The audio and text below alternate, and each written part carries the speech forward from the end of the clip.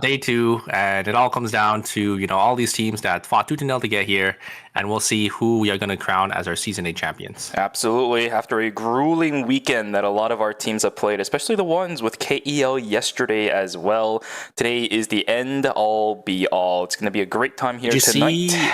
Yeah, you were doing a co-cast, right? I was, indeed. Kind of crazy that Signum Rocks took it home, even though they got eliminated yesterday in day number 1. Yeah, exactly. A very strange weekend that a lot of us have had over the course of the past couple of days, but this right here is the end-all be-all. I think you are absolutely correct there, Super. And pretty much the last big finals of the year as well, right? We finished the KEL, we finished the ERM with the games today. There are no more massive finals until 2026, so this is going to be a little bit of an homage, goodbye to any of the finals that we're going to be watching throughout the course of the year. But Super, let's start talking about what's going to be happening here tonight. The overview of season finals are underway. We're done with our last chance qualifiers, our semifinals. We are here for the grand final, so it's going to be a 65-point checkpoint format, and these teams are going to be fighting for that 20 million Korean won, and the point matrix still going to be the same. First place is going to get that 10 points, second place 7, and it goes down 5, 4, 3, 2, 1. And our 8 teams are on the screen for you guys. Going to be Auto Arms, DS Guardians, FN Sejong, Always Incheon, Gyeonggi, Busan Vespa, CNG Esports, and Team Highway. Yeah, a massive set of finalists that we have here today. We saw the ones from yesterday as well, right? Gyeonggi, Busan Vespa, CNG Esports, as well as Highway. Gyeonggi with an incredible run yesterday as well. Highway on top of it too. Very aggressive set of teams that we have coming for the finalists tonight.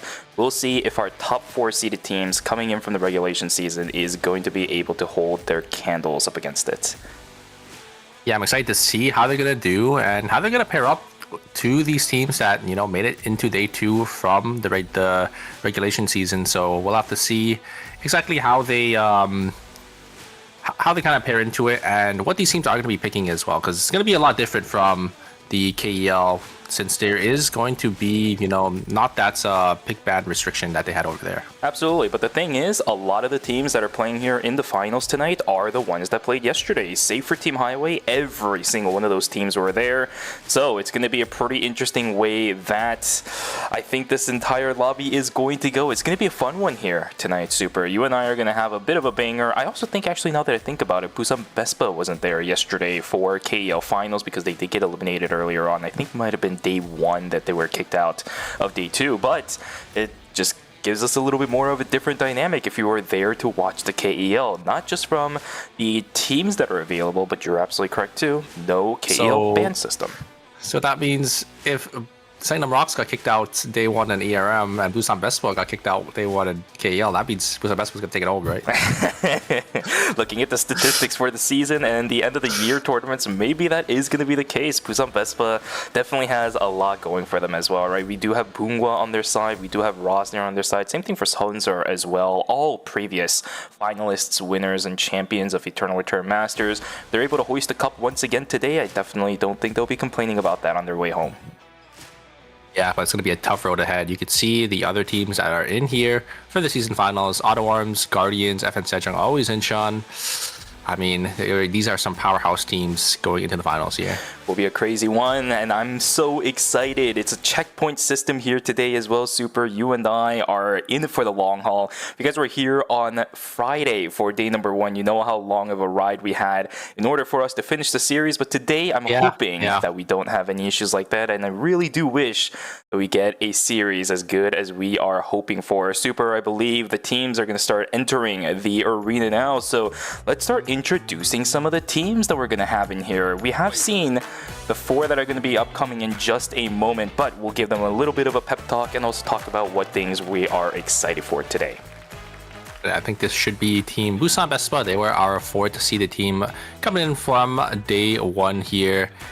And I mean, yeah, they had a pretty solid performance, right, throughout the regular season, and they're here for the day 2 finals. Indeed, a very meticulous macro play that we saw towards the end of the series yesterday down in Beach. Team Busan Vespa was the one to be able to clutch it out in the end amongst a very, very tightly knit middle of the pack. So their 4th place spot is absolutely well deserved. We talked about earlier, if the statistics and the previous history of this weekend shows, they do have a very, very solid chance, assuming fate is what has it for them.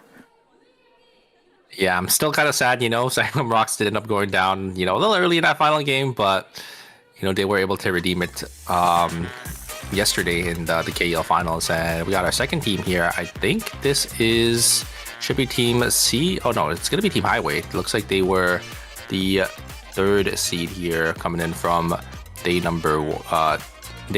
And one of our LCQ teams, right? This is one of the teams that we talked about yesterday quite a fair bit, because I was really scared on whether or not they'll be able to hold their own in the finals in comparison to the LCQ status, but they did super well. Storm Chaser on the EVA was very, very aggressive, very confident in their plays, and I need to see that here today as well. I have a lot of hope riding on the way of Team Highway. If they can perform like they did yesterday, I think they have good chances today as well.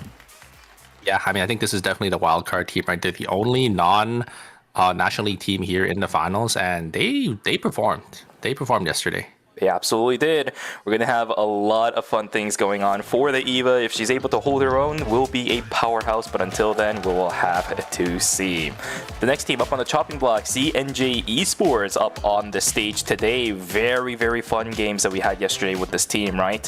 Played the exact same composition for the most part. Their classic Yan, Jackie, and Nia combination. Nothing to scoff at, nothing to laugh at either. KCW looked really in form on Friday, so I'm hoping that's the case today. Peksu completely fine on his own. Same thing for Pubba. Just all comes down to can KCW execute his playstyles today. I think it's pretty good, pick and ban format for them, just because they're going to be able to play their main comp for probably a majority of the games, because, these type of characters aren't really utilized as often in these games. We'll have to see. Maybe the Yan's going to get contested a little bit, but we have absolutely no idea. That'll come through in fruition when the games actually begin.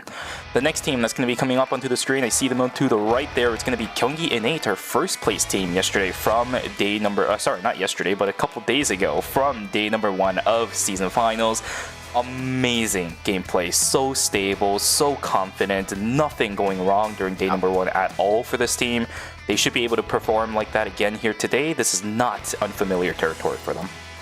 If you guys were here for day 1, you guys know these guys just showed a masterclass performance. I think winning 4 out of the 6 games. It's just so clean on that front to back, and we'll have to see if they will be able to have that same performance here for the finals. Indeed, we'll have to see. Are we going to rely on that Justina? Are we going to rely on that Nadine? Not sure what's going to be coming up, but there's a lot of characters within their arsenal that is going to be heavily contested today. They should have ways to deal with it, but if they don't, it will be a struggle regardless of how they performed in day number 1.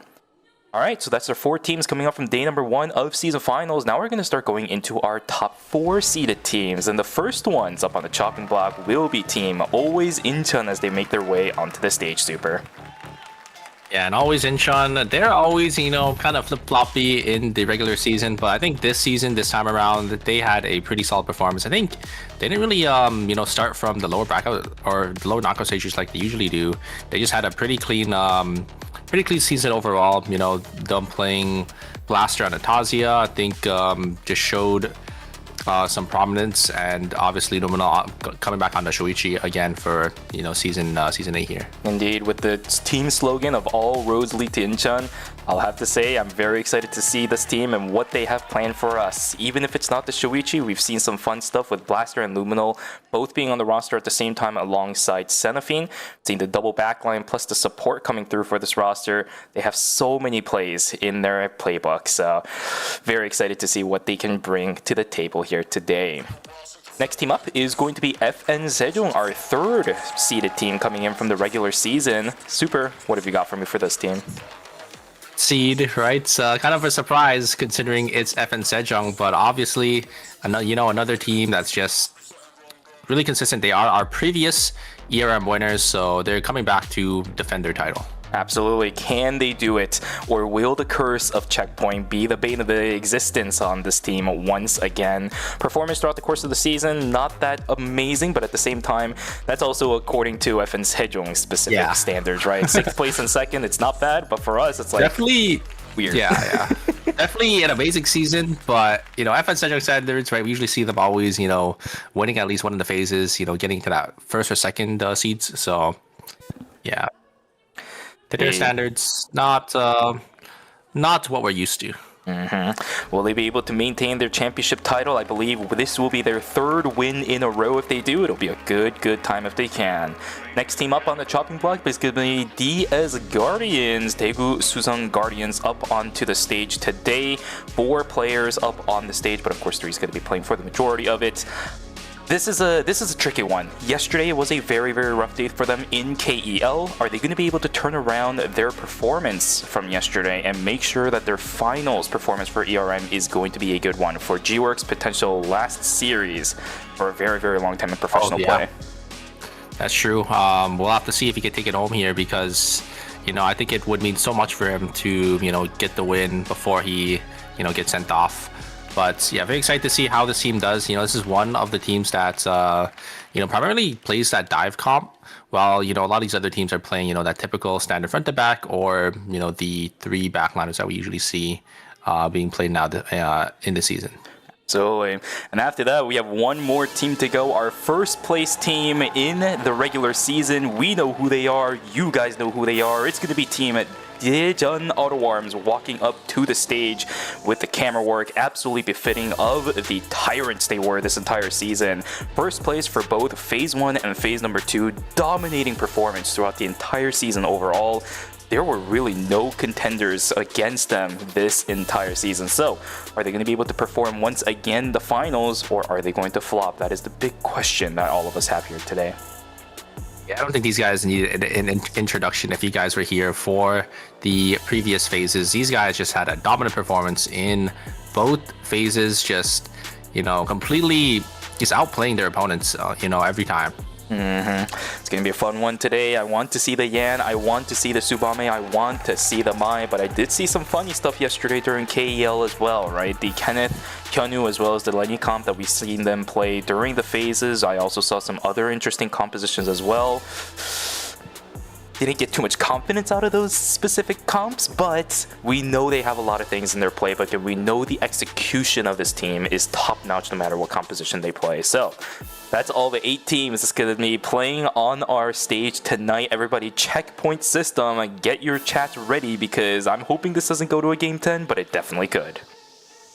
Yeah, I mean, all of these teams are well equipped to win this series, so we'll have to see how close it's going to be, or if we're going to have another season where one of these teams just end up dominating the lobby and they end up taking it home early. FN Sejong was the one to be able to do that, right? And a couple of seasons ago, are they going to be able to do that, or will we have a long series again?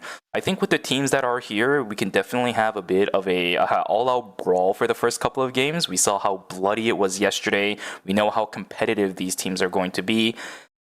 It's gonna be a fun one today, Super. I guarantee it. 100%. I mean, I'm just excited to see the meta picks we're gonna see for the finals here. If we will see any bans, because we are on that 3-pick ban system instead of the KEL. Character can only be picked 2 times per team system for that. So we'll have to see if these teams have been doing their homework, and maybe they're gonna have some target bans, right? Like maybe we see Taeyoung and KCW on that Yon, and then maybe someone else swaps to that Yon to get that Yon banned out. That would be pretty much the only play that a lot of these teams have if they cannot handle anybody else. It's not like the KO ban system is in play either, so teams are going to be limited. Target banning is exactly what you said. It might be the only answer that some of these teams have in order to shut down some of these other teams. If they cannot do that, it all has to come from the gameplay. But I know these teams are not going to let that happen too easily. That's why I'm so excited to watch what actually ends up happening in the next few hours of Eternal Return that we're going to be watching.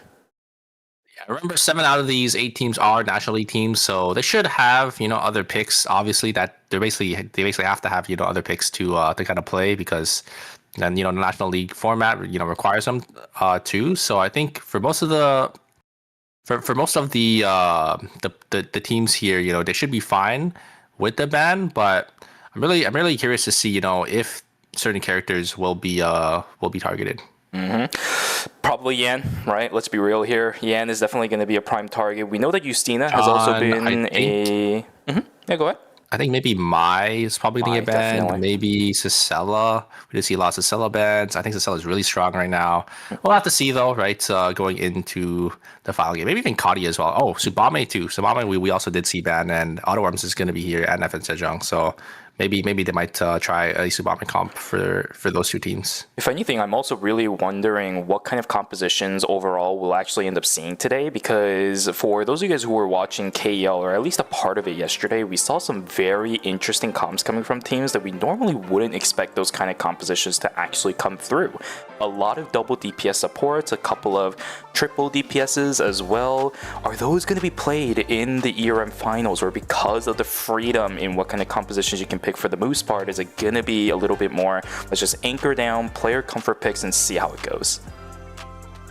Yeah, I mean, I think these teams probably have a good idea on what the meta's like for the best picks currently, just because these teams are they usually always scrim and they're always playing against each other. So we'll probably see exactly what these teams are going to be thinking is the strongest for the finals here. And competition is still different than scrims, right? This is the real deal. There is no second chance. There is no tomorrow we get another one of these. Nah, this is the season finals, the last day that we're gonna have for it for season 8. This is it. All bets are off. It's the last gambit for all of these teams. Got to bring everything onto the table, so it's gonna be a great one. All the posters once again as well. Oh my goodness, I just want to see more of them. I feel like there have been also new ones compared to the ones we saw on Friday, really which is cute. Awesome, right? Yeah. Yeah, I think so. Just because it is the final, so there's gonna be different people coming, right, and maybe into the venue instead of the people that maybe came in the semifinals. And we're just going to jump straight into it. It's going to be cloudy weather coming in for game number 1 here. No real effect on the game, but it is going to be a little bit chilly for a lot of these players. Let's go. Character selection for game number 1 is now underway. Tejon Autoworms, considering a composition that we saw them play yesterday in KEL, but no, it's going to be flipped immediately back around. I do see the locking on towards the Subame. That means Taegung should be going over to the Yan in a split moment here. Oh, we're swapping. Couple of Mize, you're absolutely correct. FN Sejong also playing a comp that we saw in KEL yesterday. The Henry coming back for this team as well. 2 wins with it yesterday on this roster. They can do it and start off strong in game number 1. I think this is going to be a very solid composition to play. Yeah, there were a lot of swaps last minute there. I thought Mai was gonna get banned, but there's a lot of teams hovering that Mai, ended up swapping to Estelle. I think CNG Esports ended up swapping over to obviously their typical Jan, Jackie, Nia, and I think I did end up seeing 3 Cicellas, so I think Cicella will be banned here going into game number 2. Indeed. All right. Well, a very popular pick on Friday. Going to be back once again on the ban table for game number 1 in day number 2.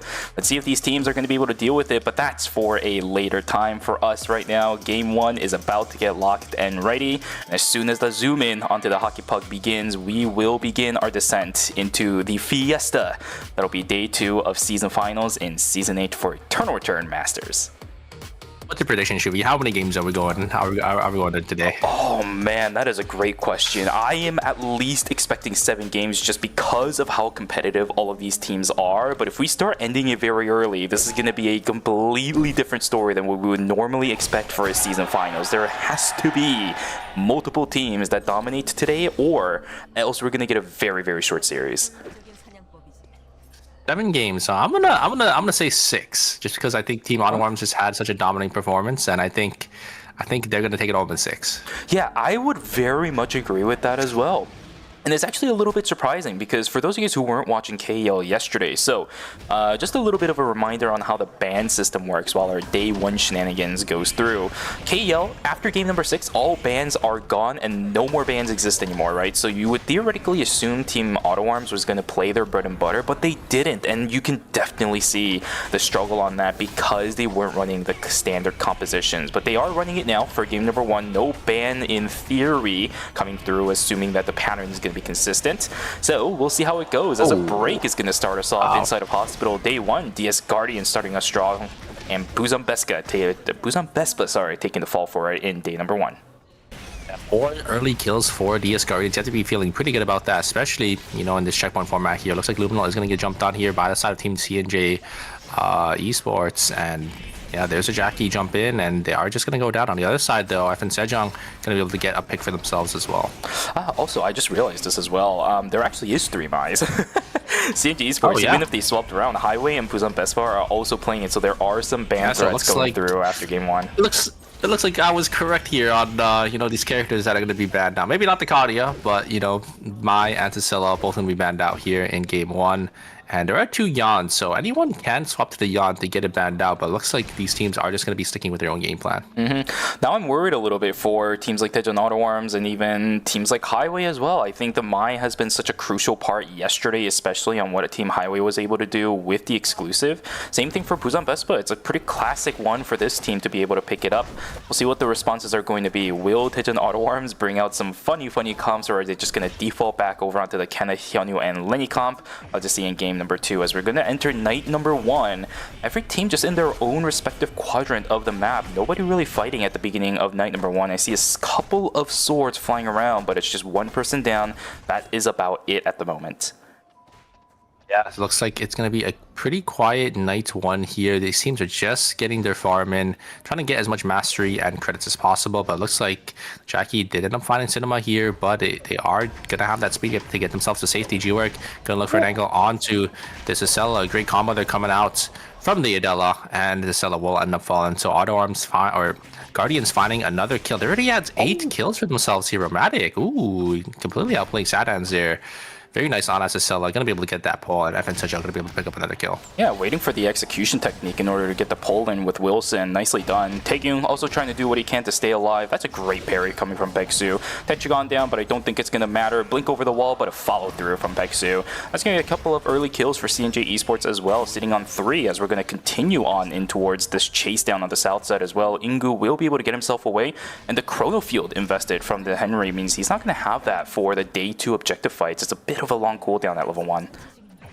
Yeah, a little slow there on the pop. You know, just doesn't, you know, or you can't really control it. Just takes some time to explode. So a little unfortunate there for One Circle not able to get that stun on that Estelle there. And oh, a great pull there coming out from the side of FN Sejong, and they do end up pulling in Blaster, and Blaster's just going to instantly fall there, so it's going to be a free tree going to the side of Team FN Sejong. Yeah, you say free, but I do see the effort they put in for this. Ingu also walking up into the Tree of Life area, but I don't think he's going to stay here any longer. One Circle's going to push him out. A couple of damage pokes here and there, but nothing real big. Nobody's really investing anything inside of this fight at all, unless Hirojin decides to start joining the fray. One Circle goes a little bit far, and the Sicilla's right behind. Play With Us doesn't land. That means it's a disengaged Tree of Life going over to Team FN Sejong with not that much contest at all.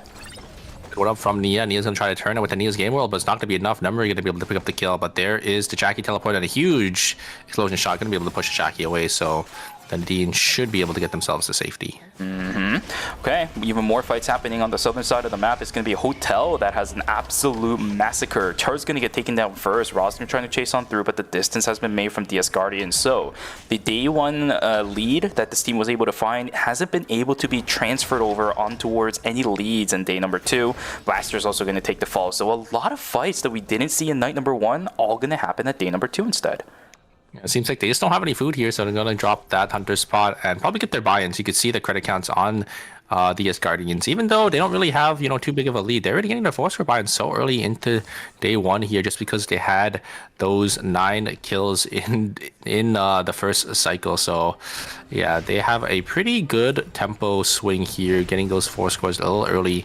But looks like we do have Busan Vespa going to be teleporting down here in Hospital. We do have a team fight. There's a great pull on Lumina. Lumina's just going to get instantly taken down there. Great follow-up there from the Mai as well. Going to be able to get a clean kill. Busan Vespa getting these early game kills. These are full kills as well on day 2. This is going to hurt quite a bit for Always Incheon as well. They have no items, and we have 30 seconds to go into night number 2. Even if they get the call-ins in, it's going to take some time to craft up some items. That's a massive amount of damage over onto DS Guardians. Peacemaker actually ended up being forced out. Exclusive is also huge as well. That's a lot of damage over onto the backliners of DS Guardians. Down goes 2 members, and that means now G-Work, the last one alive on this team. Exclusive is coming through. There's the taunt in. G-Work trying his best to stay alive, and a double knock-up from the Knife Fork allows him to get away cleanly with that. Rook, well played from G-Work to get out of a very, very tight situation to keep Team DS Guardians still in game number 1. Yeah, that was just so well played. Double knock up into the Rook over the wall. I kind of forgot about jumping, you know, on that backside there. And here comes Engage. Both these teams playing for this portal here. And a huge pull coming out from the Cell. Going to be able to burst out Lumina, but does it here is going to be able to find that's a settle on the backside there. It's going to be a nice 2 kills going to the side of Always Incheon. And Always Incheon, they're going to just go in to stop Rosner from taking that portal away from them. And it's going to be a free rift for the side team Always Incheon. So very nicely played by them. Plus a kill, right? And it's a night 1, it's a night 2 kill as well, so that's a full point going over to them. Fortunately for DS Guardians, they don't have the luxury of that. Char's gonna get taken down. It's a 2v3. G-Work should get taken down here in just a moment. That means FN Sejong gonna go for yet another objective. A trade is there, but only half a point going in favor of G-Work as he will also go down. FN Sejong taking away that night 2 rift for themselves.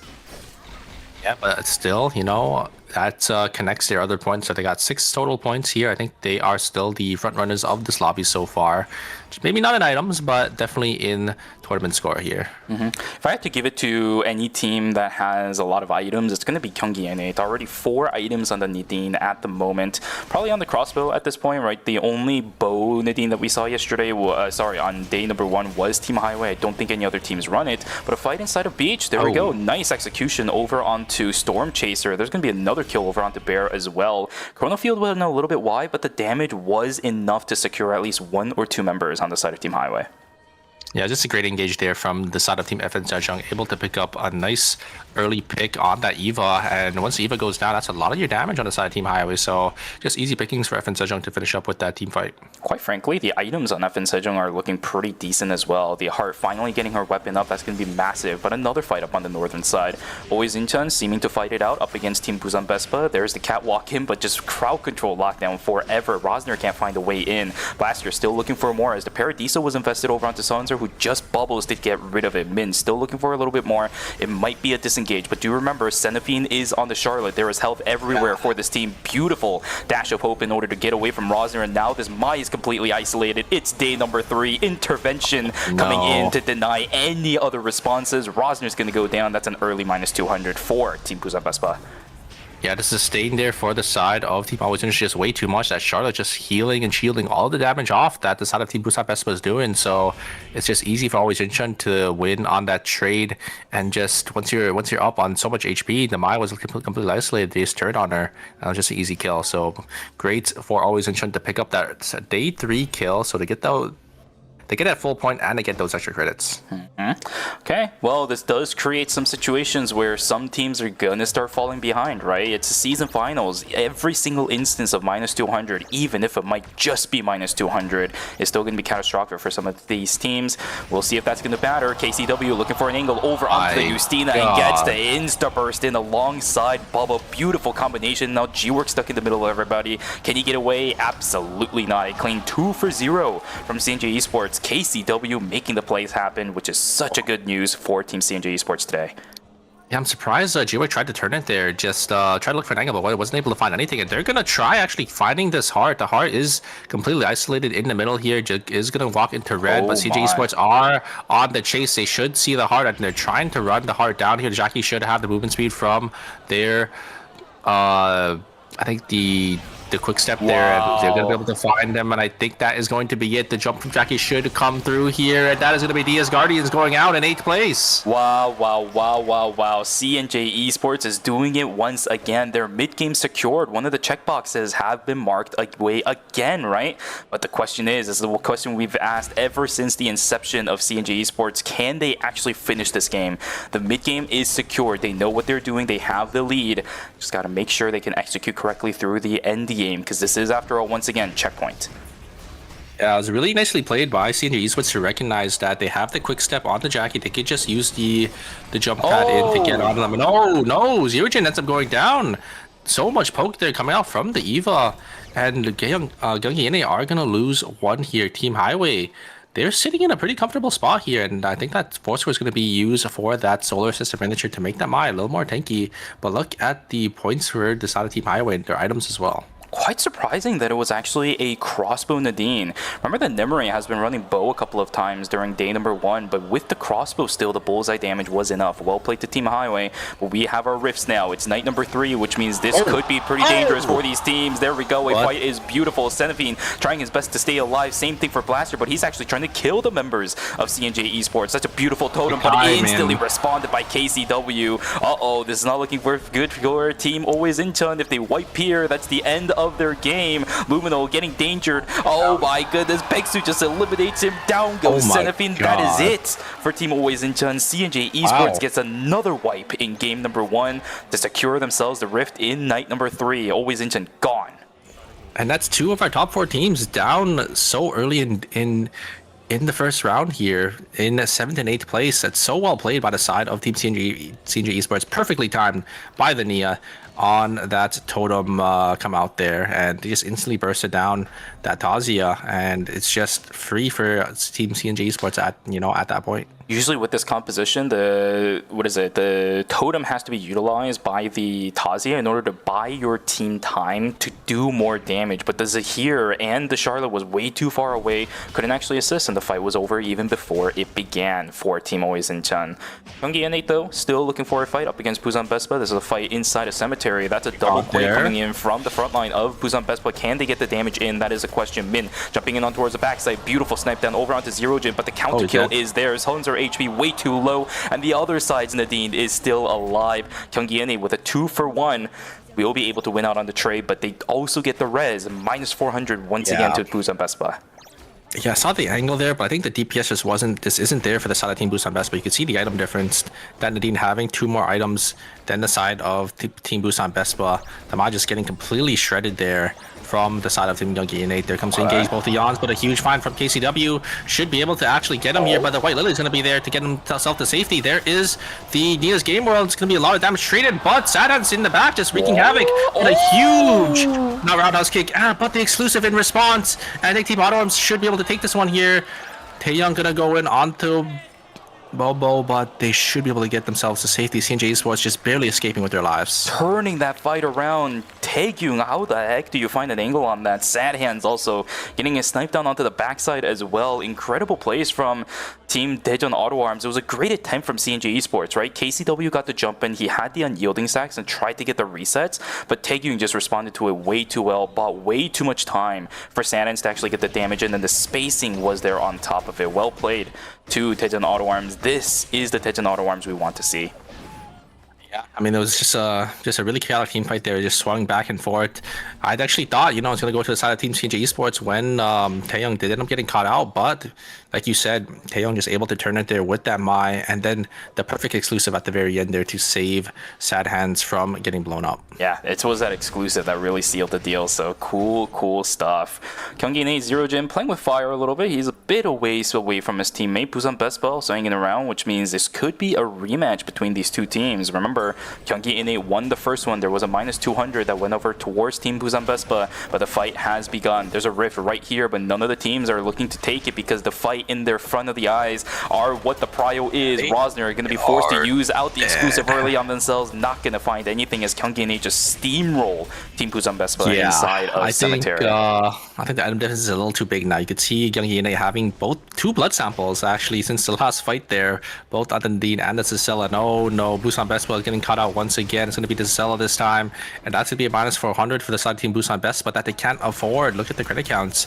and we're going to have a fight to the death here, actually, in the battle zone. It's actually just going to be... Oh, no, it's just going to be Sad Hands. He's going to be able to win this 1v2 here because Youngie Innate is here by himself, and he gets a kill. Oh! He isn't able to get the last one. Maybe if he killed the body in time first, but I think maybe the Estelle Res is enough. I actually don't know if the Tsubame ended up focusing the body. Could they have gotten it before the Estelle Res? I think they could have. I think it was a slight miscalculation from Sad Hand's side, but again, this was one of those risks that a couple of teams take towards the end of the game, right? I mean, this actually ends up paying off huge for Team Busan Vespa, but the problem is they're also down a couple members on their side as well. Wait, was it even Busan Vespa? No, it was Gyeonggi Innate that went inside, right? Yeah, that was Gyeonggi Innate, I'm pretty sure. Man, they get another blood sample then, which went towards the Chinese opera mask. But hey, if you're Auto Arms there, you just sent one in and you got 2 kills. So, I mean, that's definitely not a bad trade for them. Yeah, absolutely not. You get 2 additional full points, right? That's the massive part about this. They're still all alive. Minus 200 is not that big of a deal with how good the items are on this team. They're still looking for more Gyeonggi Innate early Monkey Wire to get the Jino away. It's just a full disengage from this team. They're scared of Daejeon Auto Arms. Yeah, I mean, I would be as well. You know, Auto Arms are playing really well.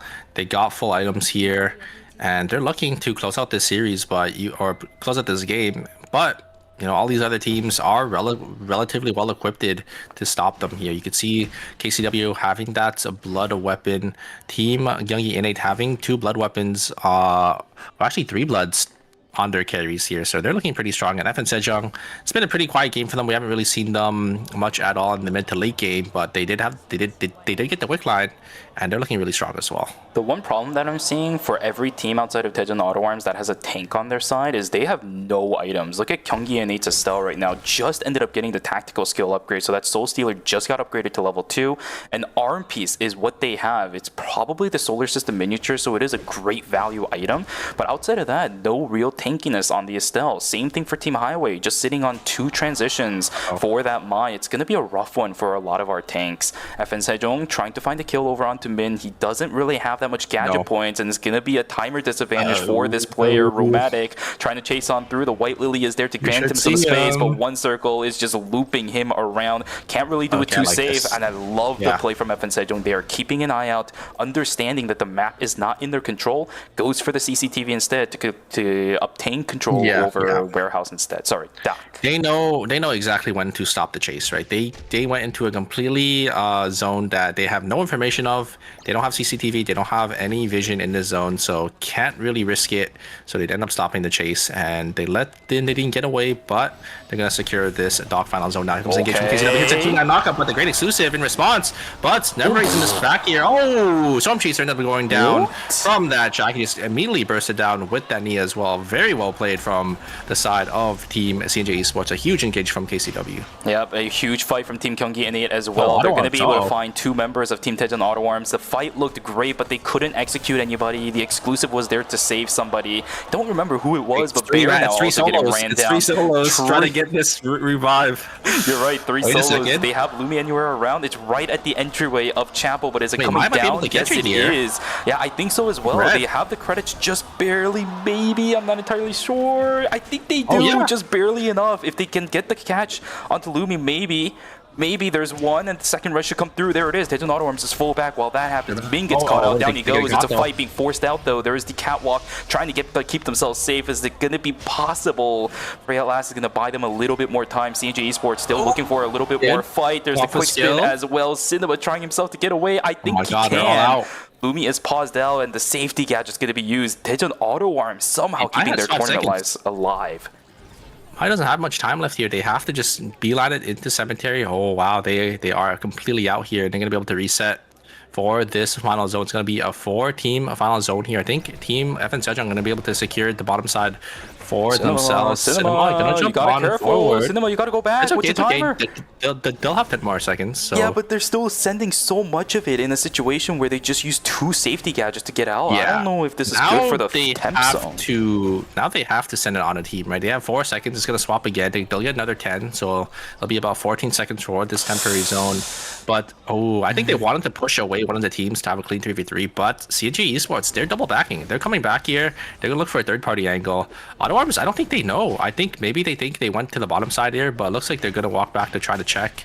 Uh-oh, wait, Cinema is a little caught out here. Going to have to use that catwalk on that camera to get themselves to safety. Taeyong is getting their stacks here, but CNG Esports are so quiet. They're playing so patient. I think Team Auto Arms know they have to set it here. They don't have any time left. There's a 10 stacks. Isn't going to find anyone. It's over. They're not going to be able to get anything, any value here on the yacht, but a great kick there. Sad Hands are trying for an angle in, but the damage from the backline is just way too much. Auto Arms are able to control the zone, but Cinema's timer is going to start ticking, and CNG Esports are here to capitalize on it. Oh no, Sad Hands gets caught out, and there he goes. Down goes to Subame. There's not that much timer left on Team Tej and Auto Arms, but CNG Esports on the backside trying to do what they can. Kyunggi Innate getting the kill over on towards Zero Jin. Down he goes. Jino also goes down. No. There's a turnaround. No, it's not going to happen. 2 seconds left for Cinema. Pop, he goes. Never mind, he actually gets a kill on something, so that's an extra point going in his favor, but down goes Team Tej and Auto Arms. Rez from Ingu trying to get Jino alive. He does, but the health bar is just not looking good at all. Pixu jumping on the backside. This Jackie is unkillable for the members of Kyunggi Innate. They don't even have time to play with. Down goes to Pop goes the Weasel. CNJ Esports walk their way onto the final zone. With 20.5 kill score, 27.5 points already. Even if they don't win this, they have to be feeling pretty good about this game number 1. Yeah, but if they win this game, that's more than halfway to checkpoint off of game number 1 super. But the team they have to go up against is FN Sejong. This is a rough one. You got double melee DPSs up against Henry of all things. This is such a terrible matchup. Again, another rock, paper, scissors that we're losing as CNJ Esports. If they can turn this around, they'll be walking away with game 1 off of 33.5 points. You could definitely just burst these backliners down and force maybe the ultimate to come down early from this heart. So, I mean, it's definitely going to be really hard for Henry, or it's really gonna it's gonna be really hard to play into this Henry as a double backliner, because Henry can just use his ultimate. They could just drop their zones that, you know, does a lot of damage and kind of hold off on some of these choke points here. KCW looking for an angle in. They do end up fighting. It's going to come down from Bomb. The heart is going to try to get some damage back in, but they should be able to finish. Oh no! Okay, there's the wait a second. Bobo doesn't have any run. Wait a second. Oh no! Romantic gets the pull here. One circle going to jump back in, but KCW is going to jump back in at the end of the lane. One circle. It's going to come down to a 1v1 here. Bobo versus Romantic, 2 of our backline mages here. I think Cicella might have this. There is a perfect bubble here coming out from Romantic. It is so close, and the healing from Cicella's passive is just going to be able to keep Romantic alive. Oh, the self-res, you are correct. Okay, nice. Bob is trying to self-res here. They should... Okay. They do end up getting the kill, and now it's going to be a 1v1. We have a self-res. Wait a second. I think Yan did it first. I think Yan might have it first, but there's a Romantic. No, the timer. There's only 8 seconds left. Oh, wait, once it comes back in, he gets the ultimate. No! He gets the kill. He gets the kill. Does he have enough time though? Mania taking the 1v1. Oh, he has getting the damage. No way. No way. Oh my god. He has 10 seconds left, Pablo. He has so much time left, but the question is, does he have the safety gadget to do it? Yes, he does. That was by himself a little bit of time. You should know that you have so much time here because one circle just spent an eternity in the red rezzing. So now it's down to a 1v1 once again. Oh my god. So many kills being traded here. Chrono field in 5 seconds. Who is going to come out? ES game roll's not up. Henry, I think, still has a timer advantage here. Oh no, actually, I think it's both teams have about the same amount of timer. Nia's getting some damage, and one circle is going to jump on forward. Does end up getting the shuriken skill. So much damage. No, the chrono field's gone. And one circle has more timer. Wait a second. Oh, it's not going to be enough. Nia is going to explode the timer, and oh my god, what a game number 1, Shuvi. What a cinema of a game for game number 1. You are absolutely correct. That's how we're starting the night, everybody. What a fantastic fight of attrition between FN Sejong and the team CNJ Esports. It was so close, but CNJ Esports once again will take the fall, gets their second place, but the amount of kills that Pubble was able to pull off at the end there, I think that completely makes up for them getting second place. Huge game for CNJ Esports. They are well within their rights to be able to go into checkpoint, even off of game number 2 if they have another performance like this. Down to the wire. I mean, Momo winning the Cicella versus Nia 1v1, but unfortunately, the Yod KCW did end up losing that and gave one circle enough time to come back into the zone to actually play another 1v1, and this time Nia just not going to be able to win that one out. Yeah, but what a fight for Team FN Sejong as well, right? The self-res is coming through. I honestly thought that it was KCW that had it first, but One Circle was the one to get it out first. I think there was a stun as well from the combo of Henry. That's why KCW couldn't actually quick spin the chrono field damage instead. KCW just ulted, One Circle just ulted, so One Circle was CC immune, and then had the shield, and KCW couldn't really go through that. Did end up getting stunned by the ult when it exploded, and it's just lights out from there, right? KCW tried to look for the engage, just wasn't enough, and then it was so close. It was so close. I mean, still a really, really good game, right? They got 4 kills in that last game, so I think they got 30 points for themselves as this on the side of team CNG Esports. It was a massive one. It might not be the halfway point that we were talking about potentially if they ended up winning the game, but it's a really, really good step forward. Now the problem comes down to, can CNG Esports actually win games, right? That's the one question that we always have for them. It's going to be a rough one, but we saw the spark of light. Yeah, exactly. They have that spark within them right now. The capability and the potential is there. Do remember as well, Super, Mai and Cecilia are both gone. They were very difficult characters for CNG Esports to deal with in game number 1. They don't have to deal with it in game number 2. Yeah, that is true. I mean, they just barely weren't able to win that one out there. So close. It was so close. I do think that they have the capability to win games, right? Obviously, we just saw that in that previous game there. They just have to play, slightly more clean. I don't know if KCW went down first. Like, maybe he could have started the self-res first over One Circle. I'm actually not too sure. Yeah, both of them were just trying to get to a safe spot. In the end, the place where KCW went to in order to get the self-res was the correct location, because we did see Romantic trying to get the, he tried getting the recon drone to scout out where KCW was, and he missed it, right? So the positioning on where KCW was trying to res was the right call. It's just the cooldowns after you use that as bonus movement speed while crawling. That's where it really gets you sometimes. Yeah, 100%. And look at the score. CNJ Esports, 23.5 kill score, 30.5 points for themselves. And FN Sejong in 10 points, 11 points behind. They won the game.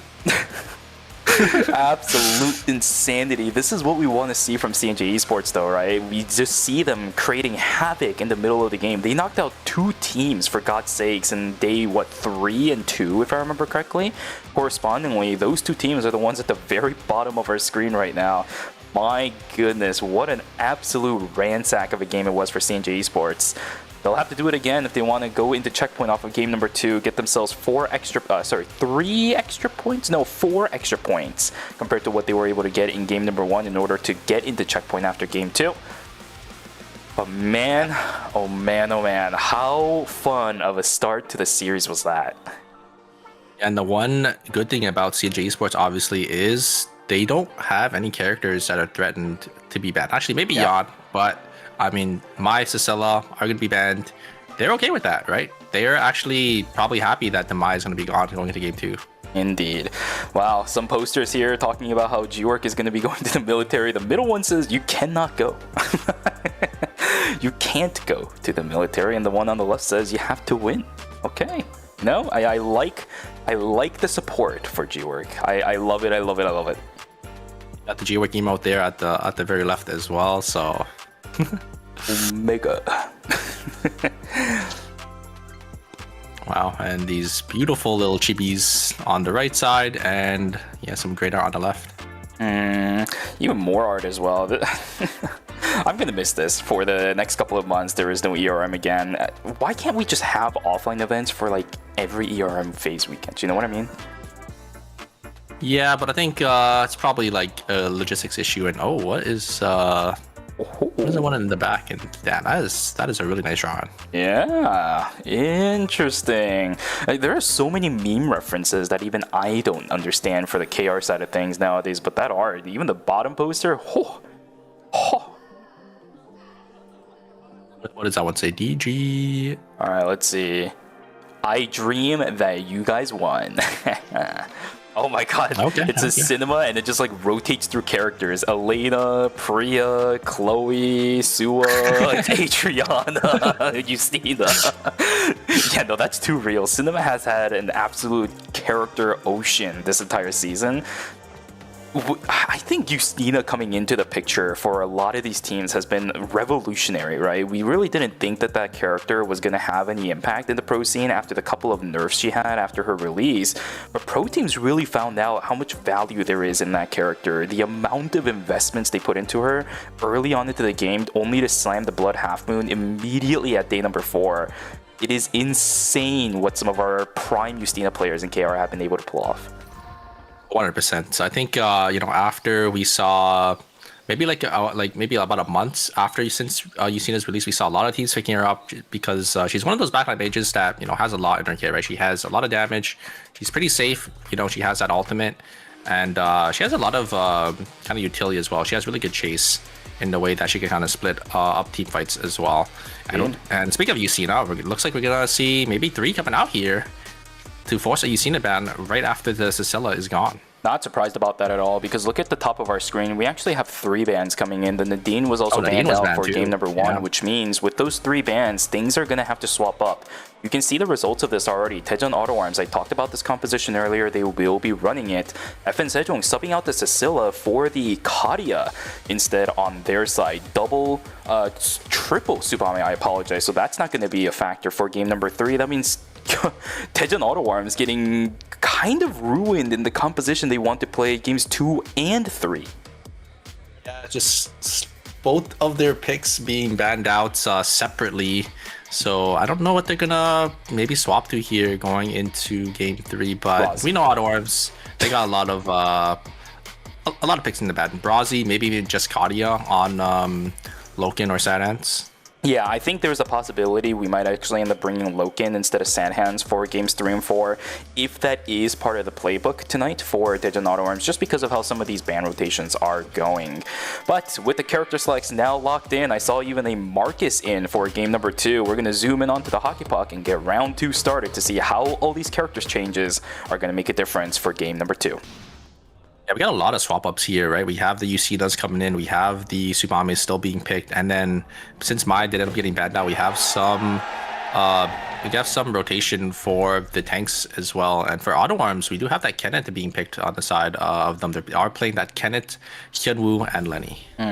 Talked about this earlier when we started the tournament day today. This is a roster that they bolstered quite a fair amount in phase number 2. They actually ended up winning a game with it yesterday during KEL with this composition too.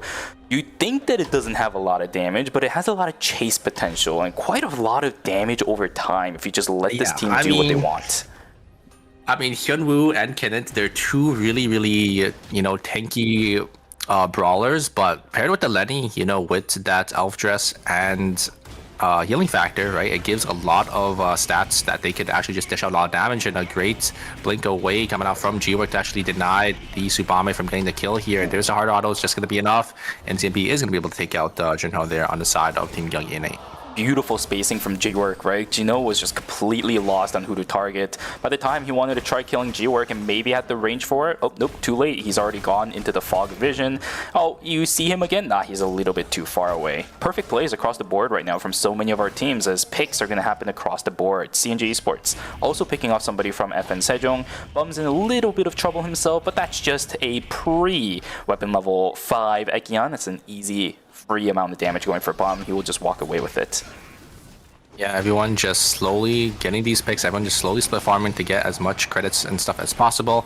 And a huge wall stun there coming out from Sadhands, but a great wall stun in return from KCW, and they're going to be able to pick up a nice 2 kills for the side of Team CNG Esports, getting closer and closer into that checkpoint breakpoint. That's brutal for Sadhands as well. He almost had the auto attack. I thought the parry going in towards the Hyunwoo was actually going to be the end of Jackie, but she already had her 5 stacks. Way too much healing for the early game damage.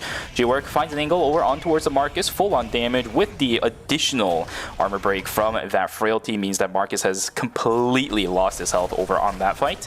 Sunsar trying to find an angle onto his Char. There is the Astro Burst in exchange. Right out of the Astro Burst, Char is going to fall. NCMB trying to turn things around. Do they have the damage? Yes, they do. Min's going to take the fall. Overall, it's a 1 for 2. Yeah, Guardians picking up a couple of kills here on the other side. Looks like Auto Arms were able to find Zero Jin here, taking these dogs in hospital. So they will be able to pick up a nice kill for themselves here. So it looks like almost all of our teams are on the board here. Just not always Incheon, still not looking or still not having any early game kills here just yet. Bit of a slow series for Team Always Incheon, huh? We did see them have a bit of a couple of successful fights in game number 1, but nothing too concrete when it comes down to it. Now Romantic is completely caught out. He's gonna try to want to run away, but nobody to flank around from an Eva. That's not something you see every day. Min's gonna get picked off, but Rosner should have the trade. There we go, 1-for-1 inside of Forest, but a minute left until day number 2. A lot of teams still have time to find positioning before we go. Hey, I think I've seen this one before. Rotates. Oh. I was about to say, I think I've seen that one before, but it looks like Zerojin this time is going to be able to have that White Lily this time around. Sadan is going to try looking for the Sub. I'm not going to be able to find it, but Taeyong is going to be able to blink on forward there. Will he be able to find the Subami? Subami having the movement speed and the dashes to get themselves to safety. Oh my god! No! That would have been It's not sick. enough. Taeyong completely predicting the Subami's return, but just wasn't able to get the kill. That would have been such a cool clip, but yeah, just wasn't able to finish the job there. Didn't have the blink available for the remainder of the fight. Now Romantic in a little bit of trouble. That's going to be the Peacemaker actually forced out by the Heart. The combo is there. The wall is down too. 10 seconds to go until day number 2. This could be pretty bad for Evan Sejong if they don't have the additional lives as well as the players up. There's the trade over onto Blaster. Jumps away for one circle. Romantic trying his best to stay alive. Dodging away from all the good divers too. Luminal is lost as hell, man. This guy's just getting his legs completely broken. Ankles are gone too. There's another fight for the meteorite instead of archery range. G-Work is going to get taken down as the Peacemaker a little bit late on that front. Then CMV not going to be able to save his teammates. So Team Highway picks up their first meteorite of game number 2. This is really good pacing for that team. And this is a huge sample swing, right? Like, not only, so whenever you contest for archery or factory, not only do you get the objective there if you end up winning, but you also get the wolves since no other team in the zone, right? You get those mutant dog or wolf pack, and that is huge. Senefy, unfortunately, not getting the ultimate off in time, and this is a complete 2v3 here. Ing9 and Zerojin are just completely able to just win it out, able to get Senefy off early. Looks like Blast is going to jump back in, get a lot of damage here. Ing9 is going to fall here eventually, but the TP is going to be cancelled actually for the side of the Supame. Not going to want to risk it here. Zerojin just going to slowly start to get themselves on out of there, and I don't think he could really chase into a Justina, but Luminal is still trying to maybe look for something here. I'm surprised he is. He has no information of stream at the moment. There's actually another team hanging around the area of CNJ Esports. Not interested in taking the fight though. We'll just back away into their little corner to get some of those buys going for that team. Everybody else just also looking for buy timers as well. Always Incheon sitting right around that cusp of the 350 credits for themselves. Daejeon Auto Arms, same thing for themselves. Few other teams, Gyeonggi and Age right around the corner. Everybody else already has bought their items. Busan Bespa also waiting for their Force Core buy-ins as well. Yeah, looks like everyone is going to slowly start getting their 4 scores here. There's going to be a Lumi going to be claimed by the side team FN Sejong, so this is pretty good for them, getting their credits back that they ended up just spending away, and they're probably going to look to contest for the next objective coming up very shortly here in about 30 seconds. Timing is really good for FN Sejong. They have all their items. The Lumi was pretty much picked up for free at that point too. All the credits going towards Romantic. That's absolutely huge. Okay, well, a little bit of damage over on the set. It's got a little poke there, and you just saw the 2 teleports coming in, and KCW said, I don't want to deal with that, so I was gonna walk away. Looks like G-Work has a good angle here. Are they gonna find anything? Rosner is getting poked down. Looks like G-Work's gonna be forced to use the Rook to get themselves to safety, and now the side team Guardians are completely split away. So Rosner gonna try looking for something here, gonna try to gain control, but no. NCP is just going to go down as you see them did end up splitting on a different side, so it was just a straight 2v3 for the side team Busan Vespa to fight there. That's a little brutal. I thought DS Guardians were going to look for a turnaround, but the Justina just completely ran up onto Hotel instead of coming down the beach to try supporting the team. The fight was already called before it even began, so a little bit unfortunate for Team DS Guardians, but that heart will be gone for the time being. Right. KCW picking up a free rift for himself. Same thing for the other rift as well. Yeah, the team that fully went in. I thought they're always connected, but I guess just depending on where you are, it is it's connected that way. So it is going to be a free rift for the side of Team CNJ Esports there, and that's pretty good. That's pretty good for both those teams. They get that free objective, they get those free credits as well when you do end up winning that rift. Looks like we do have an engage though coming from CNG Esports. Gonna try looking for Ignite, but a great dash away from Ignite to dodge out. And there is the ultimate coming down from Nia's Game World. The damage coming in from Jinno is gonna try to be there to exchange. And look at the HP bars of CNG Esports. I think Team Young Gainer can look, but KCW doesn't get the knock up there. Yeah, a little unfortunate. Then CNG Esports gonna be on the back foot now. Obo gonna try getting some damage on Zerojin, but Zerojin just gonna be able to dodge out on those skills. And I think Nia's gonna go down. There is the 1-up. Not going to be used at the perfect time, and Zerojin should be able to get this. And now CNG Esports also going to be forced to just turn to tuck their tail and just run away, as Young Gainer is going to be able to pick up a nice 2 kills. You just cannot run away from Justina if you don't have any mobility skills. For a Nia who only has the moving reload, yeah, I don't think you really have anything to keep yourself alive. Well played from Zerojin to understand the limits of that character and continue the chase. I've been Sejong in a little bit of trouble as there is a split. There's another fight up on the northern side. Tejan Auto Arms in a little bit of trouble, or is it Kyungi Innate that's in trouble instead? Zerojin completely caught out, will be the sacrifice for that team. There's another follow through as unfortunately Sadhand's not going to be able to keep his life intact. Taekyung trying to do what he can up against this roster, but it's a bit rough. There's also a third party up on the northern side. Taekyung just immediately leaves as soon as the call is there, but G-Work is on the hunt.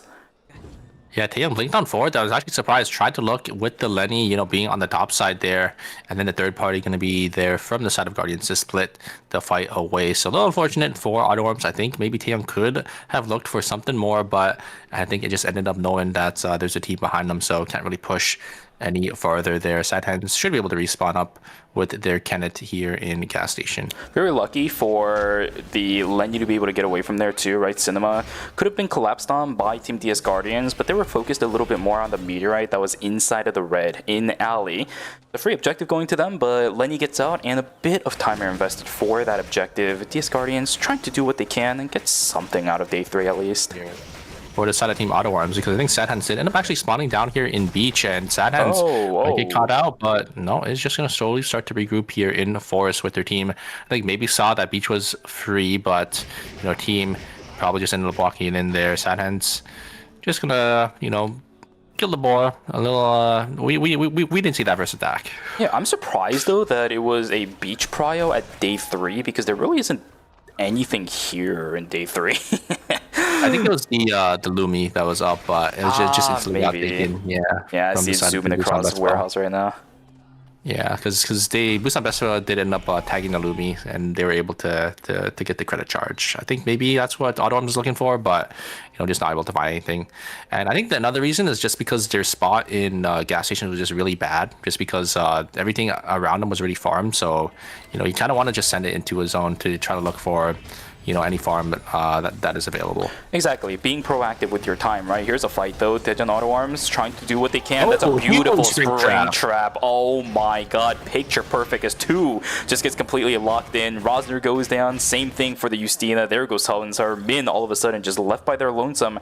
Has to spend timer and gadget points and credits. The trifecta of everything you don't want to be using in the mid-game. And that's another early -400 for the side team Busan Bespa. Once again, they're the first team to have to spend credits on their teammates. A little unfortunate, as they're playing that front to back team. They're definitely a team that needs these items. It's a turbo scaling comp too. Remember what I said earlier? The amount of investments that teams have seen and valued into putting into Justina is massive, but she's only sitting on 2 items by night number 3. By all accounts, this is actually behind pace for an ERM team. Same thing for the Suame. She's only on 3 by this point. We usually see teams sitting at 4 on both of them by now, building their way up onto Blood. I think it's because Marcus has 3 items. Usually the tank doesn't have that many items, but I think maybe just unlucky with their RNG drops, just not able to get the items needed for those carries. The problem with this kind of composition too is that you're kind of locked in on the item transitions you need to go for. So if you find some weird transitions that you don't need anymore, you're right, it has to go onto the Marcus. It's a little bit brutal, but it is what it is. Tejan Auto Arms looking to fight up against Kyungi Innate. That's a pretty good spring trap over onto Ingu, but he's on Ekian, can get himself out. 99 stacks onto his overflow if he wants to go for it, which he doesn't seem to want to. Beautiful explosion shot to push away Taking. That should be the disengage, but another fight up on the northern side of the map, as it's just going to be disengaged, or is it? Because CNG Esports loses Peksu. Jackie's down on the ground. It's a 1-0. Yeah, Peksu going down there. I don't know exactly what happened, but you can see the credit counts for the side team CNG Esports. It looks like they do want to buy, maybe saving for that blood sample on this for that Blood Tonfa that we usually always see them end up going here, and they're completely split away now. So we're gonna have to see if they are gonna be able to regroup and get this res on this Jackie. I'm a little bit worried though, because CNJ Esports doesn't have Aurora Longsword on the Jackie yet. That tends to be a prio for that team. But here we go. Busan Vespa potentially losing out on positioning against Tej and Auto Arms. This zone will open up in about 5 seconds. The reason why Busan Vespa is okay with this, but a spring trap is good again, and the Marcus just has nowhere to go. He couldn't play the game for about 5 seconds because of the crowd control stack. Well played to Team Tej and Auto Arms, and that's another -200 to Team Busan Vespa. Yeah, great lockdown there coming out from Auto Arms. That's Cannon Ult into the spring traps, into the wall stun as well from the Hyun Woo there, and yeah, I mean, DeMarcus just got shredded, right? So I'm surprised how fast the Hyun Woo died, but I mean, Team Auto Arms, they're playing these brawly tanks, but they have, I think, Vigor or the blood weapon on that Hyun who's just able to shred these tanks. Regardless, that's a triple item Marcus, right? Look at the items he has. He even has the bunny hat as well for extra survivability, but it still didn't even take him that long to go down. There is damage on Tej and Auto Arms. If teams don't respect that, they will get ran over like they just did. But here we go. Kyunggi and A maybe looking for a fight up against Busan Vespa. Not confident enough for this, but right on the flank is going to be Tej and Auto Arms. Can they find anything? No, the spring trap goes a little bit on the wrong direction. Although Sad Hands is looking for a bit. Ingu a little bit in trouble. He gets completely isolated away from the rest of his team. There is just no damage from Kyunggi and A. They have to abandon Ingu, who just gets knocked into a wall again with the spring trap. Everybody from Kyunggi and A just gets baited back in. This could be a little bit of trouble. A blink away from Jino. Can he run away from A Kenneth? Yes, maybe. Yes, he can. With the White Lily out, Zerojin will also run away from Sad Hands. Don't walk back in on this. Wait a second. Oh, there's a flank on the backside. Sad Hands says, see ya. No. Yeah, Sad Hands just going to be the one to weave his fate, and they do end up going down. Gungi ain't gonna lose 2 members on the other side. CG Esports looks like they were able to get the one up onto the side of Team Always Incheon. Blaster looks like getting or dying first once again. Jino, the last member of the side of Team Gungi and gonna use that White Lily to get themselves safe. They think wanting to play for this rift to make sure they don't -400, but at this point you're not gonna be able to find anything there. It looks like they ended up dropping the kiosk down, so they will be able to get all the members back up. But that Eva Storm Chaser getting a lot of damage. Jeez, this is rough. 3 seconds left on the rift. No one's going to be able to take this. -400 already for Kyunggi and 8. That's very, very rough. Nobody else is going to be able to capitalize on that objective either. That means every single team on the map is going to neutralize on that day 4 objective. Here we go. A fight inside of hotel. One's just going to get obliterated. Tej and Auto Arms obliterates 2. Now NCMB is in trouble. Blink away from the spring trap, but I don't know if a heart can get away from a Kenneth that easily. Maybe with the White Lily. Oh, just barely. I think he's still dead though, because Kenneth can just come around, right? Oh no. Oh no! You don't need a Kenneth for that. Oh, Cinema, no! Oh, Cinema chase as well, and they end up paying the price for that. But Busan Vespa just chilling in this bush, just crushing the dreams of DS Guardians, going out in 8th place once again. That's just a disaster for them here. And the other side looks like Youngie and 8 are going to go down. They're going to lose 2 members once again, this time to the side of Team Highway. And it's going to be another -400 for them. And Sinji Esports, looks like Always Incheon did end up catching them out this time around. Sinji Esports, look at their credit counts. They still are going to be able to get the buybacks here, but it's not looking too good for the side of Team CG Esports. And KCW might have been caught here. There's the ultimate from the Nikki. There's the Tonfa skill, but the burst down from the Eva, this is going to be way too much. And the ultimate from the Tsubame as well. They do have enough credits to get the res back, but the problem is the kiosks are already being invested. This is a different kiosk than Gyeonggi, and they did not use this. So funny. Free res coming in, but look at the timer on Jino. No! That's a -1! No! Sacrificing your life for the greater good, or was it? Because I think it might have been in vain. -400, potential -1. Oh no, not even a potential -1. -1 into the full team wipe. Kyunggi and 8's gonna get eliminated in game number 2. The worst timing in the world. Yeah, I think they just didn't have any more gadget points to get that safety orb. That's so unfortunate. But it's kind of funny that they used someone else's kiosk to revive there. That's really risky, but yeah, I mean, it did end up costing them the match here, and a -1 as well, so only 5.5 points for the side of Team Gyeonggi and 8. Pretty brutal. This is definitely not the Kyunggi we saw yesterday. It just might be a slow start for them, which is completely a-okay as long as they start stepping up their engines again in the later parts of the series. Yeah, Team Highway looks like they're going to slowly start to control this zone. They're looking so strong. Emery sitting on 2 bloods on that Tsubame. Eva also sitting on that blood sample as well. They're definitely going to try to lock down that gas station zone. But they have to push into archery here. And I know there's another team under them, so I'd have to be a little careful. CNJ Esports, in my opinion, is in a little bit of trouble. They are alive, but all of the credits that they just ended up investing was supposed to go into some more damage items for the Jackie as well as the Nia. You can see that they are missing out on the weapon as well as the arm piece for the Jackie and Nia respectively. Those 200 credits would have gone into something like the Meteorite for the Aurora Longsword, maybe something like saving up for a blood sample, not a blood sample, but a force core for the Nia. Not going to have the option to do that anymore. Starting from now, you do have to start calling in some cameras. They are so weak. Really bad. But here we go. Team Highway trying to go for a fight. Will not be able to find it. But Busan Vespa, they're also in trouble. I think any team can just send it onto Busan Vespa and not be and be okay, because you can look at the items on Busan Vespa. They are missing 5-6 golds here to cap out their build. So yeah, I think Team Auto Arms know this, and they're going to try sending as well. But wait a second, Team Auto Arms is also actually not that strong for themselves as well. But it's okay, as long as you can just play your fight out correctly. I still think there is an advantage for Team Daejeon Auto Arms.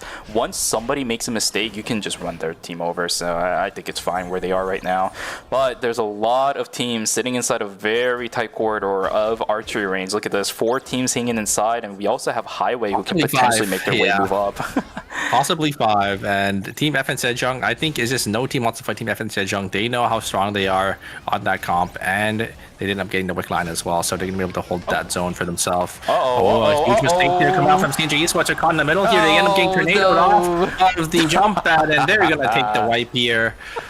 Just stuck in between 2 teams. Auto Arms and Team Always in Chun are gonna be able to punish them and end up going down, unfortunately, in 6th place. So only 5.5 points. Our lobby leader looks like it's gonna be cut short here. FN Sejong looking to win out this game. Perfect picture definition of getting sandwiched. Here we go. Fight between Team Highway versus Team Daejeon Auto Arms. There's a lot of damage, but Storm Chaser isn't focusing the priority targets on the backside. There we go. There's the trade over onto the Tsubame. Sad Hands is still very healthy, but Storm Chaser also has full VF gauge. Tekken is just taking all the damage from this Eva up right. There's the phase vortex, but completely dodged out. I think Storm Chaser is in trouble. The only problem is third party up from the north side down. That's not good. Daejeon Auto Arms will be able to find 2, but lose out on the Lenny in the end. Bear about to walk back in, but both of their teammates gone. This is not good for Daejeon Auto Arms and Team Highway. Yeah, I think both teams are probably just going to make their way down to Forest to maybe place for some more placement. But no, it looks like both teams are going to wrap around. And Busan Vespa, this is perfect for the side of Team Busan Vespa because they are so weak. So they're going to be able to get some free kills. But wait a second, the timers are ticking. They got to make sure to get into the zone here. It's going to be 8 seconds left. They're going to be able to use that safety web to go on the other side here. Busan Vespa, I think they want these kills. I feel like they should try playing for them. But ooh, it looks like Team Auto Arms are going to get spotted out by the side. Team Always Incheon with that recon drone there, and they're going to be forced in. I think they're just going to have to send it on the side of Team Always Incheon. And no way. It's an opportunity for the side of Team Busan Vespa with the third party, but Always Incheon, I think they know. Bear is just going to jump on forward here. Going to try sending on duo here. Who's going to get it? It looks like who's going to get the kills? And it looks like it's going to be Taeyong actually going to be able to pick up 2 for himself. Sadens is going to go down, and Taeyong wreaking havoc on the side of Team Always Incheon. Incheon able to peel back so well on this double backline team. Tazia going to maybe try to look for an angle in. The timers are ticking. They have to look for something here. There's the Totem. Going to be able to stall for a couple seconds. There is the perfect dash away. And it's going to be Team Busan Vespa winning it out here. Wait a second, actually. Luminal can maybe still do something. Has to get a kill. The timers are ticking. They all got to get something here. It's not going to be enough. And Busan Vespa winning out. Look at their items.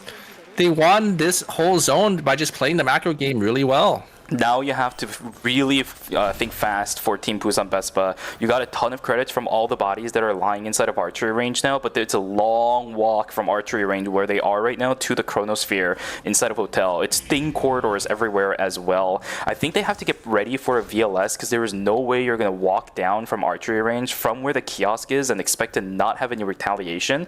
There has to be another way in. But I like what they're doing right now, trying to get some of these call-ins because you need items to fight into FN Sejong. They might not have that many points at the moment, but the amount of items they have is absolutely insane. So I love what they're doing at the moment. But this is dangerous. Walking into triple DPS through tight corridors when they have a Henry on the other side. They're gambling with their lives right now. Yeah, they're able to just get the rest of their items for the to finish off their build. So I do like that from the side of Team Busan Best Spawn. They're definitely well equipped to take this team fight now. But look at the side of Team FN Sejong. They're sitting on 3 blood samples for themselves, and they have probably a couple more consumables to their name here. Busan Bespa gonna try walking up, but is gonna get poked out by this Aria and this Henry. It's a little hard for them to really walk in here. I think they're gonna have to send it onto the Marcus, but the timers are ticking. They're not hitting the White Lily, but yeah, the Chronosphere is gonna walk over to the side of Team Busan Best. But look at the timers. They don't have any timers. They won't be able to even reset once. And FN Sejong can just take it slow here. Jesus, this is not good at all for Busan Best, but somebody has to send it. But the moment Rosner goes in, the entire backline is exposed. He's actually going to dash himself on out and lose his positioning up against Team FN Sejong. No timer, you're absolutely correct. Smash to Smithereens does absolutely nothing. 5 seconds left for Min. Where is he running? He goes back as a Tsubame, but everything is just being sent. Oh my goodness, Busan Best but didn't stand a single chance. No trade available. FN Sejong takes game number 2 as well. I see how their comp, kind of combos off each other now with the hard ult and the Henry ult, because the hard ult comes down and the Henry ult finishes it off and just stuns them, right? And then it's just easy for FN Sejong to get the free kills at the end. One of the many combos that Team FN Sejong is able to run, we actually saw the prime one coming to fruition. Made it look really easy for FN Sejong, just pushing the other team away, making sure their timer is just completely in the ground, and as soon as a team is desperate, just play safe. That Smash to Smithereens did nothing, so well played from FN Sejong. Textbook play coming out from them, which is completely to be expected. Yeah, and it's 2 games back to back, but unfortunately for FN Sejong, these games, they're not really getting any kills, right? Only 15 points for this win here, and I don't even think that's going to secure them in first place. Yeah, I don't think so either. The first game, we're sitting at around 19.5. I think I saw them at 9 by the end of temporary zone, so 15 points. Combine that with the previous one, 34.5. If I had to just take a random guess at how many points they're on, about halfway now to checkpoint, but it's still a long ways from where they want to be at the moment. 100%, but I mean, I think they're about 2/3 of the way there. And knowing FN Sejong, if they just keep this up and continuing playing their game on this team comp, they'll eventually get there. And they'll definitely get there first, right? They're having a really consistent night today, winning the first 2 games already. Yeah, I think I completely agree with you that they're pretty consistent. Might be the first team in checkpoint today as well, because we saw what happened to CNJ Esports, right? First game was absolutely amazing, but in game number 2, very, very slow mid game and early game. Saw them sitting on maybe 5 points going into day number 3, only to get wiped. So we've seen both sides of the coin when it comes to CNJ Esports. It's a big gamble with the composition they're running. So, consistency-wise, FN Sejong, absolutely, you're on the mark. They are the ones to have it. The only problem is the overall low amount of points they have is the real problem. It's a tournament, after all. Winning games is great, but you need to get to checkpoint, and in order to do that, you got to get kills too. Exactly, right? They're sitting only on, I think, about 35 points despite winning 2 games. So 17.5 average points for them, which is pretty good, right? But they're trying to get into checkpoint as soon as possible, right? Like, you want to get to checkpoint maybe into game 4 or 5 when you're dominating the lobby, so you could try to have some extra chances before these other teams catch up and get into that checkpoint breakpoint with you. Indeed. You can see what the results are going to look like as we go into our break very soon. CNJ Esports still holding on to that first place, but the gap has completely closed off. 1.5 points up above FN Sejong, sitting at 36 points for CNJ Esports, 34.5 for FN Sejong. All the way below, it's just going to be middle of the pack for everybody else. 25.5, 24, and 22.5 for Daejeon Auto Arms, Highway, and Busan Best Buy respectively. 17.5, 13, and 10 for Gyeonggi Innate, Always Incheon, and DS Guardians to put us into our break super. But with that, with game number 2 over, we're going to send it over to a break. We need to go grab ourselves a moment too. So for you guys in the chat, grab some water, go grab a snack, and go take a stretch. We'll see you guys back here for games 3 and 4 of season finals of season 8. Take care.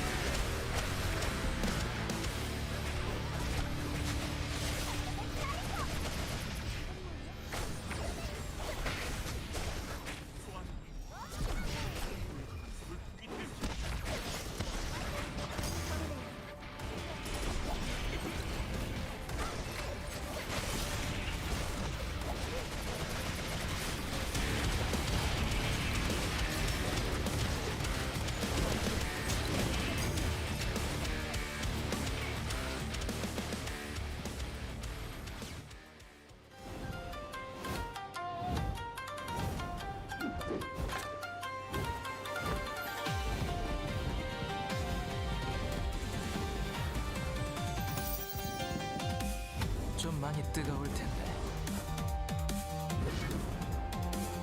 떨어지는 게 좋은 걸. 이런 걸 바란 거라면 실컷 보여주지. 이번엔 제 차례로 가요. 몸가짐을 신경 쓰게 되네요. 딱히 가리는 음식은 없습니다.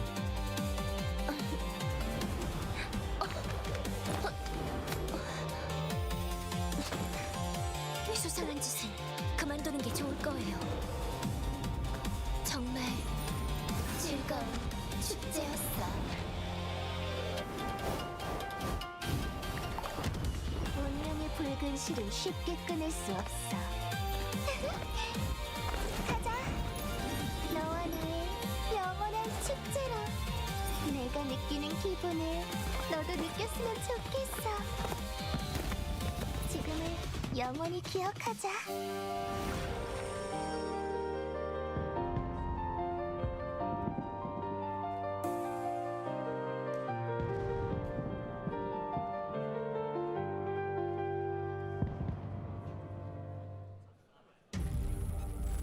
You're ready to get in the game now.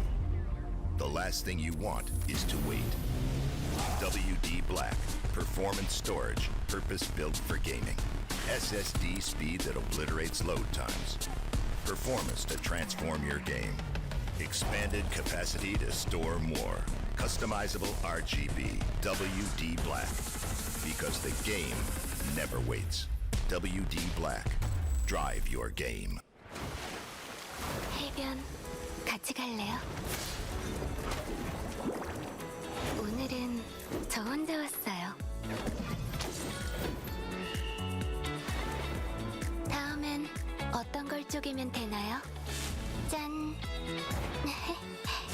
으이, 빨리 언니한테 보여주고 싶네요. 밤바다 좋아하시나요?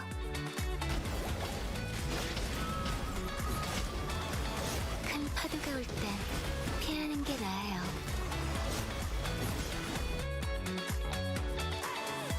물살에 휘말리지 않게 조심하셨어야죠. 제 얼굴에 뭐가 묻었나요? 아, 얼굴을 쳐다보시는 게 아니었네요.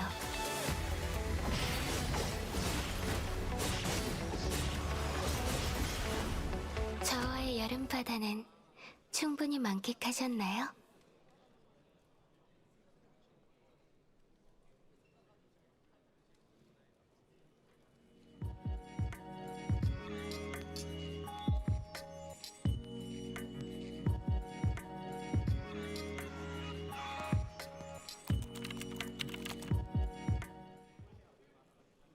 시간을 되돌리고 싶다고 생각해 본 적 있나? 시간은 화살처럼 빠르다고 하지. 공감하진 못하겠다만 지금의 나를 네가 본다면 과연 뭐라고 할까? 멈춰있던 시간을 움직일 때다. 너희가 날 이용하는 게 아니다. 내가 너희를 이용할 것이다.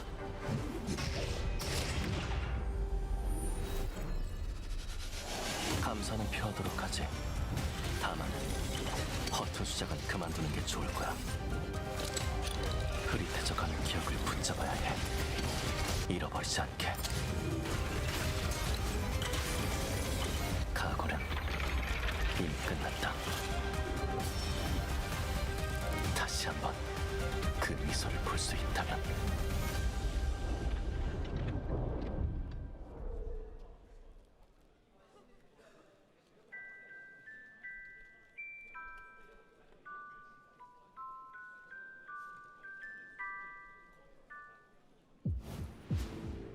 좋아하는 걸 하면서 돈 벌 최고의 직업이지 않나?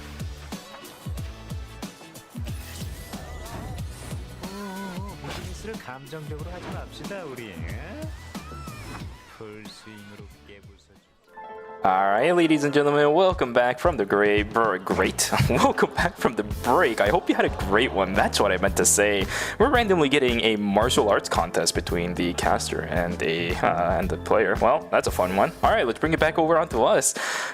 Guys, games 1 and 2 were fantastic. Welcome back from the break to the Eternal Return Season 8 Finals, Grand Finals, by the way, for day number 2. We are already starting off very strong today. Games 1 and 2 are already complete, but those two have been very, very good games of Eternal Return. Yeah, I mean, Evan Sejong just winning up on both of those games. Very excited to see, if they can continue this streak and maybe close it out in 5 games. I don't think they're going to be able to get into checkpoint in game 4, considering, how many points they have right now and how many points they need to get to that checkpoint breakpoint. But game 5 is definitely a good possibility. I don't think so either, but we are seeing two sides of the same coin where one team is getting very high up on the leaderboard with the sheer number of kills they have, whereas on the other side, we're seeing another team be up on the leaderboard with how many placement points they have, right? CNG Esports is also in first place right now. They are sitting somewhere around the 25 to 28 kill score just alone from the 2 games. That's why they're still in first place. Whereas on the flip side for Team FN Sejong, 20 out of the 30-something points they have currently is just from placement. Yeah, I mean, they had such a dominating game number 1. They didn't end up winning the game, but it was really, really close. Came down to the wire at the very end versus Team FN Sejong and ended up snagging 2 more extra kills at the very end in that final team fight, scoring them, I think, about 30.5 points in the first game. So, yeah, they're still in a pretty good spot right now going into game number 3 here, sitting in that first place position. All the spotlight is going to those 2 teams, but that kind of creates a bit of a void, I think, for the remainder 6 teams that are in this lobby. It's really brutal for me to say this, but I don't really see too many of the other teams being able to kind of walk up to the pace that FN Sejong and CNJ Esports has been able to provide. It died down a little bit in game number 2 because CNJ Esports wasn't just completely ransacking teams left and right, but still, I haven't really seen the amount of impact that I would love to see from the other teams. Like DS Guardians have been having another really rough series today, in comparison to yesterday. Gyeonggi Innate, the same thing as well. Both of those teams just has not been able to provide us with the level of gameplay that I would normally expect from those teams. But maybe with the break, that's going to all change. Yeah, Guardians going out early in both of those games.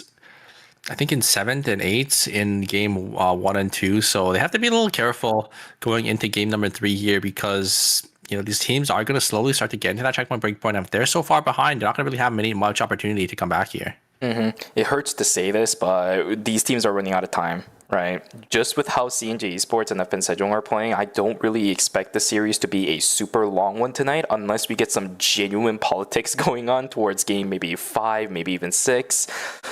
It's going to be a brutal one for the other teams. Yeah. If you're going to get your engines revved, it's got to go now. But I mean, CNJ Esports, is one of these teams that's really hard for them to win a game. So even if they get into checkpoint, I think these other teams should be relatively okay, but I mean, CNG Esports, they're playing really well, right? Like you saw that game number 1, they definitely have the capability to take these games away from these other teams, but they have to be a little careful, right? Because obviously you have some powerhouse teams like Team Ottawa Arms who is in the middle of the pack right now, and once it gets to the checkpoint breakpoint, these teams are going to slowly start to ratio them as well. Exactly. It really comes down to, I think, the comfort level of picks for some of these teams because CNG Esports is succeeding because they're able to utilize a team composition they've been using pretty much the entire season. Whereas for DS Guardians, we definitely know that the composition they're running right now is not exactly their bread and butter, right? It's a bit different than what we're normally used to them seeing. They're just kind of piecing puzzle pieces together, but it doesn't really come into one combined overall piece. They're just gathering puzzle pieces from different sets into one, just trying to brute force something. I talked about this yesterday, but the Nikki Adela composition has been slowly phased out throughout pretty much this entire season. So it's not like it's one that they can reliably default back onto either. Yeah, I mean, I think Nikki Adela was one of those team comps that worked really well into teams that didn't really know how to play against it, right? I think these teams have been playing into that, for seasons and seasons on end, right? G-Work has been playing that team comp Insider, and, a new team that's been doing really, really well on it. So they keep after playing into it. And I think they, slowly start to learn, the weaknesses of that team. So we'll have to see if Team Guardians are going to try defaulting the team back onto it, because I think at this point, they should at least try, Yeah, I think you're absolutely right. The only problem with that, though, is if other teams are just too good at dealing with it, as I said, teams are running out of time, right? It's really weird to say that by game number 3, but with the way that the series is going, I just don't really think there's too much time left.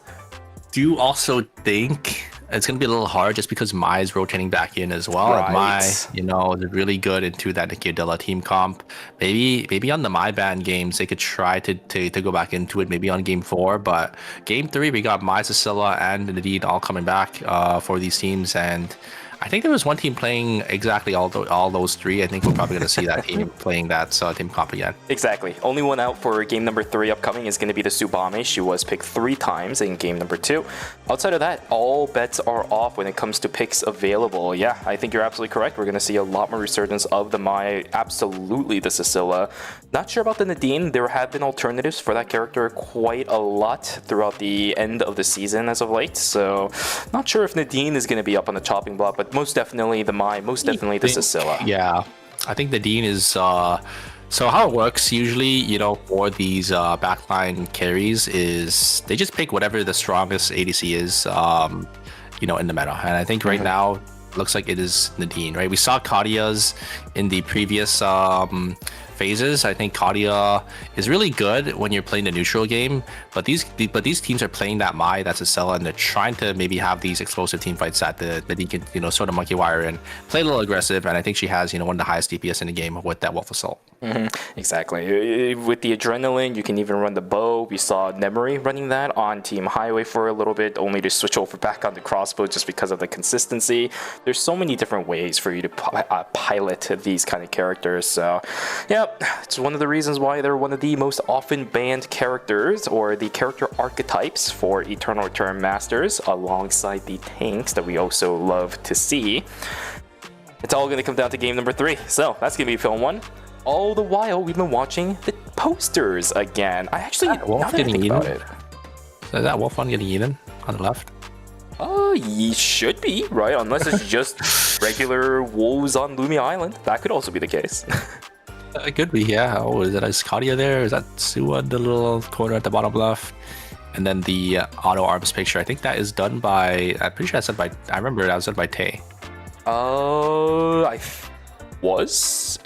Dude, I have not been keeping up with with Twitter and stuff. This is rough. I wish I have been. Oh man, all the team posters is just so banger. Let me see if I can actually. I did get the day 2 ones. I'm hoping all of them actually are the same resolution today, because remember what happened on Friday? That one darn team made it really weird. Let's see here. Let's get it loaded. Is it all the same? Oh my god, it is. Okay, so the next time you guys see us on your screen, you'll also see all the team posters of the teams that are playing today. No weird resolution shenanigans, no weird, ratio for the... what do you call that? I'm completely blanking right now. The screen... No, it's not screen ratio, but... Resolution? I don't know. Yeah, sure, we'll go with resolution. It is going to be stormy weather here for game number 3. So more bushes that these teams are going to have to play around. Got to be a little careful when you are rotating around the map. And we're going to have to see what these picks are going to be for these teams. We already see some Miles coming back into the picks here for some of these teams. We see some Cecilias as well. I think Cecilia and Mai might be off the table again. And Auto Arms, they might be picking their their Magnus, Hyunwoo. Oh no, okay, they're gonna go back to their Lenny. Well, I did see last night that they did end up picking that Magnus, which is really surprising to me. It was really funny. I will be honest with you. The composition was one of those that I said was a bit of a throwaway composition, because you do need a couple of those when it comes to KEL.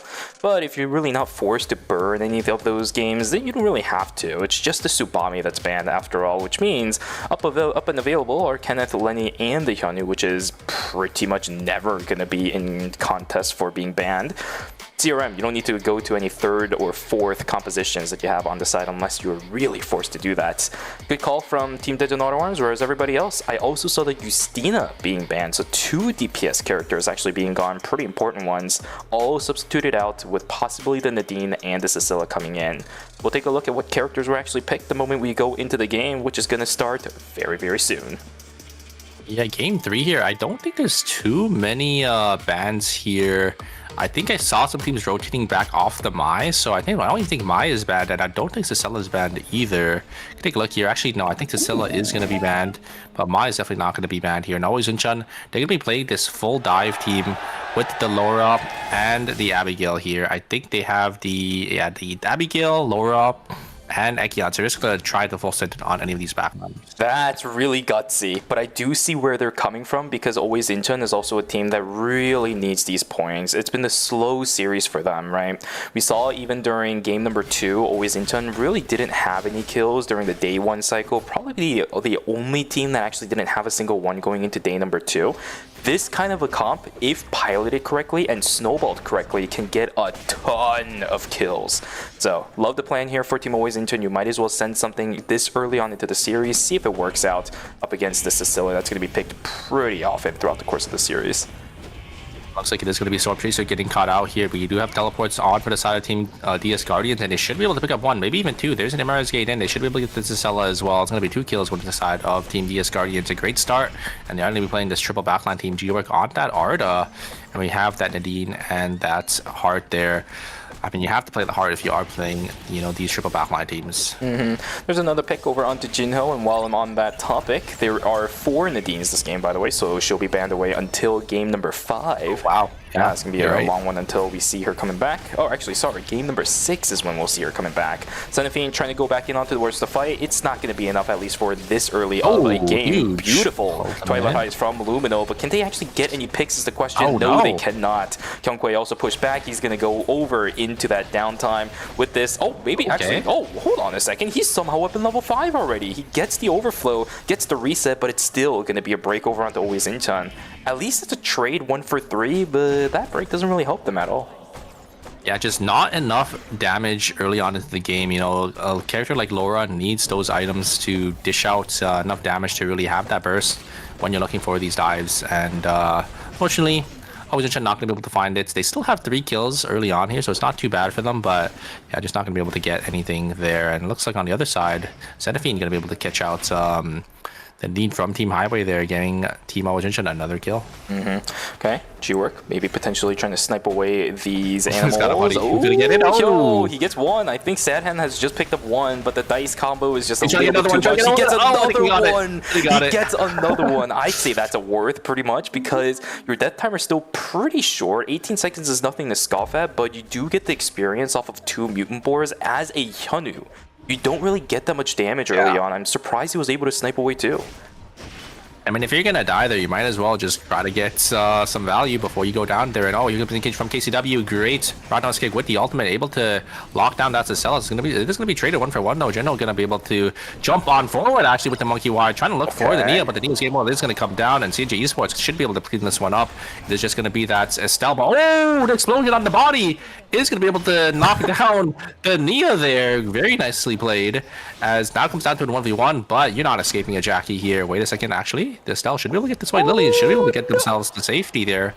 Is going to be hit onto the middle, so Ignite is slowly going to start to back themselves out of there, and with the speed gates, they should be able to get themselves out. The one character that doesn't really have to worry about Jackie Bleed only because of her passive. Luckily, Estelle is going to get out. No break over onto Team Gyeonggi Innate, but Ingu's still in a little bit of trouble. Pretty isolated away from the rest of his team, and Halitextat isn't available for another 15 to 20 seconds. Never mind, it's about to be up in 10. But down goes the Nadine right before we're about to go into day number 2. Gyeonggi Innate is little cooked at the moment, especially with this. Killed over and over. They're just getting picked left and right here. This is really bad for the side of Team Gyeonggi Innate because they're not going to get any value on this first night cycle here, or sorry, day 2 cycle here, because yeah, everything else is going to be taken, right? All these teams know what's free. And wait a second. God, okay. Jackie just completely running it in, and they're just going to go down to the Laura and the Abigail there. Just a little too much damage for that Jackie to really tank. And on the other side, Evan Sejong should be able to get a couple more kills for themselves. Already sitting on 3 kills, a lot better than the previous games here. Oh boy, is going to get caught here. KCW is the last member. Wait a second. Jackie should be able to respawn in time, but wait a second. They're going to spawn back in here as well, so they are going to try to get inside here. KCW is going to get caught out here. It's a big alpha skill, but the damage from this lower is going to be a little too much. Now The Ekion is trying to look for the Jackie. The Jackie is just gonna be barely able to make themselves, or it is gonna be barely able to make the distance to get themselves on out. There's a part of me that actually thinks C&J Esports, if they committed to that, could have won because I saw yielding stacks built up on the end. He gets heals off of his next skill. The Laura was like 1 HP, so maybe they could have turned it there with the Jackie. The unyielding stack was risky, also... I think. Yeah, probably. It's just the unyielding was used on Bob and Weave. You get additional healing from it anyway, so maybe there's a world in which it could have happened, but not in this universe. It's a bit of a fiesta over in Factory, but C&J Esports all back up and alive. 2.5 points for this team, so it's not like they're complaining by any means. Whereas always Incheon, look at that. The composition is working.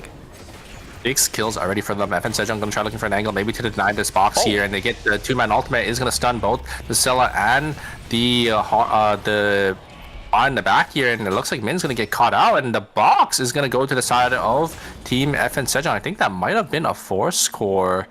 I think they got the box, right? Or maybe Team Busan Bespa was able to get it and get out there. I don't think so. I'm pretty sure the box went over to FN Sejong.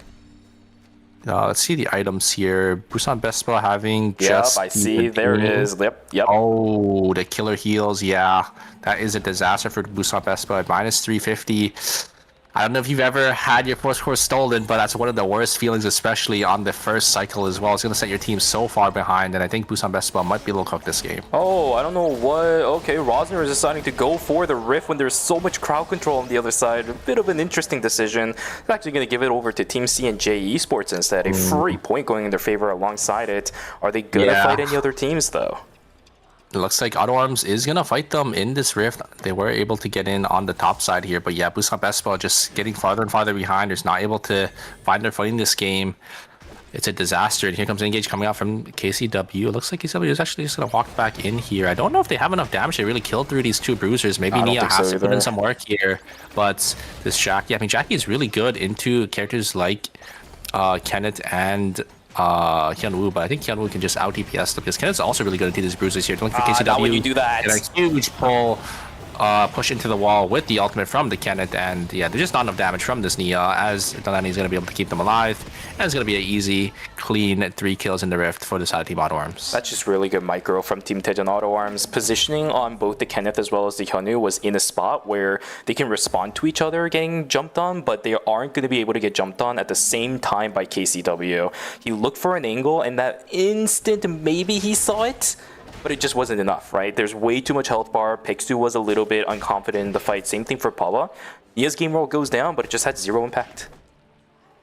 Yeah, just not enough damage. I think especially this early into the game when Nia doesn't really have any items, it's just not going to be enough. Team Youngie Innates, they're going to walk down here. Oh, we have a team fight though. Looks like the Cella is going to get caught from inside Team Busan Bespa. Busan Bespa, they still haven't got that buy on this Cella. They're still playing only one item on this Nadine. They're falling farther and farther behind. And FN Sejong is saying, thank you. We will take all of these credits and we'll take your 4-score as well. That meteorite is impossible for Team Busan Bespa to fight inside of Uptown. I don't think they're going to have any way back into this unless a miracle like what we saw in game number 2 happens inside archery range. Yeah, it's looking a little tough for the side Team Busan Best, but they have the 500 credits. Maybe they're going to try just playing a really slow play for these blood samples, but is that right? No, you have to. No, you just have to get their buy-ins. I think they just haven't been able to find any opportunity to get their buy, and it looks like they're respawning down here in a warehouse, and Auto Arm is going to be there, and they're going to try to look to maybe contest them. Bomb going to get cut out by the Ekion here, but in the Ekion, they did use their force field. That's a lot of damage. There's a great stun there coming out from one circle. The Abigail is coming on in. There's a third party. It's going to be Busan Bespa. Maybe they could look for something here. They are desperate for a play, but they're not able to find anything. And it's going to be Team FN Sejong is going to be able to secure this meteorite. That is so strange, but that was a beautiful ult from Xenophine to deny the catwalk in order to get away from the fight. Quake was also invested, which is why I think Busan Bespa ended up walking away. There's a lot of resources invested from the Mai in order to try chasing that Abigail down, which all ended up missing. Cooldowns are pretty rough to deal with in the mid game. Day number 3 is right around the time where you're starting to get comfortable with your cooldowns, but it's not there just yet.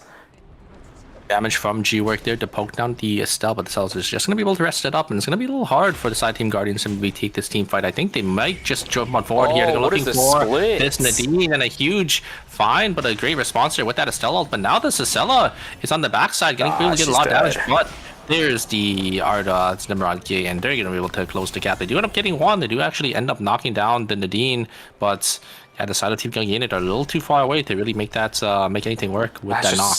Yeah, it's just a bad call from Jinho, right? Walking up is the worst idea there. You cannot isolate yourself away when an Arda is in play. As a backliner especially, they're going to be able to easily catch up on you. I think that was just a bad call from Jinho. Forces out the Heli-Tag stab, but that only isolates the Scylla in return, which also gets jumped up by They're not Arda. going to check this. There's no way you check this corner here. Oh, and here comes the engage from KCW. They actually get the... Oh, yeah, they only get the knock into the wall on the Mai, but the Mai is tanky. I think maybe KCW thought they would be a little far forward. Maybe the backliners would have been a little closer, but yeah, just not going to be able to find anything there.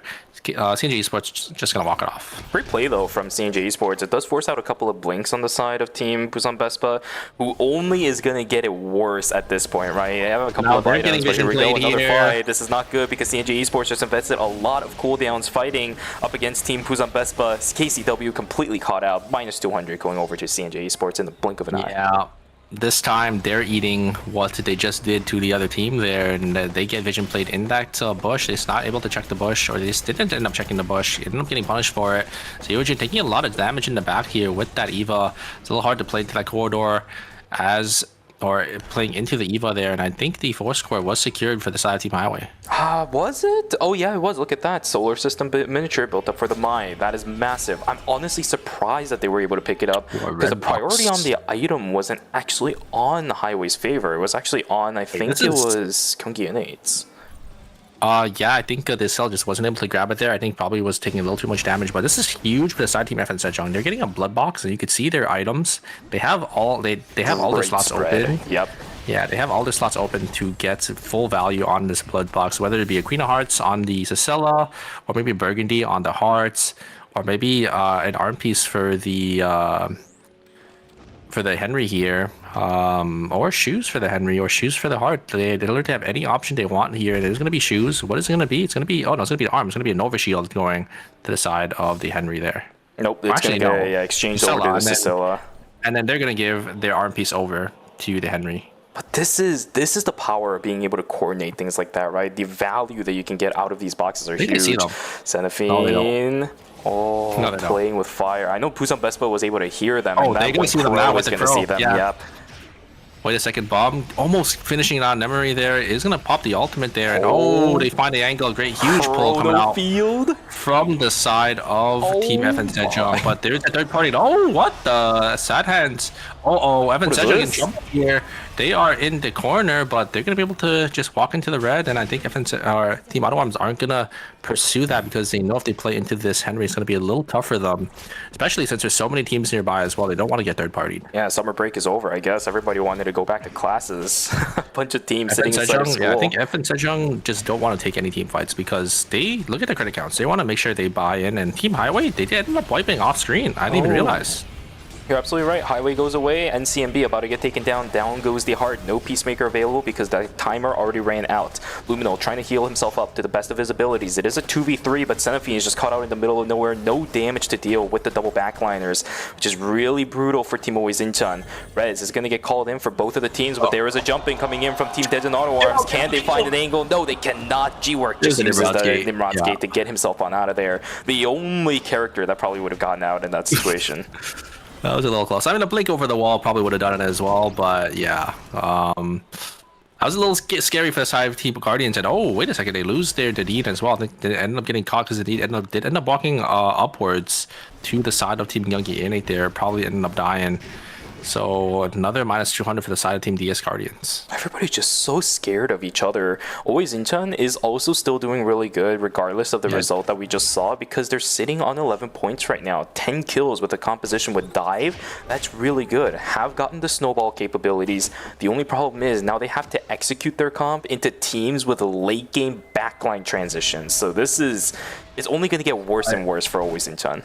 Always Incheon is thriving off these teams that are a little hesitant and, and are a little scared, right? Because they're playing like a full all-in team comp. The second they see anyone on the screen, they are full sending it. They have the Ekion, they have the Abigail and Laura to just completely go in here. We do have a team fight though. Busan Vespa versus side of CNJ Esports, and a huge double knock for the side of KCW there, and the follow-up was perfect. on that Nia, and I think that is going to be Busan Vespa going down, but a huge pull from the Sicela. Can this Jackie get in? I don't think so. The Jackie only sitting on about 10% of their HP, so they don't want to walk on forward into that Sicela any farther. Massive pickup for CNG Esports. While that was happening, Daejeon Auto Arms picks up the Wickle line and also gets the items off of it. A ton of teams hanging around the area, but it's just not going to be enough to deter Team Daejeon Auto Arms. Busan Vespa falls down to CNG Esports, who just cleans up their mess. Down they go. Second team out of the game. CNG Esports will be the ones to knock him down. Yeah, huge play from CNG Esports. KCW with that double roundhouse kick, and then the perfect follow-up from the Nia. The Nia's game world is so far. You have to account for Nia, being off your screen, still being able to fully combo you with that Nia's game world. Especially if you're locked in position already. The Tomahawk roundhouse was beautiful from KCW, and I'm telling you, he has really stepped up his game ever since season 5 and 6. We saw him playing a lot of Yam, but the impact that KCW has on this character this season is probably by far the best amount of impact that we've seen in quite a long time for KCW. I love to see it. The confidence play is still in. For CNG Esports, these points are really going to matter. They're getting closer and closer to checkpoint. Oh, 100%. FN Sejong is going to use the VLS system, and I think Team Guardian should know, but FN Sejong, they are really strong. Oh, they do actually end up getting caught by the gate here. Look at their timers aren't looking too good. Maybe they could go into red. Yeah, they could maybe jump pad in with the safety orb. Yes, okay, that's exactly what they're going to do. The Ardas, oh, they're not going to take it. I'm surprised they actually didn't take it because the hard was down. Maybe they could have looked. What is this? What is this? What is this? What is this? Oh, they just get bursted down. CG Sports are just going to go down, lose their Nia. That's a lot of their damage that's going to be gone. Doing them trading KCW. Maybe they can find something. Oh, Exo died. I think he just died to the Hex. He just got bursted down from the Henry. I think the Hex just killed him. FN Sejong just got away with murder. I cannot believe they lived that. Wow, that is insane. Because theoretically speaking, they should have been dead to rights. That's so unlucky for the side of Team CNG Esports, right? They jump straight into the hands of Team FN Sejong. FN Sejong have so much AoE burst damage that they just got so much value off before Team CNG Esports were able to move. Really rough for Always Inton as well, losing 2 Kyungkwei down as well as Senaphine. That means it's just Luminal sitting on the Laura. Doesn't even have enough credits to get to Rez's back. It's cooked for Team Always Incheon. A great game, but this is always the risk that comes with these dive comps, right? Once you start going in, if your fight goes the wrong way, kind of think they're gonna check. Kyunggi in please be careful. There is a camera right up on top. Here. Zero They're gonna buy here. They see the camera. They have a camera. Okay. I don't think there's any way they buy, right? Off this camera. Oh, they see. I mean, they see how recent the camera was with Ingu. Oh, nice. They didn't know. They didn't know. I think maybe if they were a little more patient, FN Sejong maybe could have got more value. But FN Sejong kind of in a rough spot now. There's 2 teams, but a great blink away or jump away from the Henry to get themselves to safety. And they're just going to use the VLS system to get themselves to safety. And wait a second, Gyeonggi are doing the same. So let's hope Team FN Sejong don't land in the same spot as Team Gyeonggi. And it looks like they're not going to. Do they have enough timer? I think they do, because they did end up getting those 3 kills. So they have that timer reset here. It's going to be Team Guardians fighting them once again. 2 triple backline teams, but the side of Team FN Sejong, they have the Henry to dive in as well. It's so weird. FN Sejong is so strong, but you can feel the amount of pressure they're under right now. No matter where they go, even if they go into a quote-unquote safe spot, the moment they walk into an actually safe location, there's teams waiting for them. I think it's because of the way FN Sejong always plays, is they always are confident in their macro and they have vision. They know where the teams are, but because of what happened in the circumstances, they don't really have any information, right, on where they're going and the zones that they're entering. So yeah, they're looking a little shaky, but I think when they secure the zone and maybe take this 3v3 here, they should be good to go. You can see that they're playing a bit more confident now. CCTV is under the control of FN Sejong at the moment. Look at the amount of progression that we're seeing. Bum taking down a half HP, but same thing for NCMB. G-Work taken down to about 75%, but do remember that they are an Arda, can heal up just a little bit, but instead we'll be using the Hunter's Pod to get some food back up, because my goodness, this amount of poke on FN Sejong is going to build up over time. Yeah, and Sejong, I mean, this is Sella. If they get let any pull here, they're just gonna instantly explode. So I think Team Guardians know this, and they're just playing around. This is Sella pull here. Good looking. They get the pull here. Can they follow up? The blink. Ooh, blink is gonna be instantly used for the Arda here. The ultimate is gonna be used as well. And here comes follow up from one circle. They are just gonna be able to get the damage down. Man. The ultimate from the Sella is just gonna be way too much, and Arda is gonna fall here. It's a little unfortunate for Guardians. Now only gonna be on 2 members. They're hard, and they're Nadine. They don't know there's a team in the corner here. Actually, it's just Alora. It's just Luminal. Oh, and CMB. No they don't way. check. They didn't check in because they have to go deep into that corner. And wait! Oh, he sees him. He sees him. He finds him, and they're gonna try jumping on forward. There's a blink as well. I think they just want this extra kill. They get the extra kill and extra placement for Guardians, and they're gonna try using the VLS system, picking the zone to maybe try wreaking some havoc in third party. If it's Zedjong gonna be able to secure their beach zone for themselves. Really, for that matter. 10 seconds to go until temp zones begin. Daejeon Auto Arms, can they break a fight up against Gyeonggi NA? The standard double front line, double back line, single tank. Can Daejeon Auto Arms do this? Their items are looking a lot better than it did earlier, but the health bars are looking a little bit dire. Healing Wind also activated from Team Daejeon Auto Arms. Cenefine has not Cenefine, sorry. Cinema has activated already. Look at this, taking a little bit too low, but the burst is there over on the NCMB. I don't think Char has got this, unfortunately, will go down. Taegyung gets taken down, though. You're absolutely correct. That's a bit of timer eaten up, and also more time for it to rest up. This is looking a little bit rough for Daejeon Auto Arms now. Is there a White Lily here? Maybe? Oh, no. They have to walk in on this. They have to go. They have to go. Taeyong already down to about less than 10 seconds left, or about 10 seconds. They just have to send here to try to hold the zone control. Explosion drones. Explosion orb to try to 9 seconds for the zone here on Team Auto Arms. There's a blink on forward from Taeyong, but a great pullback and a great response from Gyeonggi NA, just playing this front to back perfectly here, able to kite away. There's a spring trap, it's gonna go wide. There's explosion coming back, and these melees are gonna have to force to eat them or auto them down. Gyeonggi NA is just slowly starting to chip away, but the HP are not really moving. Here comes Engage again. Sad hands. They get the kill. You cannot. Onto the Stell, but the damage from the ADC and the backline is going to be way too much. Crush from Taeyong just seals the deal. Oh my god. How do you get away with murder over and over and over again, Taegyung? How have you done this? This is Eternal Return Master Season's finals, man.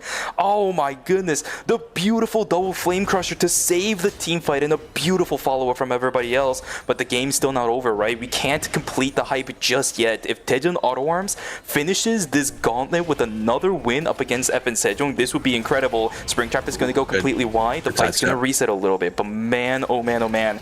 Daejeon Auto Arms has done a lot to get into this, but it's the fight that we saw earlier not go in their favor with the same comp. It's so hard to dive into this scene. They have the hard ult and Henry ults, right? The combo is going to come down. The heart's just going to do infinite damage onto these backliners, and then you're just going to get stunned. And then they have the poke as well with this Isella. It's so hard for this team to really walk up here into the side of Team FN Sejong and look for an angle. Keep an eye out for the Lenny. She is the one that's going to start the fight. Pretty much be the only one that begins it. A bunch of blinks being invested. The Henry is going to get caught out. The field goes down. Does it get killed? No, not just yet, because of the Peacemaker. A bunch of cooldowns invested. The damage is too much. You're absolutely correct. Unless I've seen Taking pull these off before. There's a kill. Okay, but it's a melee against Sicilla. In what world can you win this? Hold on a second. Taegyung, can you get some of these damages off? Girl in the bubble invested. No way. He has the resets on his dashes. Can he get the kill? No, the blink isn't there right now. But it does he have the kills? I think he might have it. Wilson almost up. No! The double clutch from Taegyung to finish out game number 3. How has he done this again? Oh, Romatic sent the Wilson a little too far and wasn't able to get the damage off there. And the last auto attack, the enhanced auto coming in. Blast plant. And they kill him. It's wow. How does he do it every single time? Another clip in the hands of Taegyung. This guy just farms clips every tournament he plays. It's ridiculous. Yeah, Team Auto Arms just, I think, completely outplaying both of the teams there at the very end. Very, very well played. Oh my goodness. This was supposed to be a 99 times out of 100 you lose kind of situation just from the team composition alone. But through sheer will, Team Daejeon Auto Arms is able to pull away with the win in game number 3 using the Kenneth and the Hyunwoo Lenny composition, only to bring it back probably onto their standard for the upcoming game. What an amazing play. I think Ramada got a little too overconfident there, just thinking he just had enough damage and just had the Kenneth in the bag, but yeah, walked up a little too far and then just getting chunked down. A little unfortunate for the side of Team FN Sejong not getting their third win in a row, but I mean, a 20-point game for them. They're pretty, I think they're well on their ways to get into checkpoint going into game 5 if they have a really solid game for game 4. With that game alone, single-handedly, I completely agree with you. Man, Taegyun, can we talk about this player? I feel like there are no words, not enough words, actually, to describe how amazing and how impactful this player is. We've seen clips being farmed from Luminal seasons ago, but now Taegyun, I feel like, has taken his place as the clip king of Eternal Return. This guy, every single tournament day, not even tournament, but tournament day he plays in, farms at least one. It is incredible. Yeah, and we saw that mistake happen at the very end. I mean, I think almost every single player has made that mistake before. Yeah. You know, you're walking backwards, you accidentally auto attack whatever is in the way, and then you just stand still and you let the leg, close the gap there. I think that's exactly what happened at the very end, because we saw the explosion robe go off, so the full auto went through on the Scylla. I actually wonder also, by the way. I do wonder if Taegyun was sitting on Blink level 2, because he used it very early to try to chase down one circle's Henry, right? They managed to somehow get the kill through Coronal Field. It did pop and it only tagged one. I think Bluff might have been used on Sandhands to cancel out the stun, but regardless, killing a Henry as double melees in and of itself is a tall task to ask. They still got it. Picked off somehow the other players as well. I don't know how Heart ended up dying considering it's double melees, but she ended up going down. And Taegyun just finishing out the fight will lead us to a score sheet that looks like this. Taejin Auto Arms standing in the middle of the pack, jumps all the way up into contending for the top spot in ERM season finals. FN Sejong though still holding strong, 54.5, still consistent game from them regardless. CNJ Esports in second with 45.5, I apologize, and then Taejin Auto Arms in third with 45 now. There's 10.5 points for FN Sejong to make it into checkpoint breakpoint. Auto Arms only needing about 20 as well, so even CJ Esports can get in there, right? We saw CJ Esports game number 1, they had a 30-point bomb. So if we just have that again, going into game 4 here, we could potentially see I would say two teams going into checkpoint for game 5. Indeed. But most likely FN Sejong will definitely get there. I definitely think so as well. I also genuinely think that Taejin Auto Arms is in a really good spot because none of their bread and butter composition is banned out now. Mai, Tsubame, and Yan are all available for game number 4. This is a really good time. There is a possibility in game number 5 we might actually have 3 teams in checkpoint in comparison to the 1 or 2 that we usually see the moment teams start walking into that phase. I feel like they're not going to play it though, just because they've been doing pretty good on this same comp, right? Like in the previous game, they did pretty solid. In this game, they just wanted out. So I think they're probably going to just stick on this double bruiser plus Lenny team. We'll have to see though, because, that's the Mai, Tsubame, and Yan is obviously the team comp that they're probably most comfortable with. Yeah, it's all the comfort picks at this point. You've played a few games now. 3 games is typically going to be enough for these teams to start warming up, figure out how these lobby environments are going to be. Maybe for Highway it might take a little bit longer just because they're not too familiar with this specific environment with the team they're playing right now. But for all the other teams, these National League level teams, KEL level teams, they should be done with the warm-ups. DS Guardians needs to start stepping up. Busan Bespa also needs to start stepping up. These guys have been getting rolled the entire set of 3 games we played so far. We need to change that around. Yeah, I mean, even a team like Team Always Incheon, right? They usually do, pretty solid in these games. And Gyeonggi Yene, our team from yesterday, right? That was completely dominating, just not able to have that same performance into this lobby.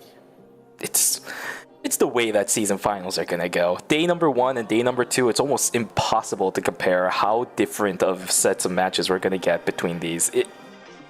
Day 1 is a qualifiers, after all, right? You might be able to do really, really well. And of course, the teams that are fighting in day 1 are also going to be really good, but the caliber of teams in day 2. In day 2, yeah. I mean, like Auto Arms, FN Sejong, Guardians, and Always Incheon, like these teams are the top of the top in Korea. So there's definitely a pretty big difference, but who knows? Maybe it's just a team, Gyeonggi just not having, a too good day for today, but I mean, they still got a lot of good turnover turn to play. Exactly. We never know how many games are going to go for checkpoint format anyways, and even if teams start going into checkpoint, we got the politics that can happen. I'm surprised that out of all the boards that exist, we don't have any politics-related boards for ER. I think, there's the ABC. Oh, ABC. I guess there is like ABC type of thing, but Where's I don't the know if handshakes? I don't know if Korea has like the same mentality of like the politics and the handshakes that we do. Yeah, they have it when it's blatantly obvious, right? When it's blatantly obvious, if two teams are literally just facing off each other and then they see the checkpoint team, everybody just piles on them instead. No, that usually doesn't happen. It's politics that makes sense in a matter of sense, but it's not blatant. That's what KR does. I mean, I still remember that one tournament. I think it was in Pond. Like it was like season. It was like one of the earlier seasons, and it was just teams just funneling in with like waves like over and over to the checkpoint team, and eventually they ended up going down. Like, Wasn't that was it really, really Yangju funny. Whales on Fauna on Chloe? I swear he got jumped on by a Yan and decided to jump in. I just remember like. Specifically, I think. Oh no, actually, it wasn't Pond. Yeah. It was Pond because I remember they were stuck in that little back corner, and all these other teams were just funneling in. But we do have game 4 here for you guys. Nadine and Cecilia are going to be off the table, and it is going to be sandstorm weather for you guys for today, or for round 4. And yeah, Ottawarm's going to be going back to their bread and butter team. I got excited for a moment because Sandhands was hovering the Rozzy. I got excited for a second. Yeah. Oof. Oh, wait a second. We have 4 Tsubames. So Tsubame is going to be banned for 2 games. So we'll see Tsubame back here in game 7 if it does end up going to a game 7. Indeed. We'll have to see if this is even going to be a factor for Team Digit and Ottawarms. They've already shown us 2 really good games off of 2 different compositions. We know both of those comps work in an environment like this. So are we just going to go back to the Kenneth and the Hyun? Or is the hover from Sandhands a premonition for something we might be able to see, an homage to the OG Sandhands pick of the Rozzy? Will we be able to see it here tonight?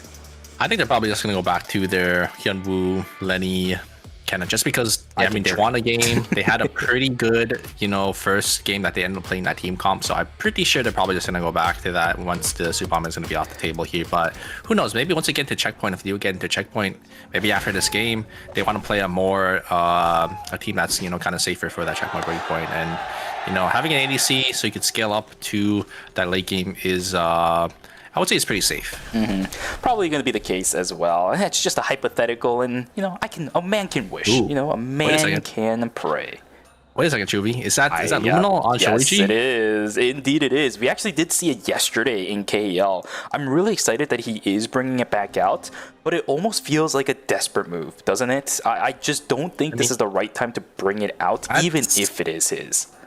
I think it's fine, because Team Always Incheon, their team comps have not been working. You kind of have to rotate around, see what works in this lobby, and then kind of capitalize off that. So if their original team comp with Blaster isn't working, they tried a more standard team comp that didn't work. So now they're gonna try this Shoichi and see if this works out for them. Yep, I completely agree with you as well. Even if it's desperation plays, I think it's the right call. You're completely correct on that one. You need to come up with strategies like this. Not too late, but not too early. I think game 4 is the perfect time to bring up compositions like this. G-Work in a little bit of trouble, walks back into a fight. He definitely didn't have any right being there. Luminal is going to get taken down as well. 2v3, not going to go in favor of Always Incheon. So, Busan Vespa picks up a couple kills on their side, which is a very, very nice change of pace. Good trade for the Heart, picking down a 0-gen on the Justina from NCMB. Nicely done from DSG as well. Yeah. NCMP picking up a nice kill. Gyeonggi already sitting on 3 kills. And yeah, I do want to say that Mai is also going to be banned going into game 5. 3 Mais, but yeah, I think another reason why I think Luminal picking it on game 4 is good, because if it doesn't work, they could just swap Luminal out, going back to game 5. So it's like the perfect time for them to try and see if this Shoichi comp is going to work here. And looks like Always Incheon is getting caught by the side of Team CG Esports. They're already sitting on two full kill score. So they got 4 kills already in the early game, which is pretty good. G-Work trying to look for Bomb here, but Bomb just should be able to pick this one up. And that's half a point going to the side of Team F and Sejong. They just need about 10 more points, and they should be able to get themselves into that checkpoint breakpoint result coming out from Bomb here, trying to bait it out, walking out of the ultimate and walking back in to maybe try to find something, but not able to find anything there as Bomb does end up going down. He does dodge out on the explosion shot, but just not enough damage early on as a heart. Good attempt from Bum, but the north side of the map is going to get controlled over by Team DS Guardian. So the Bear as well as the Mutant Boar is probably going to go in their favor. That's a lot of experience going into their hands, alongside the extra points for the kill on towards the heart. And should be able to pick this one up onto the Lucina there, and G-Work getting caught once again. This time it's Xenophine, and Xenophine getting baited, and all the members of Team Guardians are going to be there, but Xenophine is going to get hit back in with that White Lily, and it will end up going down. Good start for the side of Team DS Guardians here, and on bottom side here, it's just going to be the Tsubame Sand is still not attacking. This Mai down is not really much the tank can do early game into these ADCs, and they will end up going down. On the other side, Busan Vespa going to be able to pick up another kill for themselves, and Taeyong going to be able to find one for themselves as well.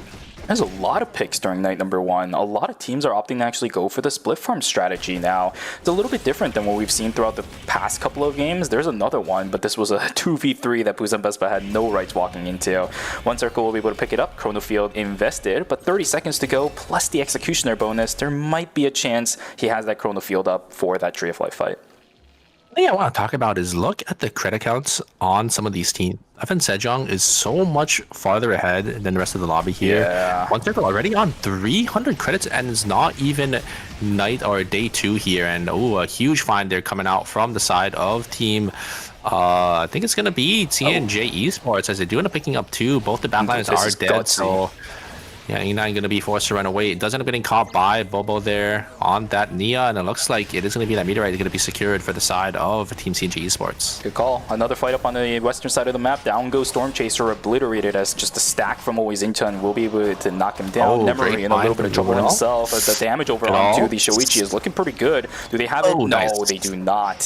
Fortunately, it's not going to be a Terminate, as the other member on Always Incheon is just a Lenny. You do not have damage with that. Even more people falling down. CNG Esports jumping in towards Doc. The meteorite is still up, by the way. This is absolutely insane. What is going on? But it is a Jackie after all. Nia's game roll goes down. Do they have enough damage to actually knock down the Tsubame? That is a question. Do they have enough? The healing is there. No! Min walked into the bait thinking you have enough damage to kill the Jackie, but in the end, you do not. Even more kills going in favor of CNG Esports. Wait a second. Another team teleporting in. It's going to be Young Yeti going to try to play for it this time. Bobo getting chunked down to about 1 HP, but Zero Jin is going to get caught by the 2 melees. KCW and but we're going to be able to finish that off, and yeah, it's going to be CNG Esports farming up so many kills in the early game and securing the meteorite finally down here in Dock. And this is good pacing for CNG Esports. You just saw how the meteorite was passed over to Peksu. He's probably going to build up the Aurora Longsword because they're snowballing. The slow from Aurora Longsword is so good at chasing through, but no, they're just going to build something else instead. The boots up and online now for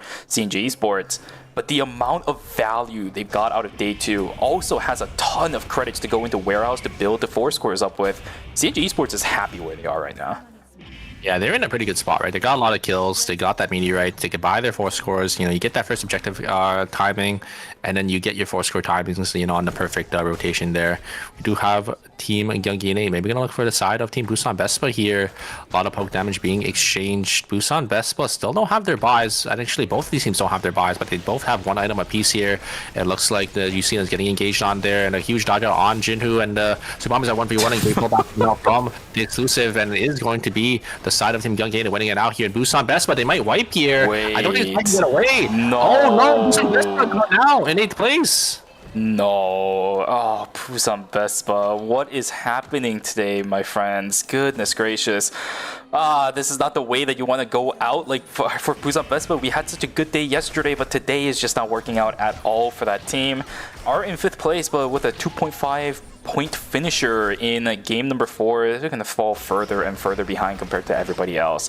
While all that happens, Alpha is going to get contested. Team Highway does end up securing the kill credit, but Bear might give their life for this. I don't think the Mithril was picked up by anybody safe enough from Team Highway, so that should be the Mithril going in favor of Team Always Incheon.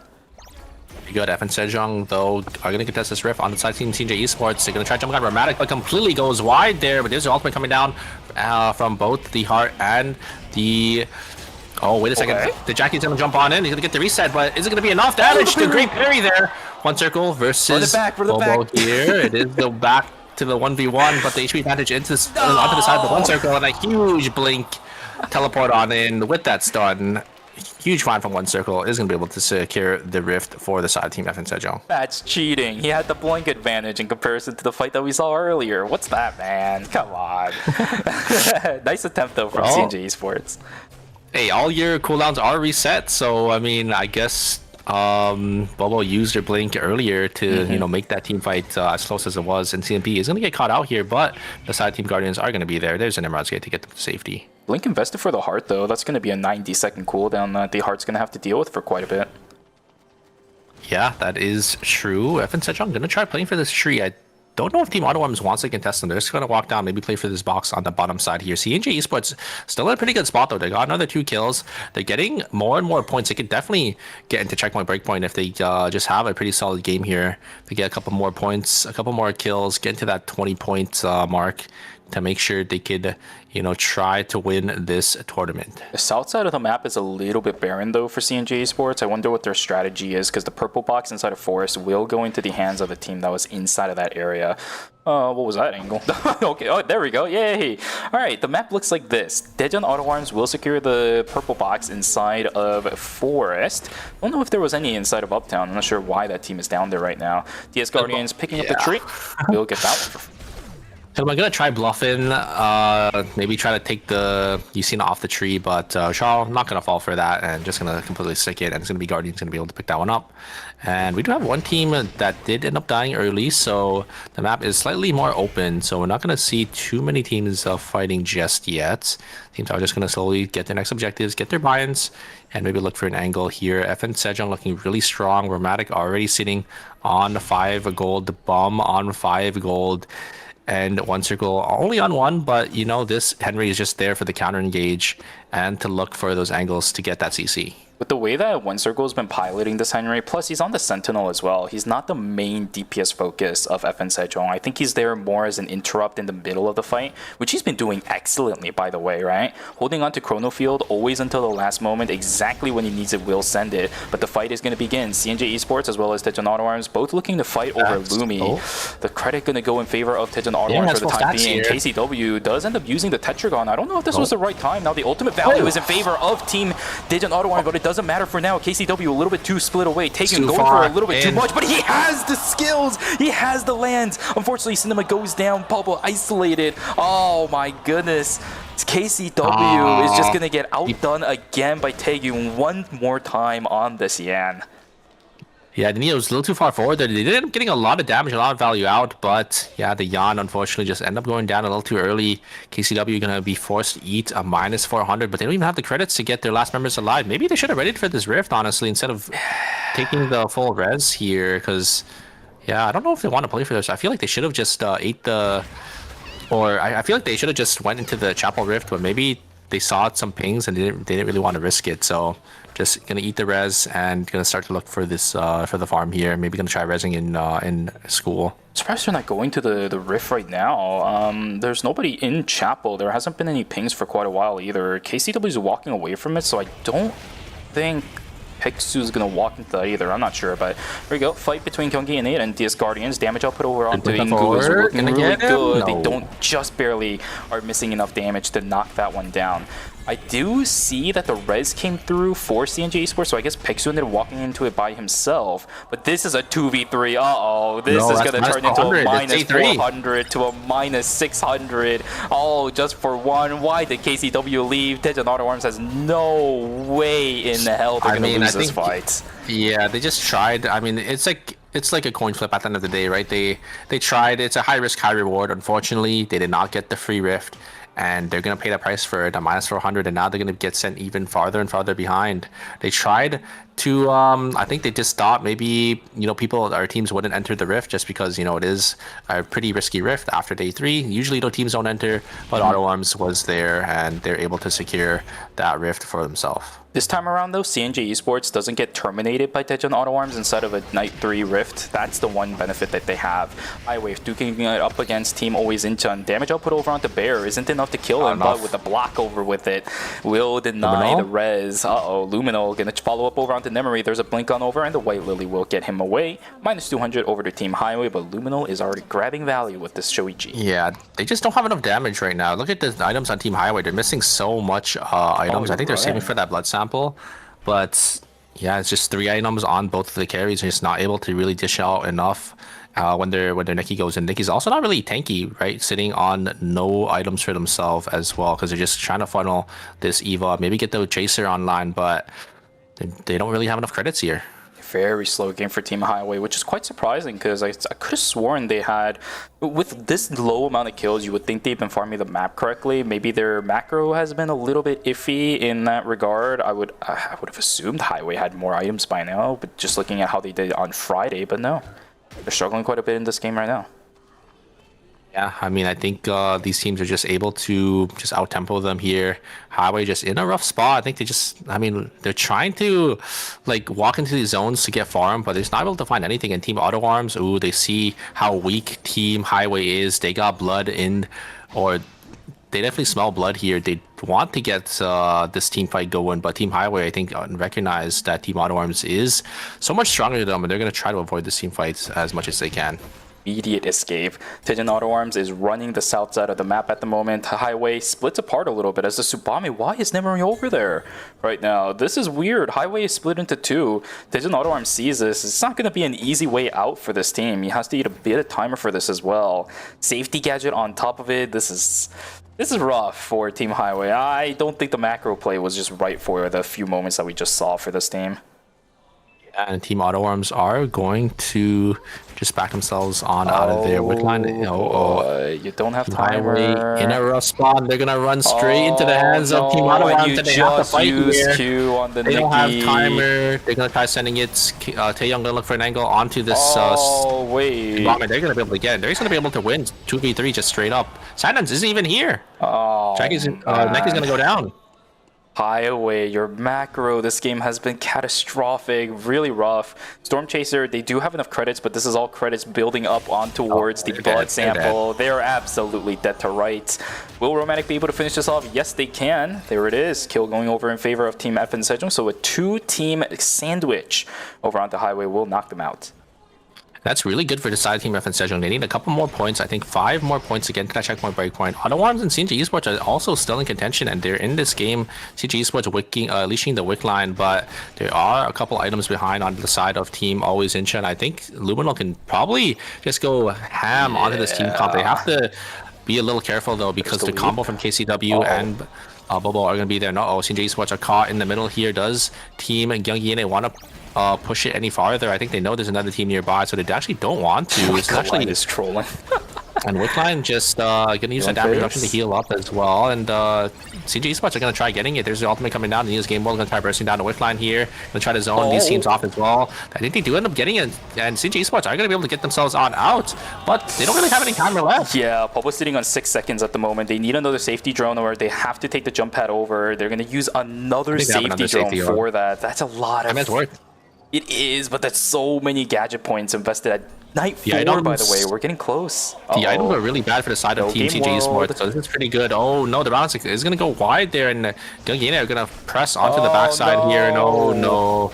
Bobo is going to get caught out here. There's a 1-up, but it's not going to be enough. It is going to be a minus 200, and they just used up all their safety gadget points, so they have to get the res here in Chapel. And look at the teams here in Chapel. Auto Arms and the side of Team Guardians are going to be here to maybe deny it. Actually, no. It looks like they're going to be able to get the res here, but it's going to be a little tough for the side of Team CNG Esports. Now they're actually resing on Lumi and not the kiosk.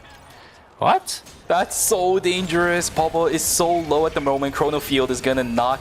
Oh, wait a second. What? One circle just dies. He also is probably gonna be able to pick up the heart. Now Pablo is in a little bit of trouble. Taking's gonna look for the flank around. No, that's not good. CNG Esports all of a sudden in a whole heap of trouble. Romantic now trying to get jumped on by. What the hell was that damage? Jesus. Okay, wow. Yeah, Romantic just obliterates Pexu. What the? Yeah, he has the Blood Ripper. He's got the Blood Ripper, so he just shreds them. Goodness gracious! But what just happened? Yeah, one circle. Yeah, I'm surprised they ended up just sending it there, and KCW just outplayed them there. So that's really good for the side team TCG Esports. And Jan's gonna res as well, completely for free. I think. Oh no, it looks like he died. Taegyung, does he smell this? Jackie might res though. Doesn't know about it just yet. Taegyung doesn't end up checking the bush. Jackie is gonna get the self-res, but does he also know? He should have just seen the ping on the chicken. That's fine. But are they going to be able to build up enough credits? Nia is at 160 at the moment. They need about 10 more or so to be able to res back the Yan. Here we go. The fight's going to begin. Arms duking it out up against DS Guardians. Peacemaker activated. Heart will not be able to turn things around as Char's going to go down. There we go. NCMB falls down as well. G-Work. And looks like Evan Sejong are still able to res here. They're back into this game. This is perfect for the side team FN Sejong because they just need 4 more points to get to that checkpoint breakpoint. Auto Arms are in contention as well. They're having a really solid game. They have enough credit to get the blood sample buy-in. And oh no, the Jackie coming in at the worst time, and there's the Quake. And I think the Maitan should seal the deal here. There is the Spring Trap going to go wide, but a great parry. It's not going to be enough. Luminol going to be able to clean that up there for the side team always in Chun. No wisdom ropes either for the Jackie. There goes DS Guardians as G-Work's going to get found out by Gyeonggi Innate. So many teams just falling to pieces towards the end of this game. You played 15 minutes all for your games to just end like that. So unfortunate. We always say that timer is just a resource. You can use timer all you want, but when it actually starts to matter, you feel the pressure. If you can't replenish that resource, it is pretty rough to deal with. Fight between Always Incheon and Gyeonggi Innate is going to activate it. There we go. Ruthless activated for Luminal, but everybody's just blinking away from Gyeonggi Innate. He's still looking for a fight, but Senefine says no, we'll just walk away. A lot of damage dealt over onto Gino, but nothing concrete. I mean, a huge taunt coming out from the Mai, but just looks like the Zuapo was just able to get away.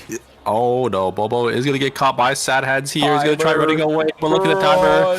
Oh, there's the ultimate as well. He just auto down. No, it's the worst feeling in the world. Always just going to be able to pick that one up. I mean, that's pretty good because that means Auto Arms is getting less kills, and that could potentially mean that they don't get into checkpoint breakpoint, but they're looking so strong. I think they could probably win this game. I mean, FN Sejong could maybe deny them, but they're in the other zone. I wonder how many teams are going to come down to the Shapo zone, how many teams are going to contest Team FN Sejong. Both teams, Team Auto Arms and FN Sejong, are looking really strong. It's kind of pick your poison at this point. It would be kind of funny if Daejeon Auto Arms walks away from this game with 19 points just because they ended up missing the kill over onto the what was it? The Nia that just blinked over.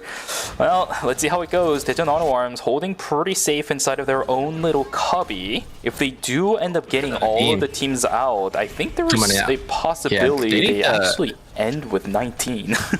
They need to fight here because there's another team coming in, right? So they have to look for this team fight early, or they're going to be sandwiched. They're going to be in a really bad spot. They're trying to look for some damage in. There's the ultimate already actually vested from that Justina. There's another team coming down, and oh no, this is bad for the side team FN Sejong because they're not going to get enough points to get into checkpoint here. That's not good at all. Romantic is going to go down. There goes a heart. 5 seconds left until the temp zone is going to start. Always Incheon saw the one person running away, so this is a great call from him.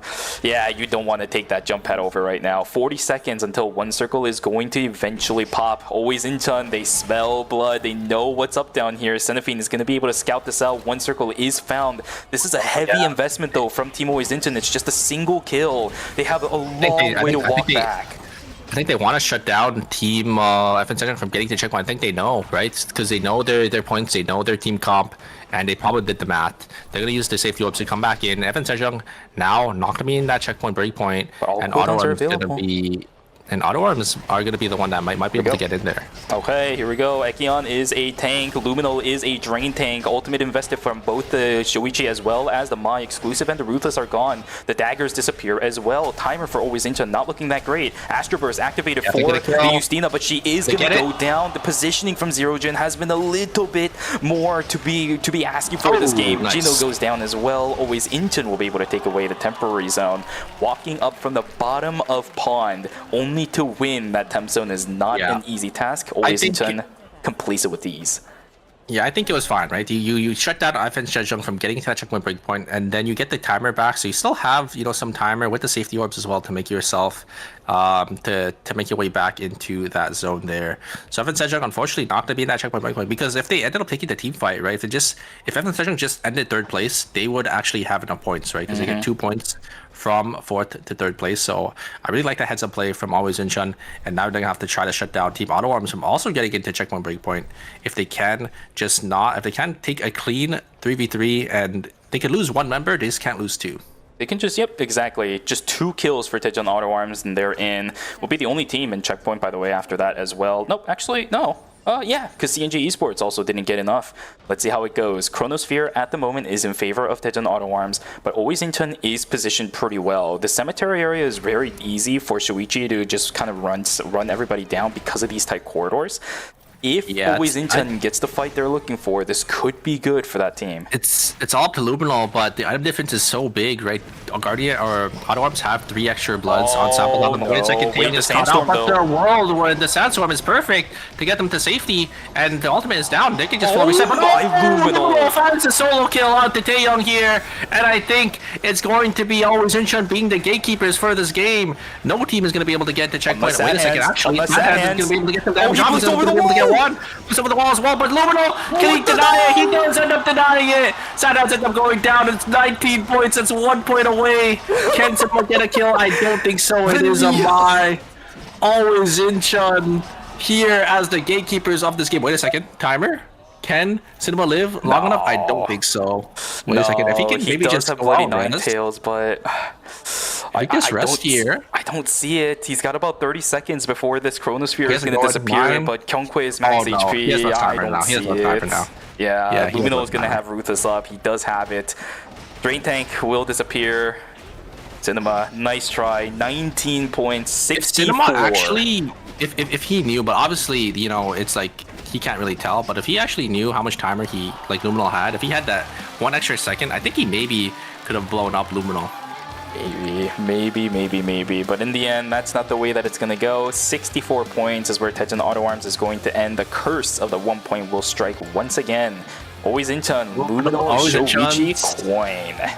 I mean, hey, I said it, right? I think it's perfect time for them to bring it back, and I think they're going to keep Luminal in now with this Shuichi team comp. I think Luminal is playing really, really well on the Shuichi, but yeah, I mean, it's just a disaster for, you know, the 3 teams that were really close, right? Yeah. Always Incheon just there as the gatekeepers here to, you know, deny these teams from getting into checkpoint. Always Incheon missing, or sorry, not Always Incheon, Auto Arms missing 1 point. I think FN Cedric missing 1.5 points or 2 points, and CG Esports missing about like 7 points. Yep. In the end, that one Nia kill that got away did make a difference. Super unfortunate for Daejeon Auto Arms. But so many teams now close to checkpoint. We should be able to see a good chunk of them starting to get in, at least in game number 5, right? We might end the series off on game number 6, like you called, because with 3 teams that are close to getting into checkpoint, possibly more after this game as well. Yeah, we might have half the lobby just go into checkpoint out of nowhere from game number 5. From there, it's really hard to politics, right? There's way too many teams that you have to deal with. Unless they start cannibalizing each other, I don't really see a way you can stop them too easily. 100%. I mean, Always Incheon in a pretty good spot as well, I think, to make to the checkpoint breakpoint. But this is honestly not bad for some of these teams because it also means these characters that have, you know, 2 or 3 pick bans are going to slowly start to rotate back in when these teams get into checkpoint. So I think it's pretty good, but these teams have to be a little careful because you know, some of these characters are getting banned for, you know, quite a while, right? So Subame going to be banned for game 5 and 6, or no, for 5 and 6. Yeah. Exactly. Well, we'll see whether or not those character bans are going to matter because we're going to go to a break as soon as the scores are in. You predicted that Luminal will stay. Maybe we'll be able to see more of that Shuichi madness from Luminal. But for now, this is what it looks like. 1 point, 2 points. 2 points. Oh, and CJ Sports about 6.5, but I mean, Always Incheon, a masterclass performance on the Shuichi. I mean, Luminal, he's the man. He's the man you need at the right time, and I think he's going to be probably sticking with their Shuichi team comp. They're about 15 points away, so they can also get into that checkpoint breakpoint. We could potentially see half the lobby going to checkpoint going into game 6 if Team Always In Shot does end up winning that the next game as well. Absolutely. Guys, but that right there was game number 4, so you guys know what that means. We're going to go to a break ourselves. We'll be back with you guys for games 5 and game number 6. Both are going to be guaranteed, but from then on, we have no idea. We'll be back with you, so go grab some water, go grab a snack, and go take a stretch. It could be the last time you do it for this entire season. We'll be right back with you. Take care.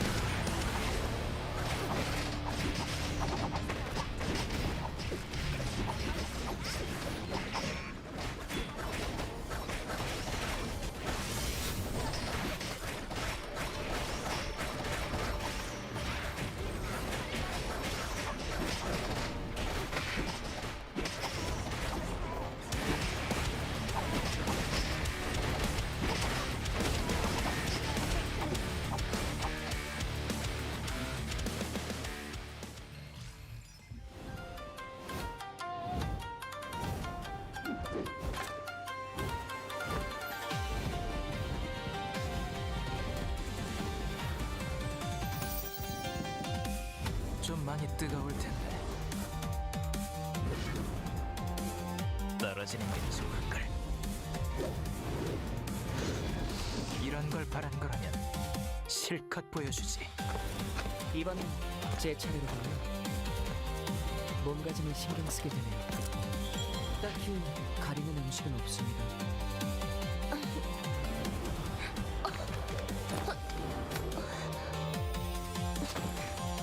수상한 짓은 그만두는 게 좋을 거예요. 정말 즐거운 축제였어.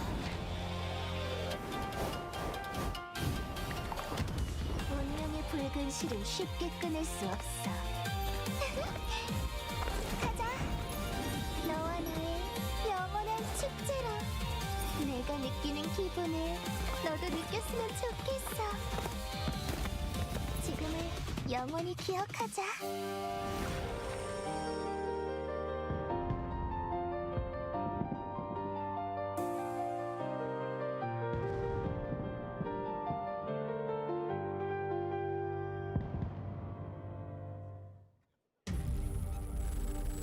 ready to get in the game now. The last thing you want is to wait. WD Black, performance storage, purpose-built for gaming. SSD speed that obliterates load times. Performance to transform your game. Expanded capacity to store more. Customizable RGB. WD Black. Because the game never waits. WD Black. Drive your game. 해변 같이 갈래요? 오늘은 저 혼자 왔어요. 다음엔 어떤 걸 쪼개면 되나요? 짠! 브이 빨리 언니한테 보여주고 싶네요. 밤바다 좋아하시나요?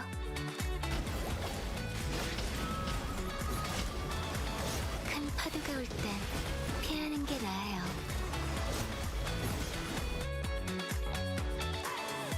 물살에 휘말리지 않게 조심하셨어야죠. 제 얼굴에 뭐가 묻었나요? 아, 얼굴을 쳐다보시는 게 아니었네요.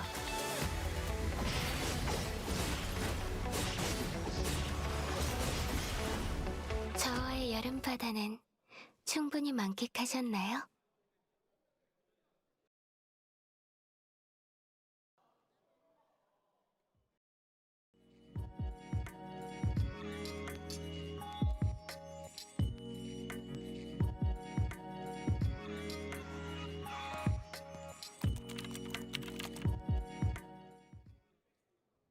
시간을 되돌리고 싶다고 생각해 본 적 있나? 시간은 화살처럼 빠르다고 하지. 공감하지 못하겠다만 지금의 나를 네가 본다면 과연 뭐라고 할까? 멈춰있던 시간을 움직일 때다. 너희가 날 이용하는 게 아니다. 내가 너희를 이용할 것이다.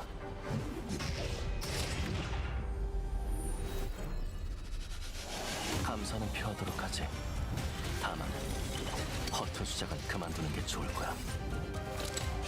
흐릿해져가는 기억을 붙잡아야 해. 잃어버리지 않게. 각오는 이미 끝났다. 다시 한번 그 미소를 볼 수 있다면.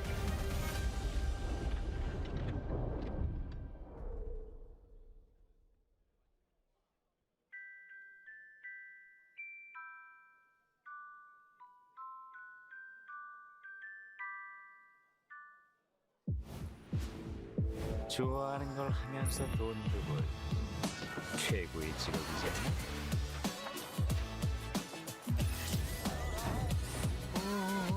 비즈니스를 감정적으로 하지 맙시다 우리. Alrighty, ladies and gentlemen, welcome back from the break. I hope you guys had a good one. That's the second time I messed up my intro back after the break, so you guys can start the counter assuming we have another break after this. We are just coming away from games 3 and 4 of the season finals, in which, oh my, some fun games were had. If you guys were watching the replays before we went over to the ads, oh my goodness, you'll see some of the plays that were shown off tonight. Both Daejeon Auto Arms as well as Always Incheon taking games 3 and 4 respectively, but both of the performances in the final zones for both of those games were absolutely amazing. 100%. But unfortunately, we're going to have no teams on checkpoint going into game 5 here. Both Team Auto Arms and Team FN Sejong are just 1 or 2 points away, and yeah, it's a little unfortunate, being in that position, being 1 point away because this game isn't really good. The next game isn't going to really matter for you, right? You get that 1 point, you get the checkpoint, you can be the gatekeepers, but, you're kind of just playing the game out. I mean, it still does matter because there is still placement prizing, so you definitely still want to play, the best you can, rack up as many points. But obviously, I think these teams are looking to hold that champion trophy. Here's a question for you. You said, unfortunately, there's a couple with 1 point or 2 point difference between them and Checkpoint. Is it really unfortunate or is it fortunate for us in chat because we get more games? It's fortunate, yeah. It's fortunate for all the other teams because they definitely need it, and I mean, watching more games is always gonna be a treat, especially in the finals here. Yep, you cannot complain, especially with the quality of games that we've been having so far, right?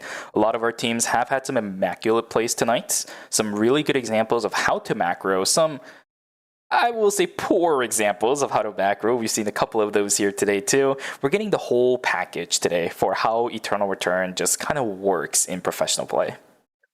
Yeah, and I mean, it's like the highest level of Eternal Return we'll see. Especially because it is the season finals, right, for ERM.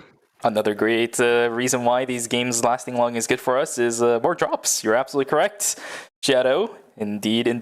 Longer time for drops. Although, I guess I should have mentioned this. I guess I'll mention it now because I didn't do it earlier today. I apologize for that. There are, Season 7 champion emotes, or actually, I think it might be the profile pictures today for the drops. As long as you watch 1 hour of the stream today, then you will get those emotes. The profile pictures. The emotes were on Friday.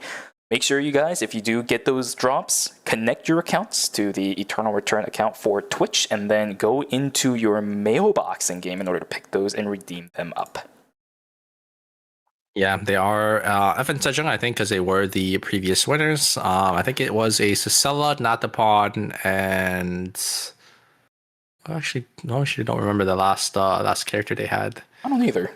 Was it Estelle? I don't think it was. I don't think it was Estelle. It was. No, it was Estelle. Wait, there we go. Look at that. Cicella and Natapon. So make sure you guys grab that. Mm-hmm. If you guys want more information on what they look like, even though it shouldn't matter what they look like because you guys are here anyways, you'll get the drops, right? Surely this game surely the series goes longer than 6 games. Surely we go to 10 like all of you guys in chat want. But yeah, it's going to be good. If you guys want more information on that, go check the Eternal Return website. There should be a post about ERM and all the drops that are corresponding with it.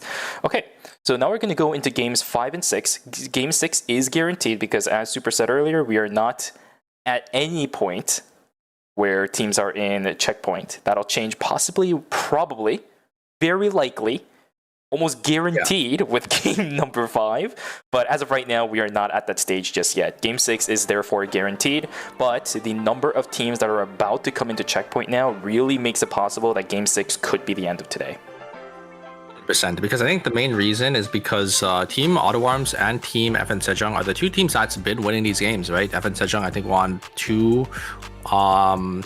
Auto Arms did end up winning 1, and we did have Team Always Incheon though winning that last game, but they really haven't had a consistent performance so far. I think with the Shoichi being confident of a pick now, I think Team Always Incheon might be a little bit more akin to try pulling that composition out of their playbook. We'll see if they did end up keeping Luminal in with Kyungkwei and Mai is banned though. Mai is banned. But they have played this before with the Estelle. Right? The shield on the Estelle does provide a little bit of extra security for the Shoichi, and we have seen them run it with it before. But if Kyungkwei is hovering the Ekion, I think it's because of the Mai ban. I think because of the Mai ban, they're opting off of it, and we see, I think, Team Auto Arms and Team FN Sejong, we saw this in Phase 2, they're going to be swapping over to this Hua, Celine, and Kadia because I think they know that I think they want to start practicing this team comp for checkpoint, but there's another team that picked Sua. It was Busan Vespa. Rodson's going to be on it, so Sua's going to be banned. The one difference that I am seeing right now with this lobby is that Taegyung is gone, surprisingly. We're going to actually end up having Cinema as well as Loken plus Sandhands combination. This is a combo they brought out yesterday in KL. A classic setup that they ran with this was the Sua plus the Kadia and another DPS. I think this is really smart from Rosner to pick the Sua here to get it banned, so these teams can't play it on checkpoint. But I think that's just gonna mean FN Sejong is just gonna go back to the team comp because the Cella's gonna be back on the table going into game number 6. These core characters being banned back and forth is really starting to set up some mind games for a lot of these teams. We can see it as we're going to start going into game number 5. The zoom in onto the hockey puck. As always, we love to see it. Here we go, guys. A game number 5 and potentially the end of the series upcoming next. Yeah, we saw this team comp being played by these teams. It's a really good checkpoint team because it's just Sua giving the spell shields over to the Celine and the Kadia, and the Celine and Kadia are just able to walk up and do as much damage as they can, and they're able to make so much space and out-trade a lot of these teams because, you know, walking up into a Celine and Kadia is kind of impossible. And the only downside to the team comp is you don't really have any fight potential, right? You can't really force any team fights, so it's kind of just, you know, one of those team comps that is really good for checkpoint where you're just trying to play for the win.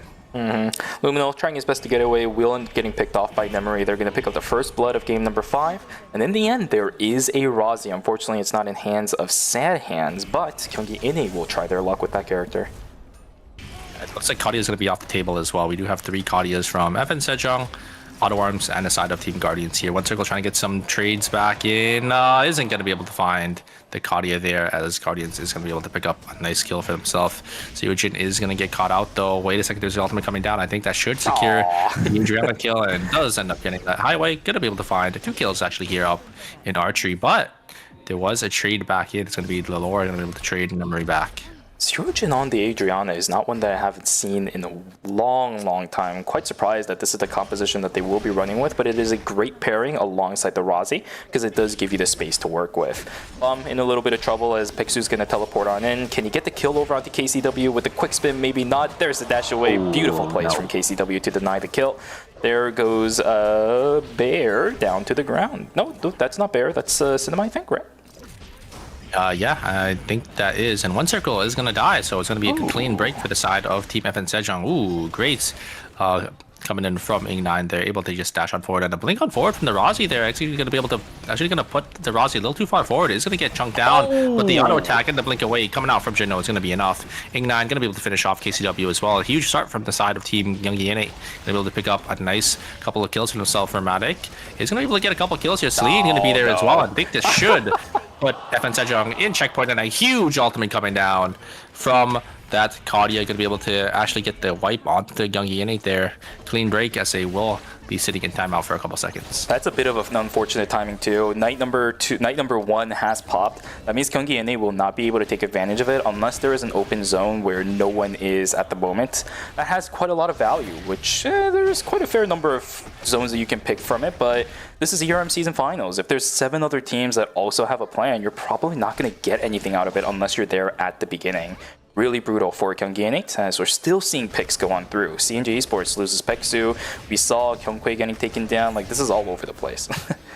Great find there from Bum on the Sua, able to get that pick, and Highway going to be able to get one for themselves. Juno going to go down as well. So a lot of early game trading happening. A9 also going to get caught here. I think they should end up going down. Going to try taping away. Do they have enough damage to kill him? No, they don't. Oh my. Early game Abigail, and that's early game Ekion. It's not enough damage just yet. A9 going to be able to escape with their lives. Oh, I thought they had it. Interesting. Okay, well, we're also seeing an Adina for the first time because Pungwa is going to be substituted in for Busan Vespa. I think this is a great call. I'm just wondering if it's a bit too late.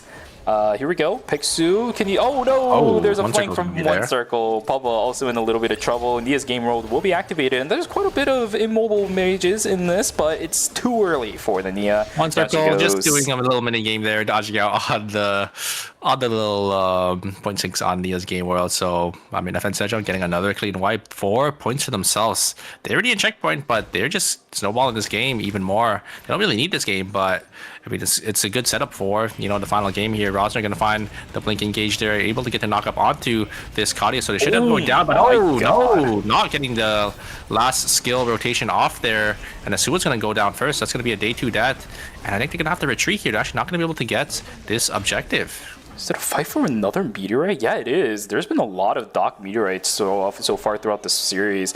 Always Inchan duking it out up against Team Highway up on the north side of the map.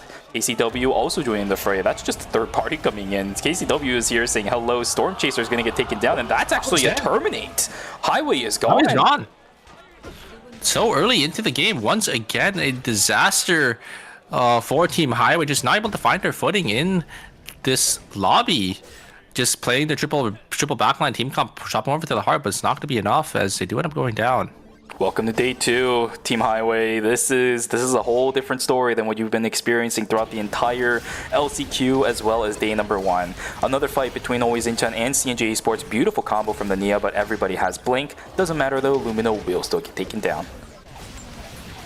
It looks like the Jackie's going to look for some more here. He can't really fight, trade auto attacks into the Jackie. Nice. And they do end up getting taken down as well. Great blink on forward there from the Jackie to secure the extra kill. Pixu in a little bit of trouble, but they do end up getting the reset. We'll just hop on out of there. That's another step closer for CNJ Esports to get themselves into checkpoint. Just a point and a half more that could be covered in the Rift if they do end up winning it. But until then, we will have Team CNJ Esports still waiting for their opportunity to make their way into checkpoint as well. Yeah, we do have the next objective spawning here very shortly. Okay, Youngie and they're just going to get their buy-ins. They don't want to take the fight into the side of Team FN Sejong. FN Sejong are really looking pretty strong for items for themselves. Going to try playing for this alpha that is coming up very shortly here.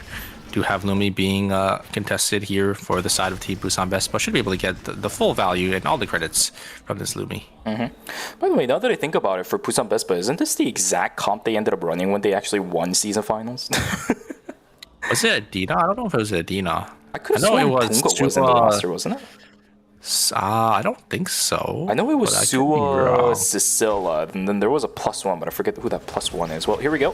CNJ Esports going to duke it out up against FN Sejong. They're looking for a fight to go into checkpoint even before the Rift began. Oh, wait a second. Bomb gets obliterated. Pixu still gets traded out, so it's a 1-for-1. Half a point away for CNJ Esports to get themselves in a checkpoint. You mentioned it earlier. FN Sejong is already in. Pablo reading for the kill a little bit. Will not be able to find it. Yeah, they were able to get bombed, but you have to go into the Titans of Romantic at one circle, and you know how long these two have been playing together. But and CNJ Esports are able to get the Rift and able to get all the reses, so it's going to be a clean 3v3 in the Rift here. It's great play from CNJ Esports. Here. They're looking for an angle in. KCW going to use that White Lily, but a great bat skill into the wall from the Sua. They're able to lock KCW down.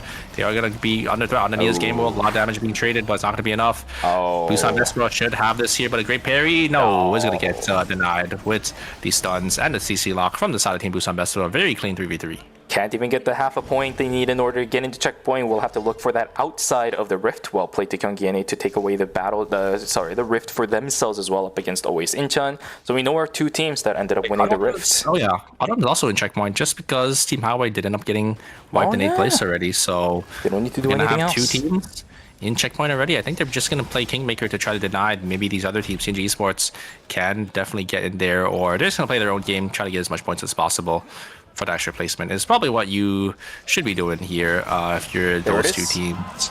And there is CNJ Esports. Looks like, yeah, you're right. They are in checkpoint now with that extra kill. And we're going to have 3 teams already in checkpoints.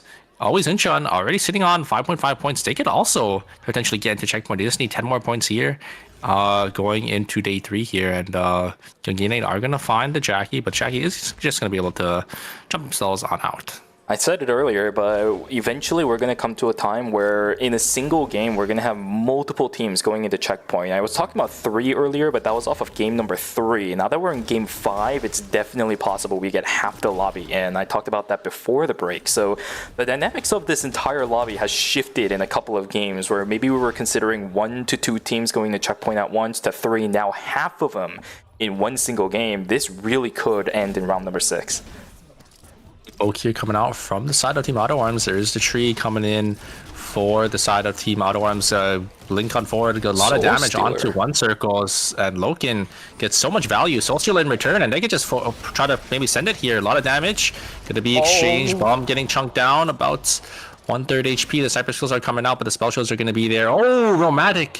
Almost dying there. The Spell Shields just able to keep them alive just barely. And look at the inventories of these teams. They don't have any food through their names. It's going to be a trio life going to be given over to this Kadia there. I think Loki just got so much more value on the Kadia, able to just E-shift on forward, just so much more aggressive and able to outtrade. In mirror matchups, the team that gets the advantage first will usually have the advantage for the entire fight. You know what's crazy is you could look at the credit counts of Auto Arms. They're playing down like 3 or 4 items, and a huge find from KCW, able to get them into the wall, and Near's game mode is going to be there, and I think that's going to be it. Youngie Innate is going to go down here. I don't think the can get away. Youngie Innate going down in 7th place. Oh god, it really just is not Youngie Innate's day today. Day 1 was all that they had from the looks of it. The steam is running on fumes at this point. There's nothing left for Team Youngie Innate. They've ran everything in their playbook, even bringing out the Rozzy and the Zero Jin Adriana. This guy has played this, like, I can count on my hands how many times he's played this in his entire career of professional play. What do they have left now in their books? Are we just going to go back to the Hayes and the Dean or something like that? Are we going to go really that far back into their playbook in order to find some kind of answer to what's happening in the series? I feel like they should be playing that front to back, right, with the Mai, but I guess the Mai, being bad now is kind of throwing a wrench into their plans. Here comes Engage from Always Incheon. They have a lot of damage for these backliners, but they're not able. Ooh, a great spell shield, little spell shield from Ross, and a huge bad skill coming out from the Suwa. They're able to lock down the Laura there. I think that is going to be Team Busan Best coming out on top. Very nicely played by Rosner. Great double spell shield into that basket as well. Great PL coming out. Look at their credits. Always in just trouble. Yeah, always in Chun. I mean, the Rift. Maybe they could find a Rift here. It did just. Oh, they can. And they do. So it's not going to be a minus for 100, and they're going to be back in it here. We're going to have to see if there's going to be a team that doesn't end up contesting. I don't think there's going to be a team that contests here. We've had a tendency where some of these teams looking for desperate plays have gone up against teams inside of the Rift, but I don't see any of their other lobby members being in that Rift either. It might be a freebie for Team Always Incheon. Very lucky for this team because their credit counts were in the dire straits. Yeah, you can see it. They got the gift, so they was completely uncontested. And they're going to get a free 4 score out of that as well. So honestly, it actually worked out for the side of Team Always Incheon. This is pretty good too. Abigail's going to get her headpiece. She is activated at this point. You don't even need to upgrade your weapon because, quite frankly, all the upgrades on Axe are kind of iffy. There is one that's not bad, but in the end, you're always going to be looking for Scarlet Scythe regardless. This is a full build Abigail until day number 4. So yeah, for the next minute or so, maybe even like the next 2 to 3 minutes while Always Incheon builds up credits again, this is full build Abigail. A blood box for the side of Team CG Esports, and they have all slots open, is going to be a headpiece. So I think that's going to go. Oh no, headpiece is the only one that they all had already. So it's a lot unfortunate. It's going to be that quick step helmet, the eye shield going into that Jackie. Interesting. All right, so we are going to continue trying to look for the mid-game fight mobility for the Jackie, which is something you can never complain about, right? The additional stats. That is a little unlucky though, because everyone already had a hat on their team. They were just looking for any other piece, and it would have been a huge spike. But I mean, eye shield's still a decent upgrade for that Jackie there. Armor would have been massive. I don't think I've seen a single game where where Pubba has had access to Queen of Hearts today. Yeah, that is true. And here comes Engage. Busan Vespa stuck in a corner here, and they have to play into the Celine and the Kadia. They're just getting poked down. But wait a second. Loken? They get a lot of damage onto Loken. There's the ultimate as well. Spell shields are going to have to be used to protect the Kadia here. And they're going to just full reset. The box is going to go to the side of Team Busan Vespa. Loken's getting a little antsy. This is his first game in the season finals.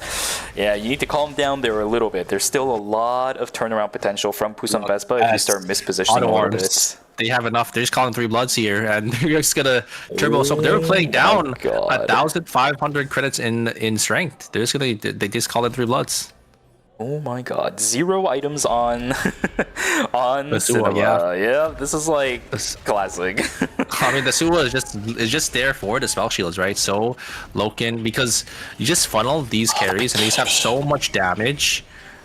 They just have so much damage that they have to walk up, and the second you walk up, you just get chunked down because you have the Celine and the Kadia, and then you just have the spell shield is just gonna be there to give them more HP and also give them that CC immunity to have opportunity to just keep poking.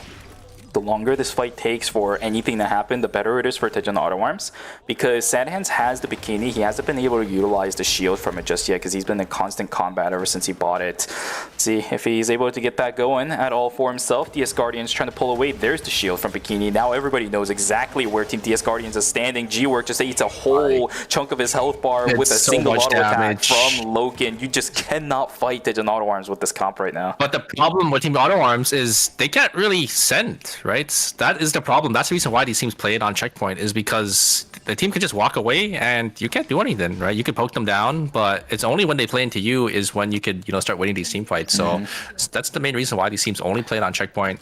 And yeah, I mean, it's just so much damage, right? The Sua is also on healing factor to just give the backliners just even more damage, right? Yeah, it's just a lot of stats. And here comes the engage. I'm just gonna find a middle between two teams here. They're gonna try luck in. They are staying in the hearts. Ultimate there. There is the knockup, but the knockup was done at the worst time. Looks like Sad Hands was able to get away just barely. Does end up dodging out on that wick line. I think if he actually got hit by that, he probably would have died. Yeah, at this point, Tejan Auto Arms is down credits. Of course, as we talked about before, this game really doesn't matter in the long run for Tejan Auto Arms. This was their checkpoint eligibility game, which they already met, right? As long as Sad Hands doesn't go crazy -1s for some reason alongside Cinema, they should be fine. They have enough to res as well. Indeed. They have enough to res for the last member, so they get the res here, and then they can just drop the key out and get the final res. How did they're also gonna be a less here. There were 3 teams contesting inside of the fire station. It's because Guardians lost a member, so they had to leave, and Busan Vespa just opted to take the wick line, which I think is also kind of fair. You just want to get the wick before these other teams show up. And you're gonna be looking pretty strong because you definitely want to look to try to win this game here. Pungwa also playing now means that this Wickle line is gonna be absolutely devastating for teams that decide to fight into it. Tejan Auto Arms still playing safe. CNG Esports not able to find anything on their front, but they are in checkpoint. I just realized we haven't. Oh wait, no, they've been in checkpoint. It's always Incheon that I'm looking at right now. Oh my god. Okay, and CMB goodbye. Yeah, Celine also just has the power to kidnap as well. Like this comp has a lot of just zoning potential and like a lot of pick potential, but yeah, obviously the downside is they could just never if a team just wants to walk away, they can't really press. Unless you send the Sua all the way in, but obviously with the way that this composition is set up, Sua has nothing, so she just dies. Always Incheon duking it out up against Team Busan Vespa, but that's one of the stronger teams in this lobby right now. If they want a chance to continue staying in this series and this game to go into checkpoint, I don't think it's going to happen, as the Abigail is going to pop. Kyungkwei runs out of space to move, and down he goes. Oh no, look at the credits as well. They don't really have enough here to get the reses. There's no more res as well, so they have to try to farm up, catch Lumi, and all these teams, they're going to be guarding Lumi here. You do have a mirror match between Team Always Incheon, Team FN Sejong and Team Auto Arms on the bottom side, because you want to hold your zone, right? You want to start holding a zone as this team comp, but I don't think Team Auto Arms wants to let them hold that zone. It looks like maybe they might just opt to take the pawn zone, but they're definitely wanting to posture up to try to deny Team FN Sejong from holding it on the bottom side here. I don't think it really matters for both of these teams. They both know they're both in checkpoint already. Maybe they're just trying to take the ego 3v3 to see if they can win it out here. Here comes Engage from KCW. Does end up getting the lockup, but a great blink away from Rosner. Are they going to be able to get themselves to No, the burst down is going to be there. But wait a second, the ultimate from Desicella should be able to pop. Oh, the Jackie. Wait. KCW. Oh, wait a second. The Desicella went down to the Neo's Game World, but Bungo is going to be here to maybe close it out. Does end up getting it with that. I think that was the Hex there, but the res on the Jackie. I don't think Bungo can do it. Wait a second, I think Bungo can. Wait, he dies. Wait, he dies. He has a star contact and the Hex. Oh my god! He doesn't die. He doesn't die. Bungo needs to just zone off to let the Desicella res, but I think the Jackie knows that the Desicella is self-resing here. Does he? Can Wait, Bungo that's like hold the lines? I don't think he does. That was like in between. Can Bungo hold here? Oh no! Wait, yeah. No Bungo's way. Gonna be back. Oh, it's back up. Oh, he's dead. No, the bubble didn't come in time. But it's double Bailey's up against the Nina. No, he's recharging the stars. He ran out of constellations. And that is going to be Busan Vespa going down. A great attempt from Bungwa there, but just not going to be enough. Great try. Great try from Pungwa. But that's an impossible task that you were given from everybody else on your team. The res is going to come through, but the timer on CNG Esports is looking really dire at this point. 16 points for these guys. All of these points don't matter for this team anymore. They're going to try to go into Cemetery. Our temporary zones are going to be Chapel as well as Pond. We'll see if CNG Esports can do another agent moment, because this is dire straits for them when it comes to timer and resources. FN Sejong looking pretty strong. I mean, it's only the Sleet on the blood sample, but Romantic still having full gold. Georg just trying to scout out with this Nimrod's Gate, not able to really find anyone here. Bum just gonna be camping that portal, and yeah, FN Sejong already bunkered down. Auto Arms gonna start bunkering down in Pond. But all these teams are gonna have to play into this Sua, Kadia, Celine. There's gonna be CNG Sports gonna be walking up first, and they're pretty strong, right? They have a good dive team here. Maybe they could look for an angle to just instantly burst down to Sua. They have 2 blood samples on KCW and a blood sample on their Jackie here, but yeah, I think it's gonna be. These teams have to be a little careful. I don't think they want to give zone control to this Suakadia Celine, or it's gonna be pretty bad. Not at all. Okay, well, Lumino just kind of hanging out in the corner as the Laura. I could have sworn I saw this earlier today as well, but on the south side of the map instead of on the smack dab middle area. CNG Sports trying to play a little bit aggressive. They know what their timer situation is looking like. G-Work gets caught out. There's the Peacemaker invested very early on. KCW trying to do what he can. He's going to stay alive with the quick spin. Down goes yet another hop, pop, hop so for well Pexu. Just gets all the kills in the world. Timer is reinvested, but the third party comes in. The Terminate is there, but they do get the res. Oh, they expand the time. Oh my goodness, very huge. Okay, CNG Esports buys themselves a little bit more time. No. They just walk back into the recon, and KCW can't heal up. There's a quick spin. They have to get away. They don't have any util. And they're just gonna do so much damage. I think Bubble's gonna go down here. Just the one off. No, the double Odyssey is gonna connect, and there goes down. Yeah, it's so unfortunate there. I think maybe I'm pretty sure they didn't have enough time to go around. Yeah, it was kind of just a rough spot there. You know, taking the team fight a little early, you end up making pings, and yeah, they just end up getting punished. Well, unfortunately, Luminal does end up getting caught, but gives his team an extra placement, so it's not the end of the world. It makes it easier for their next game if they do want to get over into checkpoint. But now, this game, the remainder of it is a formality. Even for CNG Esports, this situation doesn't matter. They are already in checkpoint, but it's a last gambit for this team. Can they pick up a kill against Romantic? No, they cannot. The bleed is also just not going to be enough with the Executioner bonus. Pop goes the Weasel for KCW. We are down to 2. FN Sejong and Tejan Auto Arms, the 2 titans of tonight. And it's both the Celine Suakadia that is not going to be on the table for Game 6. So I'm surprised they actually pulled it out early when they're not in checkpoint, because it's going to be banned. Or maybe they wanted to get it banned away so the other team couldn't play it on checkpoint as well. Yep. Items-wise, Tejan Auto Arms does have advantage, but positioning is pretty bad. It's Cemetery as well up against Celine. It's very hard to push in on this. So even with the item advantage, the mirror matchup, positioning really matters on this. Who is going to call and pull the trigger? Great shield from Cinema to deny Sad Hands from getting any tagged by one circle. The Bikini shield really is making a difference in this fight as well. The advantage is to the side of Team Auto Arms. They have 2 extra blood samples here, but Mac is going to full center here to get the Sua Don Quixote onto the Kadia, but the Soul Stealer is going to be invested, and Auto Arms is going to be able to get themselves on out of there, and they're going to be able to full reset with this heal plant. Cinema already getting chunked down to about half HP here. It's really close. There's no way Chronosphere goes left. For an angle. There is the explosion orb. It is gonna pop. So these, so some poke damage is gonna go to the side of Team FN Sejong, but Cinema already getting chunked down to about half HP. Has to be a little careful. Loken is getting poked down. Oh, doesn't get hit by the center. Suaki, and they're gonna try full sending it here. Bomb's gonna look for an angle in, and it looks like, wait a second, Sadans is gonna be able to win the 1v1 onto one circle. There's the ultimate, and that's gonna secure the deal. Romantic is gonna be able to get the inner blitz onto Sad Hands at the end, and should be able to outtrade. Oh my god! I think Loki forgot he had Burgundy.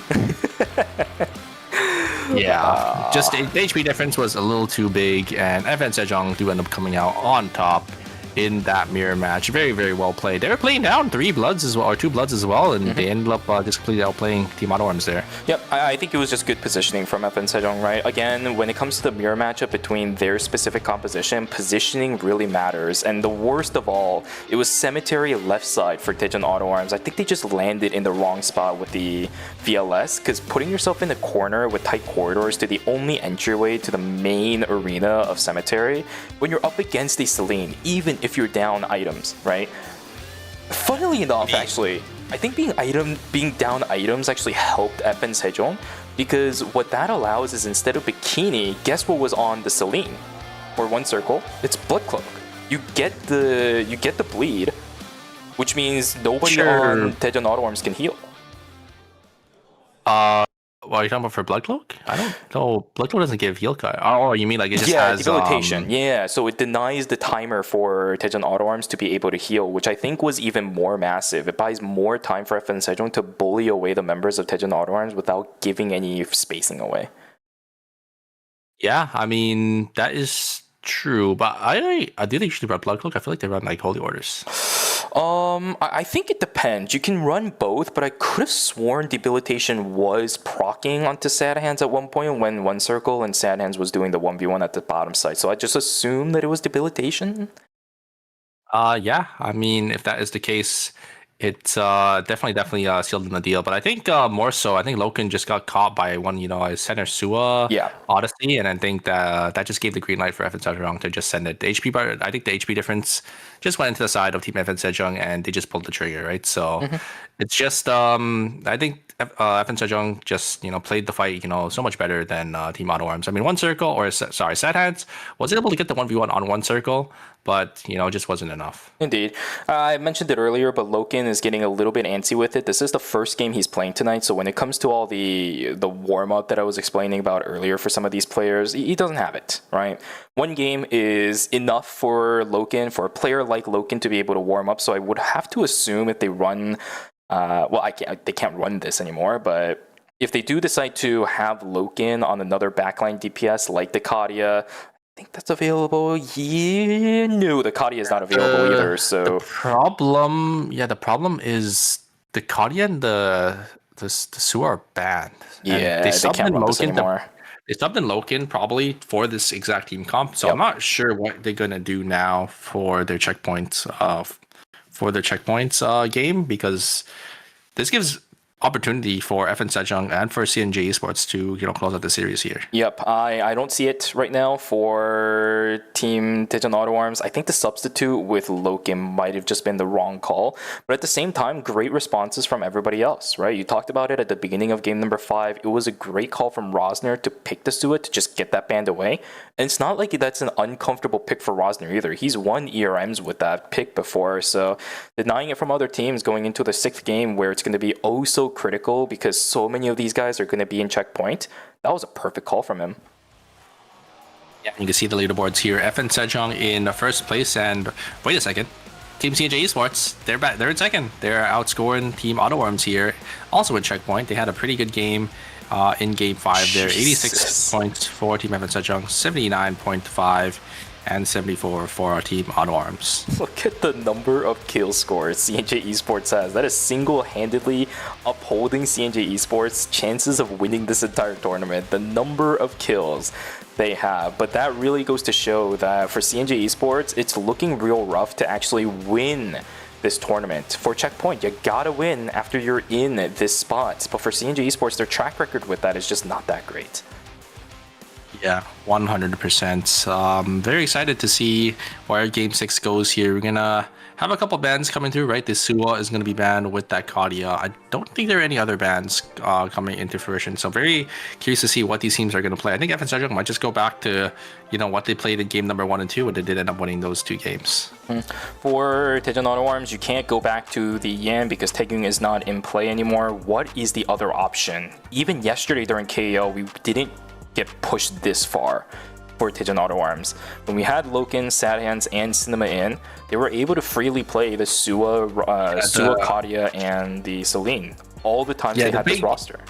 The big difference is in KEL, it's there is no 2-ban restriction. Yeah, exactly. It's a 2-character restriction, and then you can basically plan out all your team comps, and you can plan out when you want to swap in, your substitution, because, team comps will get banned out if you play the same team 2 times.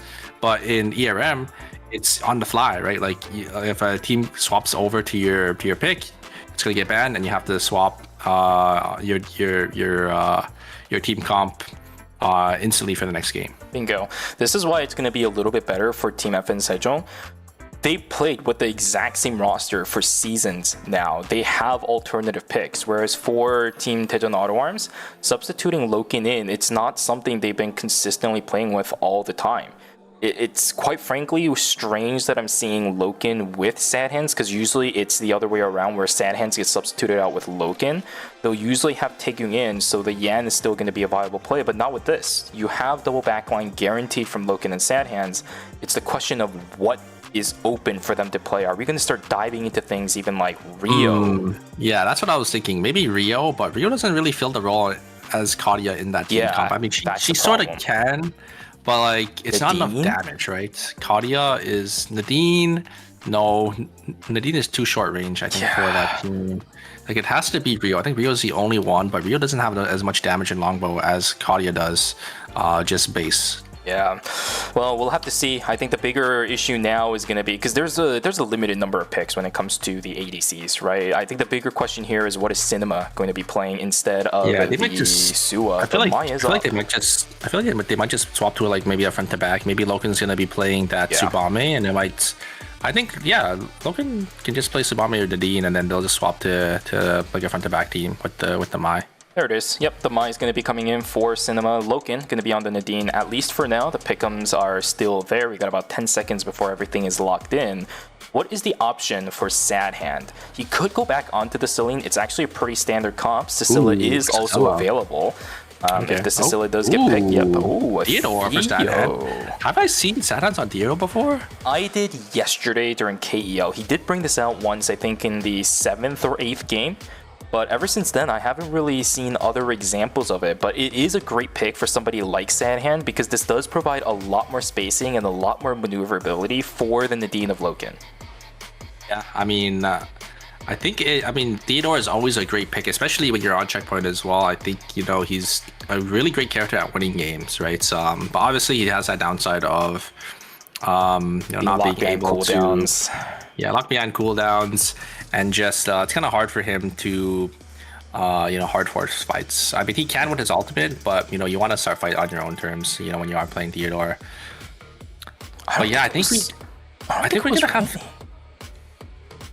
I'm not sure what the weather was, but we'll see once very shortly. And I think there's going to be a lot of bans coming into fruition for the next game if we do get into a game 7. I think I saw Mai, Cecella, Nadine's going to be banned for 2 games. And I think that's it. I think there's 3 bans going into game number 7 here. You see, that's it, but that is quite a lot. That's a lot, yeah. 3 characters is quite a bit. Yeah, typically the upper limit of the number of characters being banned is like 5, so even seeing 3 is pretty rough. We'll have to see as soon as the banners on the bottom side of the screen are gonna go. We'll see what ends up happening to the character picks. There are a couple of hearts that we have seen a fair number of her tonight as well. Oh boy, we're starting to get to the climax. Super, we're almost done with season 8. A great way to finish out the season. This series has been incredible from start to finish. Yeah, it's been a treat to watch. But yeah, 4 Nadines, 3 Cecellas, and I think 3 Mais. 3, yep. Yeah, so we're gonna have 3 bans, and I don't know if there's a character that's been banned 2 games in the last game. I don't think there was. I think it was just 1 game's bans for the characters. Yeah. So we're gonna have just 3 bans going into game 4. Yeah, but I would just mention that it is actually 5 7. Nadine picks. Oh, so technically we will never see Nadine again until game 10. is it game 10? No, game 9. No, wait.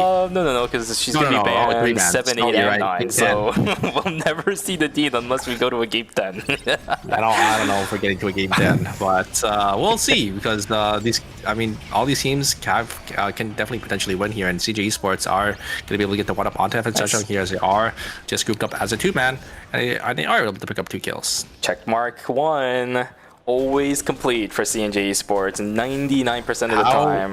How cool would it be if CJ Esports ended up winning here? I know, right? Somebody else mentioned it in chat just now about how it would be super cool if a character like Jackie is able to win something like ERM Season Finals. I'm in complete agreement, right? She is definitely not a conventional character, and quite frankly, any time Jackie has ever been viable and competitive, it's always either been with dual blades back in the way back in the days of like pre-release, or two-handed sword. Yes, but every now and then Two-handed sword Jackie coming into professional play. Oh my god, yeah, I gotta love to see it. I would love it if that wins. And like the storyline for us, Team CJ Esports, right? I How far they've know. come. If they were able to take it home here, you know how much that would mean to them, I think. Yeah, this team was one that also has lost out a lot of opportunities to even get into National League before KEL existed, right?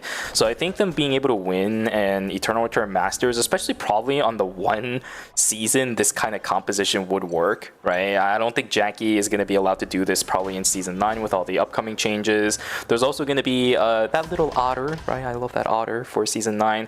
So many different ways that teams are going to be able to just catch up to a team that can snowball so early that I don't think this is going to work anymore. If they do end up winning this season, it will be the storyline of a lifetime for these guys. Still trying their best. KCW getting some kills. Peksu also doing the same thing. Pungwa doing what he can. He's on the Henry this time around now instead of the Adina. There's a trade over onto Pulba. Down he goes. KCW on the chase for Rosner. Can he get the kill? Potentially for a break. No, the Monkey Wire is there to break the ankles of KCW to get out for Rosner. I didn't even realize Casey or Pokemon is going to be on the Henry and Roger is going to be on the D. Roger's playing ADC. Yeah, that's not all too common, is it? Yeah, I mean, I think I did see him on Rio in the past, but yeah, usually he's, you know, he's filling that tank role, but they are playing that triple backline here for the side of Team Busan Vespa. They're just going to engage coming out from the side of Ignite, but Ignite is just taking so much damage. There's the ultimate coming down from one circle, but it's not going to connect, as it's a little too slow. The damage is going to be returned. There's the ultimate from Sacella. Hardall is going to come down as well, and the heal drone is going to be able to keep the members of Evan Sejong a little too healthy there. The pull, it's not going to be there just yet. Zerojin getting some poked back. Great pull coming out from Ermatic, pulling themselves on forward to get a couple more, like a couple damage there, and one circle. Just a great pull. Taking so much damage. The shield comes out a little too late. They really took way too much damage on that Estelle, and that should be Evan Sejong. Wait a second. No. They're gonna wipe Team Youngie Innates. They're out. No, 0 points. Oh man, what happened to Gyeonggi Innate in the past day, man? Oh my goodness. Even in KEL, this team was struggling, and now in ERM Season Finals Day 2, they're struggling even more than they did yesterday. It's just not the day to be a Gyeonggi Innate fan. Really rough for that team. Gonna go down in 8th place, a fast 8th in day number 2, 0 points. You're absolutely correct, but FN Sejong, they are just running away with the series. Yeah, and that's one of our non-checkpoint teams here, so it's more than likely or not that this series could end here. We have only 4 non-checkpoint teams left to try. Actually, only 3 non-checkpoint teams left. Oh no, wait. No, we have 4. We have 4 non-checkpoint teams left to try to deny Team CNG Esports, FN Sejong, or Auto Arms from closing out the series.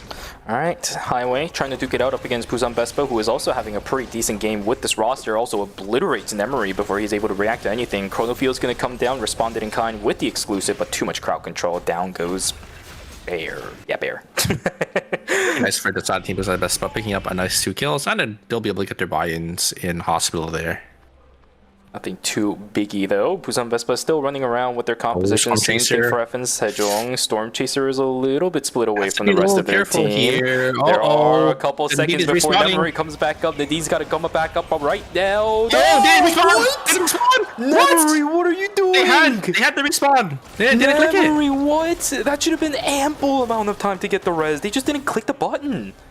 I think they just didn't know, and then the second Eva showed, they just instantly died, right? Because Eva is so squishy, they just instantly went down, but Nemery should have picked one. Alright, well now we are down to 3 teams in Checkpoint. It's half checkpoint teams, half non-checkpoint teams. We might end it in Game 6, Super. This is looking rough for the teams that want to try buying more time in the series. This one right here could buy a little bit more time as one goes down in Daejeon Auto Arms composition. Cinema trying his best to run away. Quake will deny a little bit more of the initiation, but Luminal has got the chase. There is all the daggers coming through. Cinema is dead to rights. What we saw in the other game. If there's any team that can stop these checkpoint teams, it's going to be the team always in Chun. And Luminal is already on 5 gold. I think they just fully funneled Luminal there. As you can see, the Lenny and the Mai having 0 items both to themselves there. They're just full funneling this the Shoichi. This is Giga Brew Force. Always Ninchan just needs 1 more point now to get into checkpoint, assuming this goes any further than game number 6. Down goes Rosner. He was the only one that came in. The risk taken, and the risk has taketh. Down he goes, and that'll be CNG Esports to take away the Rift once again. Guardian's gonna be in a little trouble here. Always in Chun. Maybe want to look for this team fight, but it looks like. Oh no, yeah, well, there's the queen. Gonna connect onto the Mai, and they just get absolutely obliterated by the side of Team Guardians. Yep, outplaying yourself, right? Going up against an Adela, once you see that queen up, you just start jittering around, but all the Adela has to do is just wait for you to stop doing it. That's exactly what happened over onto Kyungkwae. Really unfortunate, but that's just what's going to happen when you outplay yourself like that. Well played to DS Guardians, but they still have a long way to go. That's the problem for that team. CNG Esports looks like KCW is fully stacked onto Yan, but no, Auto Arms isn't going to walk into them there. FN Sejong is still split farming here. It is still day 2, so they're getting a lot of value. And, you know, at this point in the game, you want to try to snowball the game as much as possible. And, oh, they get an item as well, so they're going to be sitting in a pretty comfortable spot. Meteor is really good for this team at the moment. They're going to get the Death Rune off of that. Really massive pickup. That's going to be Primordial Hex available for FN Sejong Online Sicilla, which, as we all know, we love Primordial Hex ever since it existed in the past. I hate that thing. But, you know, regardless, I'm not playing in this game, so everybody else has to deal with it. Yeah, and it looks like Guardians is also going to be split farming as well, but it is going to go to day 3, so if any of these members get caught out here, it's going to be pretty bad, and that's going to be exactly what's happening. ZMB is going to get caught, but is going to tank some red timer. Going to have to tank about 10 to 20 seconds here. I think about 15 seconds to regroup. I don't know where the D is. These is also really far away, but I mean, they just have all the console vision around here, so they're able to just play and just farm up so many credits. Hey, we talked about how timer is a resource, but yep, it'll come back to bite you. Oh, what is this? What is this? What is that jump position? Oh my goodness. Okay, CNJ Esports, they turned around though. KCW with a massive tomahawk roundhouse will be able to knock down one, but it's a trade. 1 for 2. Dejan Auto Arms are going to get fully wiped out, unfortunately. Pablo is going to get taken down too. KCW stuck in the middle of everybody. These are all of our checkpoint teams. Down goes CNJ Esports too. Busan Vespa, as long as they hold, it'll be fine. Can they knock down any more for FN Sejong? Down goes one. One circle is still alive, but somebody on their team is down. It's a 1 for 2 so far. CNJ Esports on the backside trying to find a little bit more. One circle trying to get the self-res. If he jumps over to the other side into pond, he might be able to get it, but a bunch of teams in checkpoint has just lost so much value out of this game. Ew, how do you turn that? CNJ Esports, KCW getting the double knockup onto Theodore, and I think the Nadine in the backside there is just so well played. It looks like Team Guardians are coming back. One circle. He still has self-res. Oh, he's popping. Oh yeah, he's blowing up his body now. He's blowing up their body now because they are at the kiosk on the bottom side there. FN Sejong is gonna be able to res, so it will be a -200. But wow, CNJ Esports. Oh wow! I mean, I just thought that they were gonna die. They got hit by a triple spark gate onto Theodore on the land, and they still were able to turn it. How do you get out of that tight corridor too, up against the Theo? You said the triple spark nade, but how do you get out of it when his autos are spreading out to everybody and you don't have a way out? That is what's more incredible to me right now too. Yeah, CNJ Esports, I mean, they're showing that they can win this game. Look at their items as well. They're looking really strong here. They can definitely win it. We could see Team CNJ Esports becoming our Season 8 champions. That would be the strangest thing to witness, but a great hurrah for Team CNJ Esports. After seasons of looking for trophies, this could be it, but they still have to cross the finish line. That is the curse of CNJ Esports. It's so hard for them to win a darn game, but this might help them a little bit more as FN Sejong one circle on the backside. KCW is going a little bit too far for this. I don't know about that one. Oh, that is a -200 unnecessary. Wait a second, Romantic just gets absolutely obliterated by Peksu. He's on the flip side. Oh my goodness, the autos from the Jackie just disintegrate the other side of the token. Jackie can just chase this hard down because this would be a team wipe for FN Sejong and give the window for this Jackie or.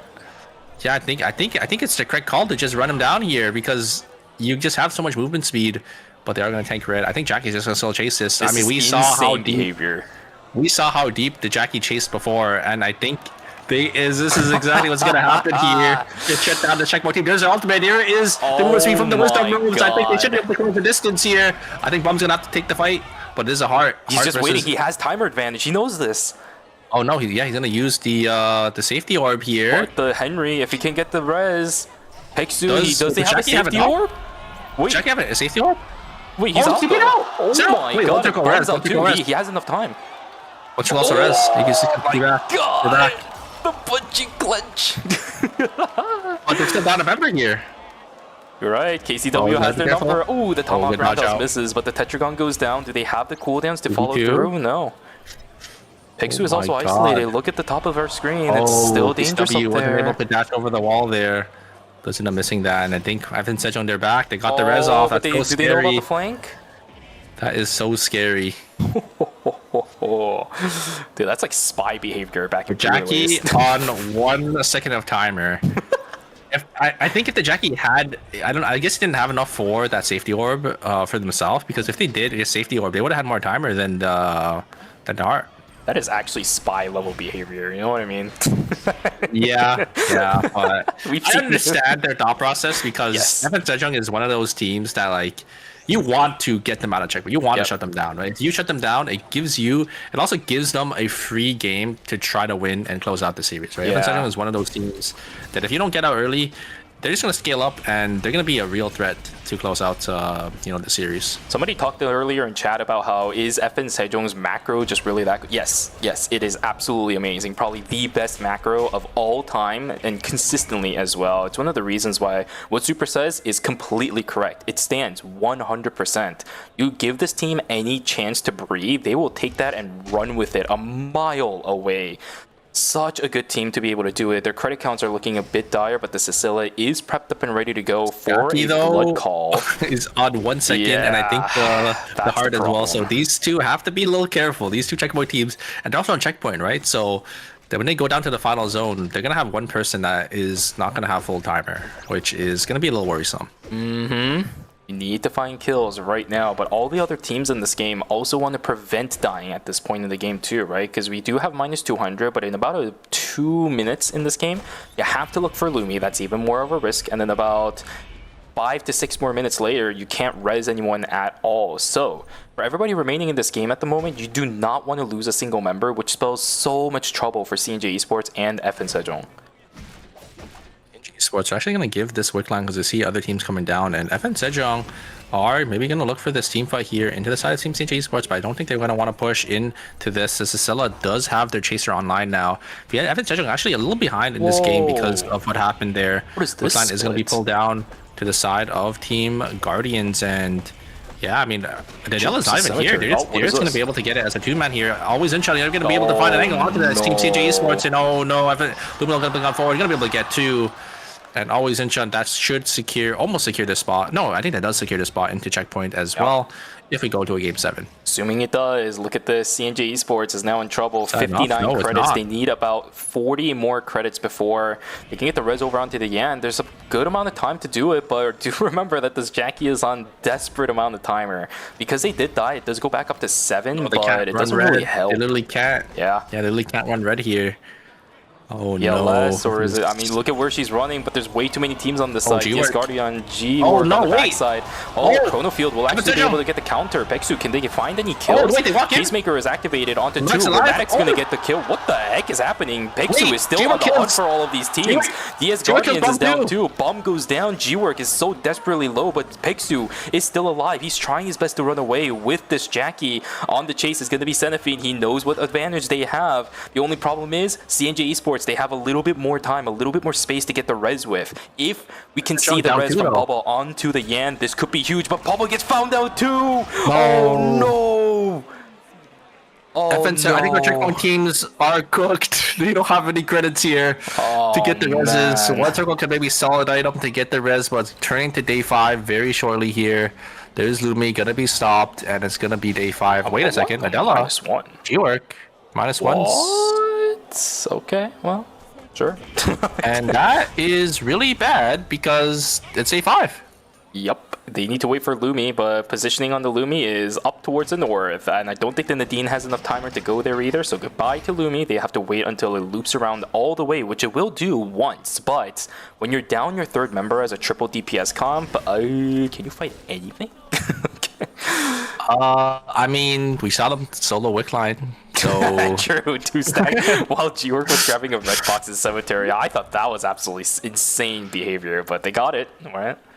We saw them dual work lines. I mean, this opens the door as well when there's you know, a lot of people missing to get the Lumi res, but at the same time, these teams that are duos are gonna try looking for that Lumi res, and I think that might be a little hard for One Circle to try to get it here.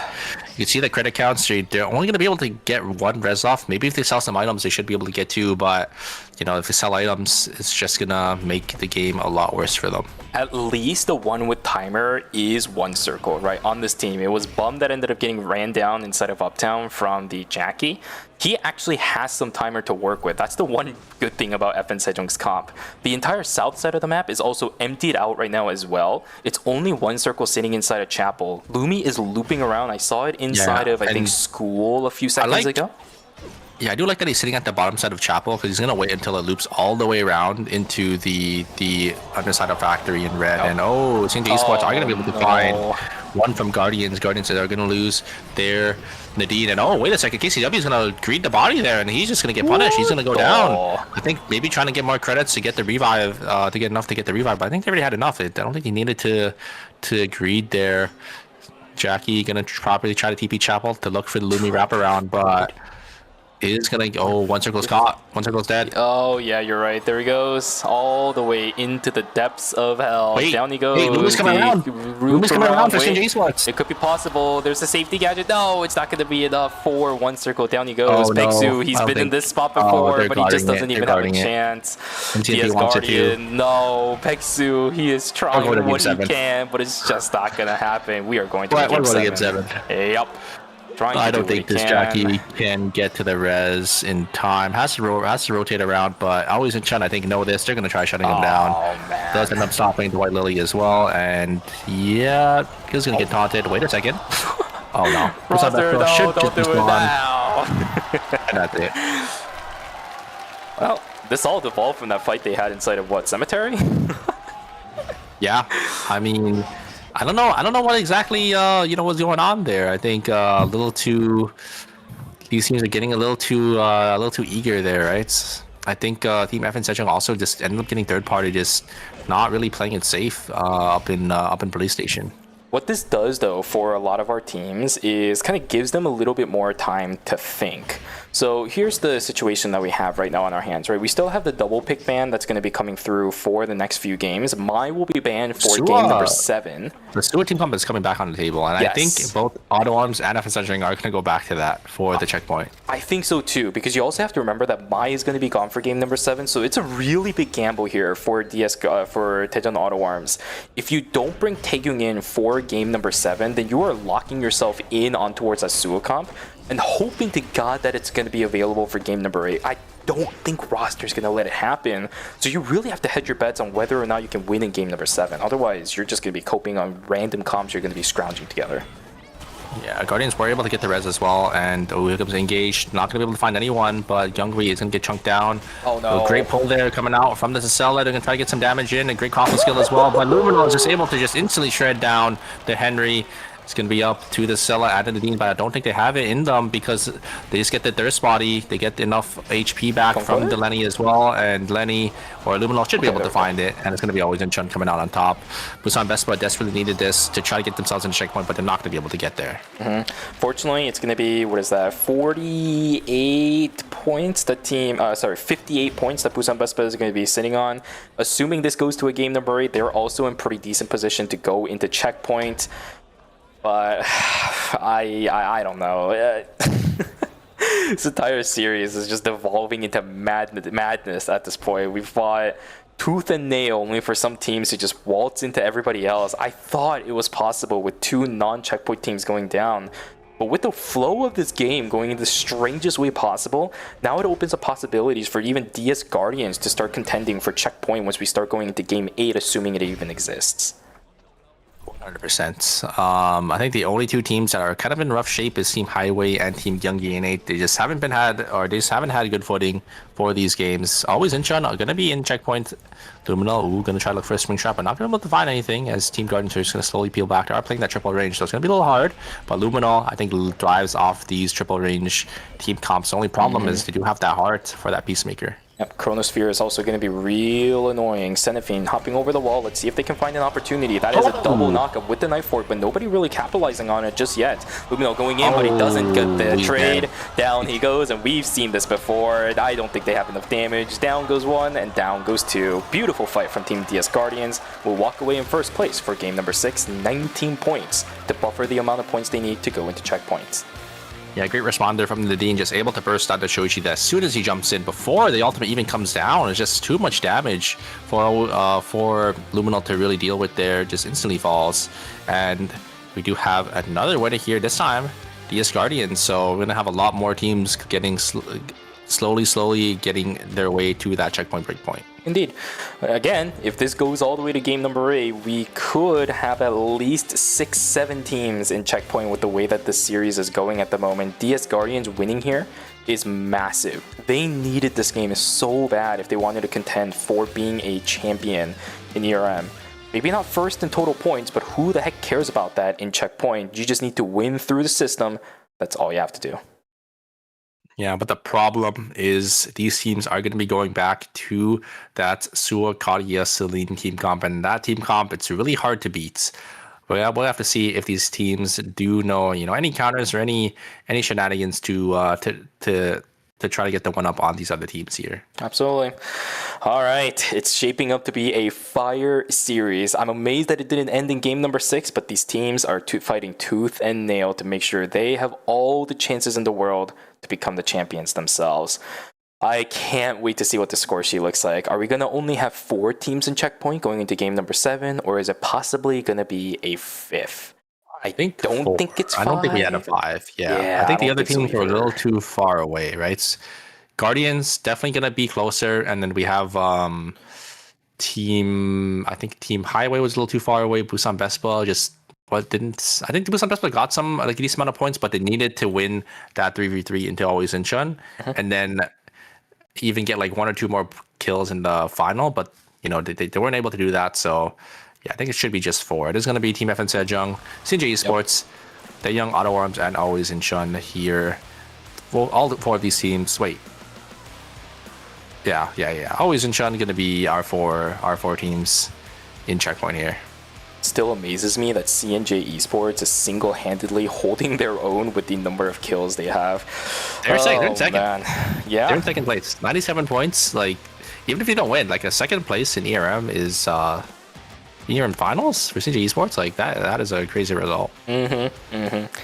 Second place plus the amount of field kills that the kill score that you have. FN Sejong, you can see the amount of points they have are mainly distributed into the placement points. But for CNJ Esports, you can see how many kills they have. 74, and you can look at the rest of the lobby. It's like 20, 30, 40, 40 kill difference. Like it's actually crazy the amount of kills that they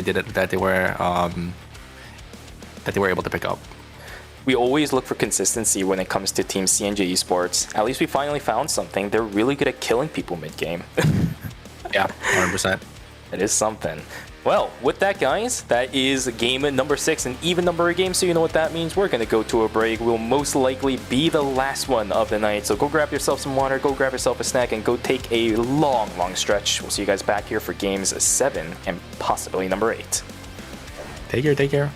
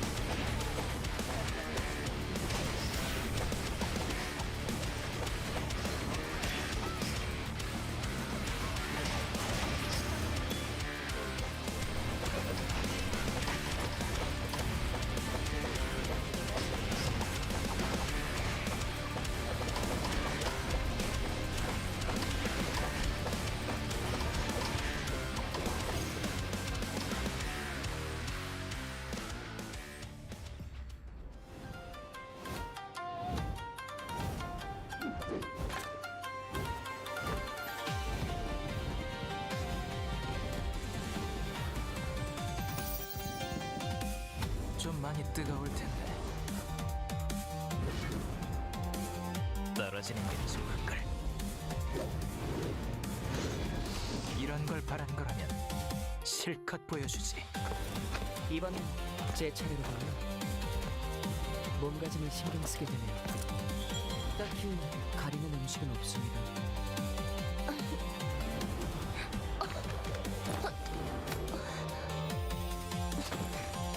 수상한 짓은 그만두는 게 좋을 거예요.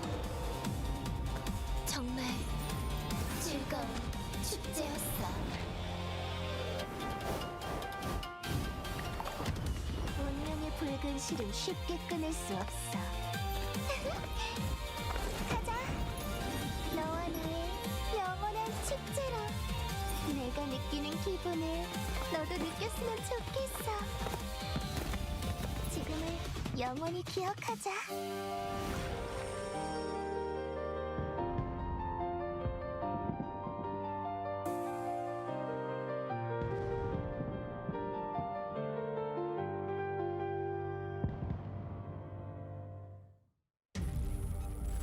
You're ready to get in the game now. The last thing you want is to wait. WD Black, performance storage, purpose-built for gaming. SSD speed that obliterates load times. Performance to transform your game. Expanded capacity to store more. Customizable RGB. WD Black. Because the game never waits. WD Black. Drive your game. 해변 같이 갈래요? 오늘은 저 혼자 왔어요. 다음엔 어떤 걸 쪼개면 되나요? 짠! 브이 빨리 언니한테 보여주고 싶네요. 밤바다 좋아하시나요?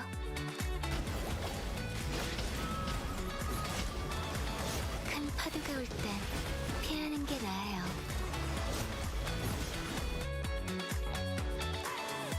물살에 휘말리지 않게 조심하셨어야죠. 제 얼굴에 뭐가 묻었나요? 아, 얼굴을 쳐다보시는 게 아니었네요.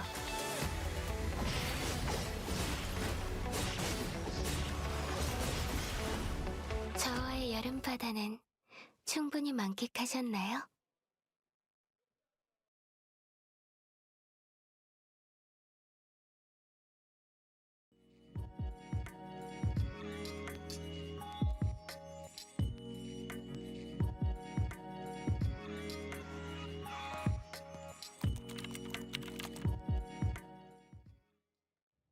시간을 되돌리고 싶다고 생각해 본 적 있나? 시간은 화살처럼 빠르다고 하지. 공감하지 못하겠다만 지금의 나를 네가 본다면 과연 뭐라고 할까? 멈춰있던 시간을 움직일 때다. 너희가 날 이용하는 게 아니다. 내가 너희를 이용할 것이다.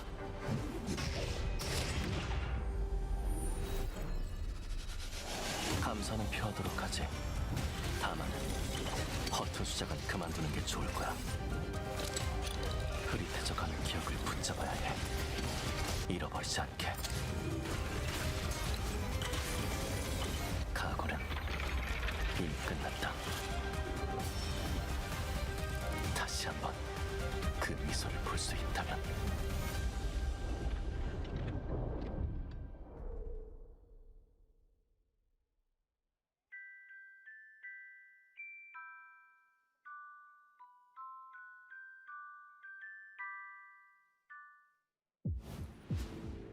좋아하는 걸 하면서 돈 벌 최고의 직업이지 않나?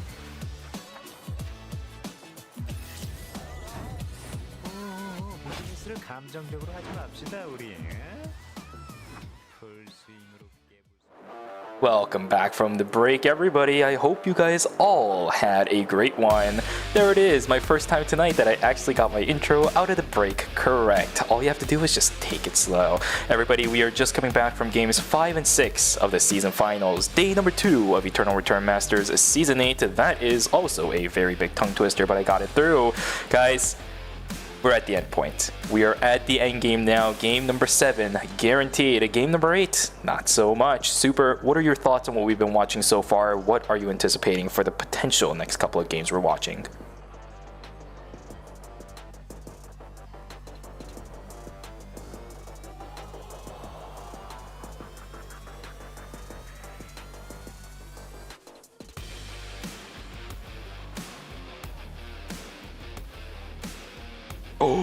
Oh, wait. Needs to walk in. You were muted. Okay, there you go. He wasn't asleep. I just mispressed the button. Dang it. It could have been a clean break. Coming back in. Dang it. I always miss something today. I'm so sorry, guys. Sorry, Super. My apologies. I missed a button. Oh, it was so close. I had everything right but that one thing. It's okay. I'll just say that I think the Sua Kadia Celine is going to be back on the table for both Team FN Sejong and Team Battlworms, and I think it's going to be really hard for these teams to play to those two teams, just because I think it's such a strong team comp when you are in that checkpoint breakpoint, because teams are going to be having to play into you and you're going to be playing for that win. Exactly. We talked about it before we went into the break as well, right? This is, well, actually, it was after we went into a break. You and I were talking about it for a short moment before we went to go take our individual breaks, but it really does feel like the Sua, Celine, and the Kadia combo, it just seems almost unkillable in a lot of different ways, especially because the Sua is running single-handedly the strongest support-style Sua, right? You have the Soul Stealer, you have the healing factor. If you can get everything in and do what Daejeon Autoworms did earlier with the bikini on the Celine, it is just free damage that you can pump out onto people without getting punished. So, if that starts to come into fruition once again, I think everybody in the lobby has to be scared, especially with also always Incheon making their way in onto checkpoint. It's always that X factor that has the capability to win. Yeah, they're also just funneling all the items into the carries, right? Sua just has no items, and there it is. Both Autoworms and Team FN Sejong are going to be swapping over to it. Busan Vespa are also you're going to be playing back on to that Sua to try to get it banned out for Game 8 if we do end up going there. We do have the Mai, Nadine, and Cicella. Once again, the same 3 characters are going to be banned going into Game 7 here. Very insane, but gutsy decision from Always Incheon. We're actually going to be substituting out Kyungkwae and bringing Blaster in. This is a composition, or not a composition, but a roster that we have seen Always Incheon field throughout Season 8, right? Lumino, Blaster, and Seraphine.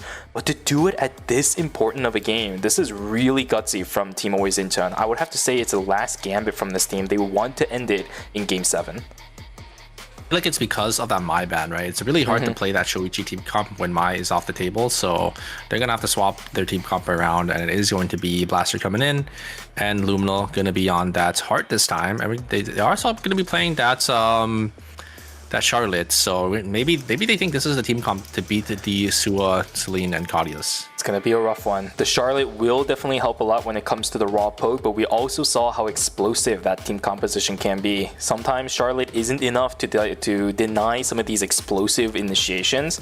We'll have to see if it's going to work out for Team Always Incheon as we zoom in for what may be the last time of this year for the Hockey Puck. Here we go, game number 7. Half of the team are in checkpoint. If any one of those 4 teams win, we are done for the year for ERM season finals. We'll have to wait until 2026 to be back in the Daejeon Arena. Yeah, at this point into the series, I think it's most likely going to end here, because once half of the teams are in checkpoint, there's no real threat of the, getting teamed on and getting politicked anymore, or most of it goes away. And it's also these teams that have just been winning, throughout the night. So. Funnily enough, I feel like it's really strange that we haven't seen too much politicking today at all, save for Team CNJ Esports doing whatever that was earlier throughout the entire red zone up against FN Sejong. We haven't seen anything outside of that, right? In game number 6, they all just cannibalized each other by jumping in onto a fight, all into Cemetery. Yeah, before you even got there, they all just died here, and we do have... looks like Memory is going to be TPing on forward there. The Sua is getting body blocked by the Nikki, and they will end up going down. Senma gonna fall here on the top side of Hotel, and we do have Ignite going to try to look for a trade. I don't think they're going to be able to find it though, as they do end up going down as well. Team and Guardians, looks like J-Work's going to be on the Alina as well to try to maybe counter this team comp. I wanted to talk about this pick, and I was actually surprised we haven't seen it today at all, because there's been a lot of triple, maybe even double backline damage dealers, and Alina, with the way that G-Work plays it, is so fantastic into those compositions, right? Because he loves to go for the flank with this character, and CMB sitting on Yan as well as the Tsubame, it's going to be really hard to lock down any members of DS Guardians. I'm glad we're seeing it now, but I'm worried that it's a little bit too late at this point in the series. Yeah. Busan Vespa, it looks like both the Suas are going to try looking for something. One circle did end up going down, but I think Guardian should be able to finish off Rosner here. Rosner should be able to get into the speed gate, maybe. Does end up getting some cooldown back, is able to get it. Well, the ultimate is here. Spell Shield! Going to be there just in time to keep them alive, as they do end up getting it. And Bob on the other side actually winning the 1v1 onto the Tsubame here, but GMP is going to be here to maybe try countering. Looks like Bomb is going to be able to get away. Yeah, I don't know, dude. This character looks kind of broken. What do you think?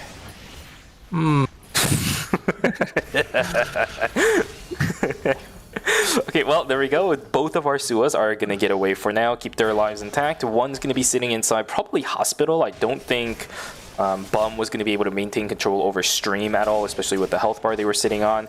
Jino trying his best to run away from G-Work. We are already seeing the power of this Elena come to fruition. Ingu getting caught out a little bit, and CMB on the chase. Can Ing9 get away? Yes, he can, because the boars are there, and that is free escapes for the Sekyan. Unless he gets stuck in the middle of nowhere. Look at that. Double knockup coming through from some of our Yans. KCW stuck everywhere. Cannot get a single thing done. Down he goes. Fight's still going to continue. I'm not sure where that Astro Burst was for, but they do end up knocking down Char. Down goes CMB. Now the chase on over on towards G-Work. He can get away from Jackie pretty easily. White Lily plus the skating away. GG easy. As a great find for Youngie Innate, and they desperately need these points here. We do have a team fight turn. Luna is going to drop the ultimate down. They're going to get a lot of damage, but the Astro Burst is going to be there. But Blaster maybe finds an angle and does end up getting stunned instantly by Bongo. Very nicely played on that Adina there. And I think Senafine, Senafine is still alive. They do end up getting Rosner. Blaster just is 1 on 1 HP. Can he get the shard? He doesn't. But Luna is able to trade. Oh, the all-over attack from the dash on that Justina is able to secure the kill, and it will be Team Youngie Innate, or sorry, Team Busan Vespa able to win out that team fight down in Chapel. I think the overdrive was up for the heart. It was probably active at that point, just barely enough damage to get them out. G-Work unfortunately going to fall to the bleed. There goes yet another member. Char's going to get taken down, and ZMB trying to do what he can to get out. He will be able to do so. Teleports down into factory, but there's nothing here left for him. Yeah, we are going to go into our day 2 spot here, and what are these teams going to be fighting for? It looks like there's going to be a free meteorite for the side of Team CNG Esports. Looks like NZMB is going to come down for these wolves down in factory. I think all these teams are just isolated, just grabbing their tree or meteorites around the map, and slowly we're going to see these teams also just rotate into these wolf zones to get the extra farm on this timing. Ooh, an item for, I think that was, I don't know which team that was, but the free item there in school, a very nice cinema. Gonna try looking for G-Work. G-Work should be able to die. Sad Hands is gonna be there as well to follow up, and it will be the Lena going down and Tsubame going down as well. Yep, completely getting jumped on by Tejan Auto Arms. Pretty good kills for that team. 2 kills and 2 points going in their favor, which they don't need anymore. Busan Vespa will lose Rosner by themselves. Split farming is going to be the strategy for Busan Vespa, which is nothing too surprising. Because at this point, since you are not in checkpoint, you need to take risks to get yourself ahead. The snowball capability of split farming, after all, is a good one. I like the idea from Busan Vespa. They are just getting punished for a strategy that, quite frankly, should be getting punished. Ooh, huge spell shield coming out from Bum. Actually, I guess the buffer would have countered it anyways, but yeah, very nicely played from the side of Team FN Sejong, as they do end up getting out of that Neki ult, and that is going to be 2 members of Team Highway going down. Very nicely played by Team FN Sejong. Yep, I got scared for a moment that that was also a terminate again for Team Highway, but they are still alive. Now we have another fight on the south side. Hotel and the beach entry. Let's see if Always Incheon can push their way on through. Busan Vespa playing around with fire. Wall is not going to be capable of stunning anybody, but the explosion shot will. Nobody just capitalizing on this. The continuous damage just isn't there. Crowd control is there. There we go. Peacemaker is available. Divine Intervention is also going to come down, but that is the end of this entire team's combination. Cenifine trying to heal up as best as they can, but running out of time and running out of space. A Dash of Hope is not there to save him. Luminol about to run away, but Rosner is on the chase. I think the White Lily is going to be there. Don Quixote, one more auto, get out. No! It was the curious case. Yeah, I think the blind, just a point and click there to finish off the heart. See them going down, but always in Chun. Blaster was able to get away, so not the end of the world, but they're going to be on a really awkward timing now because, an item going into the side of Team Busan Best is going to be a Meteorite. Really nice. All of our mages can use meteorites at this stage in the game, especially when the only item you have on your team is that one single arm piece onto the Justina. Ooh, that rift is going to have to be massive. 4-score buys starting to come in for Team Busan Vespa. We'll see if they can get all of those done in before the rifts actually begin. But until then, actually, nope. Cinema by himself. Is this a free one or no? Oh, it's not going to be contested by the side of CNG Esports, and it's going to be a free rift for the side of Team CNG Esports. So they have to be feeling pretty good about this, getting an extra kill as well. On top of it, because why not? And Cinema probably just going to try stall then, because I mean, they don't really need that much farm, when you are playing the Suwa in this double backline team. Yeah. Kind of just there to support, but obviously having that extra amp to make those shields a little bit bigger is always nice. Even better for CNG Esports is that they actually get the upgraded gift box as well, right? The Mithril is going to be available for CNG Esports, a very rare item in Eternal Return now for guaranteed sources. Mithril going into the hands of CNG Esports is going to be pretty good because that is an item this team loves to run. The Wisdom Robes now activated for Peksu. Yeah, and that is pretty true. That Wisdom Robes, I mean, we saw the power of that Wisdom Robes. The Jackie just able to close the gap on a lot of these players. Ignite, unfortunately, getting cut out here. They're going to use the Soul Seal to try to get some damage onto this Ekion. Great dodge out on the Ekion this time for that Odyssey. Not going to get stunned. And the members of Team Young are going to slowly back away. I think he didn't mean to use the weapon skill at that timing because the shield broke and the VF that he used in order to get that came back up. So a little bit of awkward timing. Peksu going to be able to knock down Sad Hand. Easy 1v1 in that situation, right? Celine can't really get away from a Jackie by herself. The items on this Jackie are also disgusting. There's the Aurora Longsword. No way in hell Celine gets away from it. Yeah, and you can see the items on CNG Esports. They're in a pretty good spot here, but the problem is you're gonna have to fight, into a team like FN Sejong and Team Auto Arms. We do have Team FN Sejong going to be contesting for this Meteorite up in the police here. The KCW is going to be able to find. I think they're going to wait for Loken to die here for the -200, and that is going to be a -200 for the side of Team Auto Arms. Oh my god. And you're still waiting on the Celine to come back up as well. This is terrible timing. That's all the credits they have as well. 200 credits on the Kadia. Here we go. Fight is going to begin. Divine Intervention plus the Peacemaker combination is enough for Team Always Incheon to knock down Rosner. 4 Busan Vespa, Pungwa, and Sonser will be the last 2 remaining Guardians of that team until the res comes through. -200.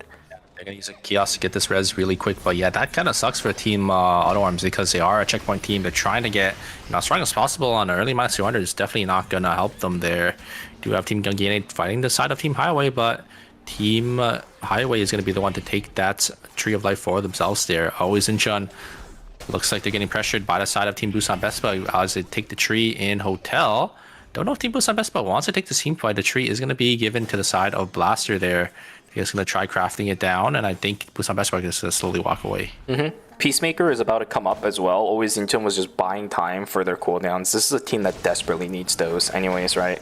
No Divine Intervention, no Peacemaker. That team's vulnerability goes up sky high. So love the way that they're playing the macro, just waiting patiently before they have to do anything. Plus, they're a checkpoint team. Each of these kills don't really matter in the long run. You just want to play for the win. Team Auto Arms were able to recover some of the credits, getting that off the Lumi there. I think they probably want to start saving for those blood samples. You could see these teams wanting to cap out really high so they can have a good shot in the final zone here. If it's Sejong already though, yeah, looks like they're already in a pretty good spot. 5 gold on the Nakadia, 4 on the Celine, and I think he's just waiting for that blood for that chaser. Chaser is going to be the priority. You don't really need the Widowmaker at this point in the game for the Kadia because you're running intervention. KCW jumping on towards the backside, gets access to Pungwa. Quick spin is there and actually obliterates Pungwa. Fantastic combo from KCW. They get the jump on over on towards Rosner. That Chua has nothing else to live for. Down she goes. -400 to Busan Vespa. Did you see how far KCW went? The White Lily into the double jump with, the stacks on that Yawn, and then the blink as well. He just cleared almost a full zone. in maybe 5 seconds there, just was able to gap close so well and find Bongwa on the backside there. Very nicely played by the side of Team CNJ Esports. Yep, one of the longer zones as well when you consider the distance from one end to the other, right? Man, oh man, oh man. Okay, well, a team did end up going into the Dimensional Rift. It's going to be Team Highway inside of it. Not sure if the other team decided to go. I think they did because Busan Vespa, they have all of their members up. Never mind, they are outside of the zone. That means somehow one person might have actually self-resed in the end. There's a catch-out over on the bubble. I don't know how this happened. CNJ Esports is going to lose a member out of nowhere. In the same zone, they just killed 2 of Busan Vespa. Yeah, they just caught here, so it's just an early minus 200 here. You could see the credit counts as well. They're trying to save for these blood samples. Looks like Auto Arms is going to be there. It's just going to slowly have to walk away. And on the other side, Team Guardians were able to find the Nikki from Team Highway. Okay, all right.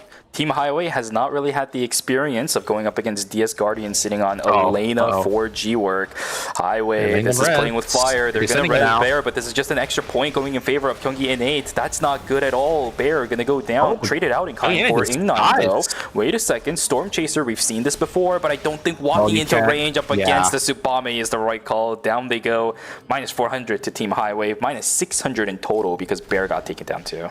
That's a little unfortunate. I mean, Tsubame's gap close is also just really good, right? Blink on forward into the ultimates, and you just once you're on top of a character like Eva, there's just not really much that they can do. They're just gonna auto you down, and you're just gonna have to go down their Highway. Minus 400. It's not looking too good for our non-checkpoint teams here. We saw Highway losing a member, our Guardians I think also losing a member. There's minusing so many credits here. Busan Besma minus 400 to 600, while these checkpoint teams are just getting stronger and stronger. It's only Gyeonggi Innate that really isn't bleeding any credits. They might have lost Kyungkwae just now, but he did get res back up. Sorry, not Kyungkwae, but the Ekyeon just now. But he did get res back up. No credits lost on the side of Gyeonggi Innate just yet. Their items are also looking pretty good. Very close to a blood sample on that Justina as well. 40 more credits, and we should see that blood. What is it? Blood Half Moon. Yeah, Blood Half Moon coming up. Yeah, it is going to be that weapon going to the side of Dion. So KCW and Team CJ Esports are looking pretty good. Good poke there coming out from the Eva, but I think Team Auto Arms can just slowly start to walk up here. They just have to play around this Celine ultimate, but they have the spell shield and they also just have the Kadia buffer. So it's going to be really hard for them to really look for an engage. It's the problem that we have with a lot of these teams, right? The engage capabilities are lackluster quite a bit. That's the one thing that I have noticed for a lot of teams, but that's just because of the way that this entire series and this entire season has kind of devolved, right? I talked about this quite a lot, but KEL also had a resurgence of a lot of these double DPS 1 support, triple DPS compositions. The one thing they do tend to lack, unless you're running Lenny as your support, is that initiation. CW? Full stacks is just gonna have to be used, or is just gonna have to forced out to blow it here. And but the chicken's still being left alive. This is so hard. Yeah, KCW, we're gonna have all stacks here. Maybe he can look for an angle. Is gonna try to send it here. Is he gonna get it to a double line? There's the full combo. Just annihilates Team FN Sejong, and we've seen this before. Dojaki is probably gonna look to try to shut down Team FN Sejong here. I don't think once they're can get away. He is going to use the blast wave to get out, but it's a Celine. Celine only has that blast wave to get themselves to safety. And there's the ultimate's there. There's a Wizard Robes. I think that's it. I think Everton's going to go down. A huge blink on forward as well. Wait, can one circle do enough damage? No. FN Sejong is out for the count. CNJ Esports with the huge fine from KCW. But this could be pretty bad. KCW, oh, luckily the White Lily isn't popped until it's a little bit too late for the catch out on Team Gyeonggi Innate. Jackie's going to join back into the fray, but there is no ultimate available, right? Chainsaw Murder is gone now for Pixu. That's why they have to just all run away. Night number 4 has been activated. Wickeline picked up by DS Guardians, so now we really have a game on our hands.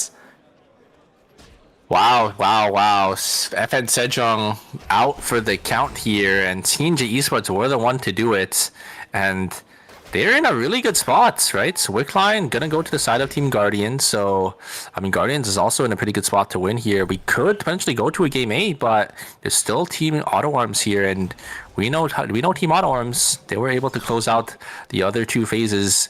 Can they do it again for the finals? Yeah, will it be a clean sweep for the entire season, or will it not? DS Guardians in a little bit of trouble, as for some reason G-Work is not here just yet, but they I'm surprised they didn't send it there on the on the other two because J-Work was just not in the fray for that team fight.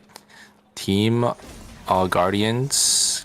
I'm surprised they're not maybe looking for an angle. Team Autoworms don't actually look that strong right now. You could see the items for the side of Team Autoworms here. They're gonna try to send it onto the Sua. Sua is gonna be able to get away, but J-Work maybe gonna get some angle, gonna get some damage, but. Oh, Loken actually gonna jump on forward with the electric shift. Gonna get so much damage, and the Soul Sealer is gonna be there as well. They're just gonna send it onto the Subame, and his farm is gonna go down. That's a huge loss for the side of Team Guardians because it's gonna swap to day 5. How did they just lose that? They do end up getting the res instantly. The chaos goes down. Good call from NCMB, but now they're split apart from G-Work. He's too far away. Look at where he is right now, eating timer to get to the Hyperloop to join back with the rest of his team. But it might be a little bit too late unless team here. Autoworms is a little bit more careful with this. I think they are. Oh, Highway. Oh, the Phase Vortex came half a second earlier. Oh my god. But this is also not good too. Look at this. Yeah, they could potentially. Okay, they did a quick 180 U-turn and they were able to get away from landing on a team. Celine really needs this. They really need to call in this blood sample. I think that they're just waiting for it. Tingy Sports. Ooh, a huge parry coming out from the Jackie to actually dodge out on the parry. The team here, they're getting third party, and it's going to be Team Guardians. Wait a second, they're going to lose. There's Subame. KCW actually going to be able to pick up one. There's the ultimate Disney is able coming out as well. Can they get NCMB here? Okay. But G-Work's on the back foot here on this Nia. I think the Nia should go down. But wait a second, Nia's huge one up there. They're gonna try looking. No, they're gonna get another third party. Team Autoworms gonna be here now, gonna be able to reap all the rewards. Should be able to get all the kills actually, and kill out all these teams. G-Work gonna go down. Oh my god, what is going on? DS Guardians down one. Third party once again. DS Guardians up on the north side. This is not good at all. Digital Autoworms are out in the blink of an eye. Caught inside the school building. They didn't take their lesson seriously. Wait, always in trying to still in, and they're so strong. Look at Blaster, 2 bloods. And I think Luminal is also sitting on the blood weapon as well. Oh my god. Always Inchan could take it here. Oh my god. This is wild the way that the series is going. They're all playing for the res. No Everyone's playing for the res here. Yes, Guardians. Because they need it. They need it. Guardians. Oh, Guardians gonna get the res. This. Okay. That's one. Guardians gets it. It's gonna come around. Can anyone else get it? I know Busan Besto, I think, let them res because they know. I think they also let him res. I think Highway also let him res here. Oh no, Blaster. They don't have that much time. Be here. Safety gadget. But these are credits. These are gadget points that they could be using for way later down the road. Single digit timer for 2 members on DS Guardians. We're coming to the point where resources are very, very much running dry.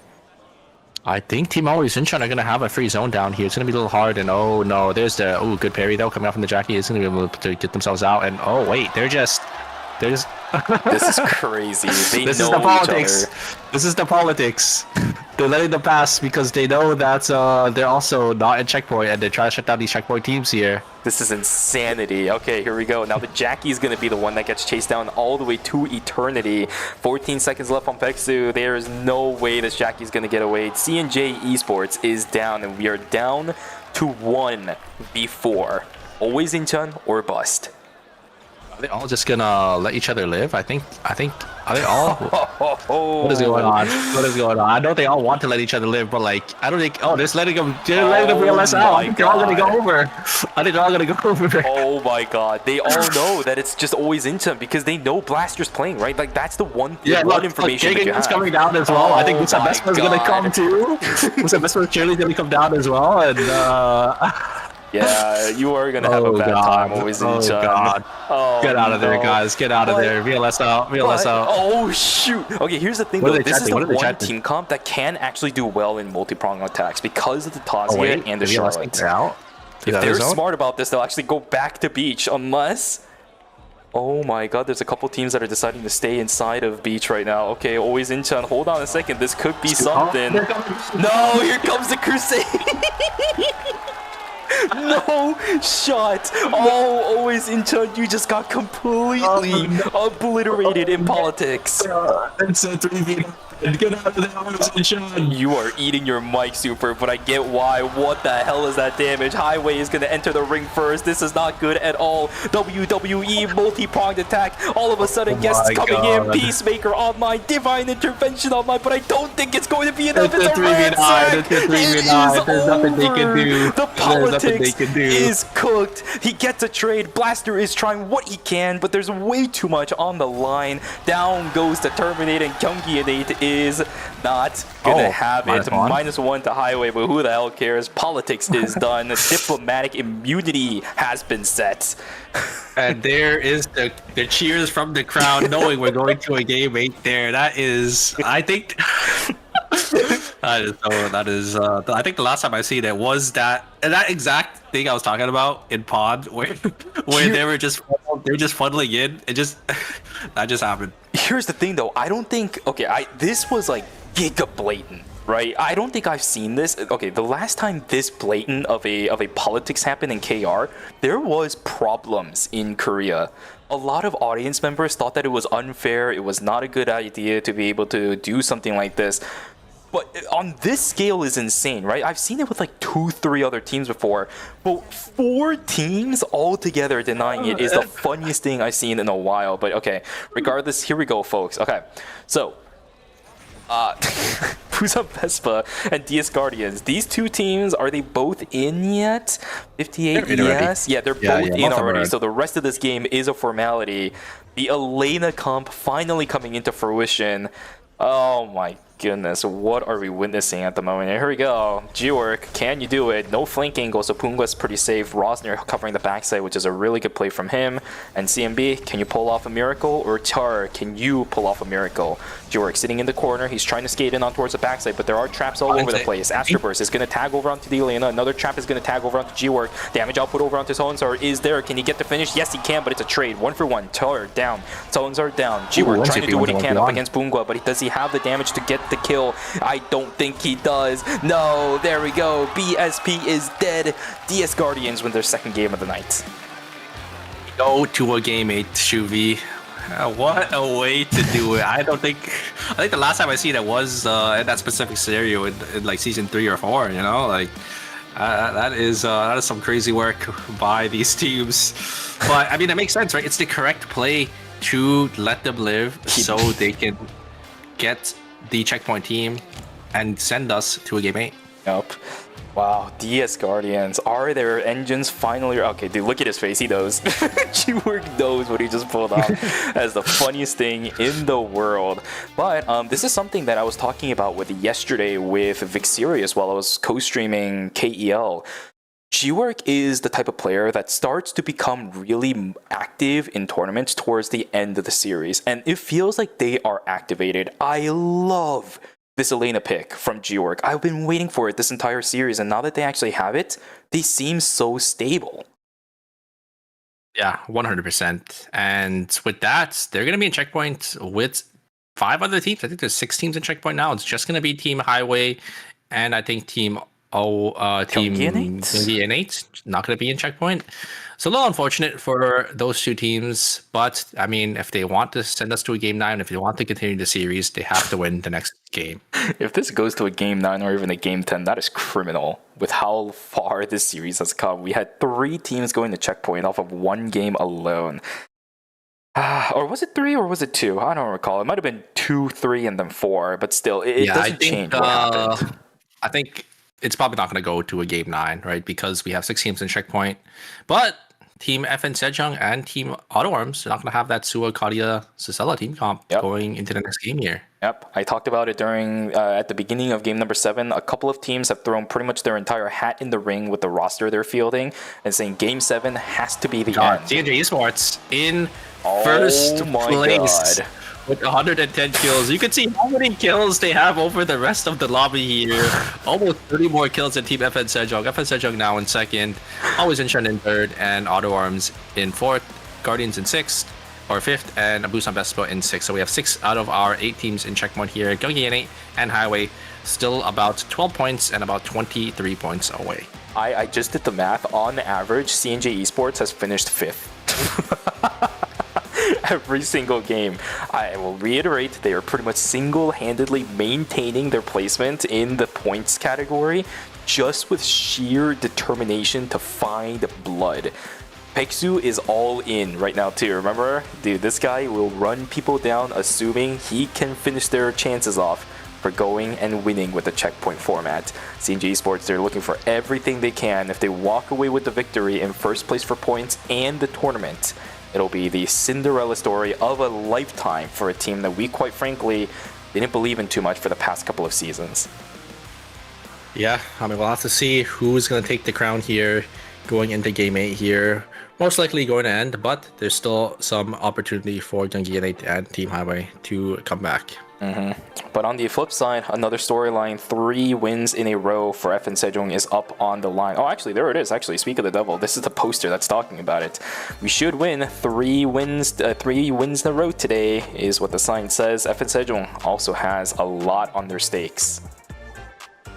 100%. I mean, holding or defending their title for the second, or sorry, the third, no, second time, because they ended up defending it the first time, and winning 3 times in a row would be really big and would cement, you know, this team and these players as, you know, some of the best in Korea. Or, I mean, they're ready, you know, some of the best in Korea, but I think it would cement their legacy even more. Yep. Even more. And now that I think about it, another storyline. My goodness, this entire finals is just full of storylines. Busan Vespa, if they win, hey, that's 2 tournament wins in a row for the weekend. They can pull it off. They're in checkpoint after all. Wait, Busan Vespa?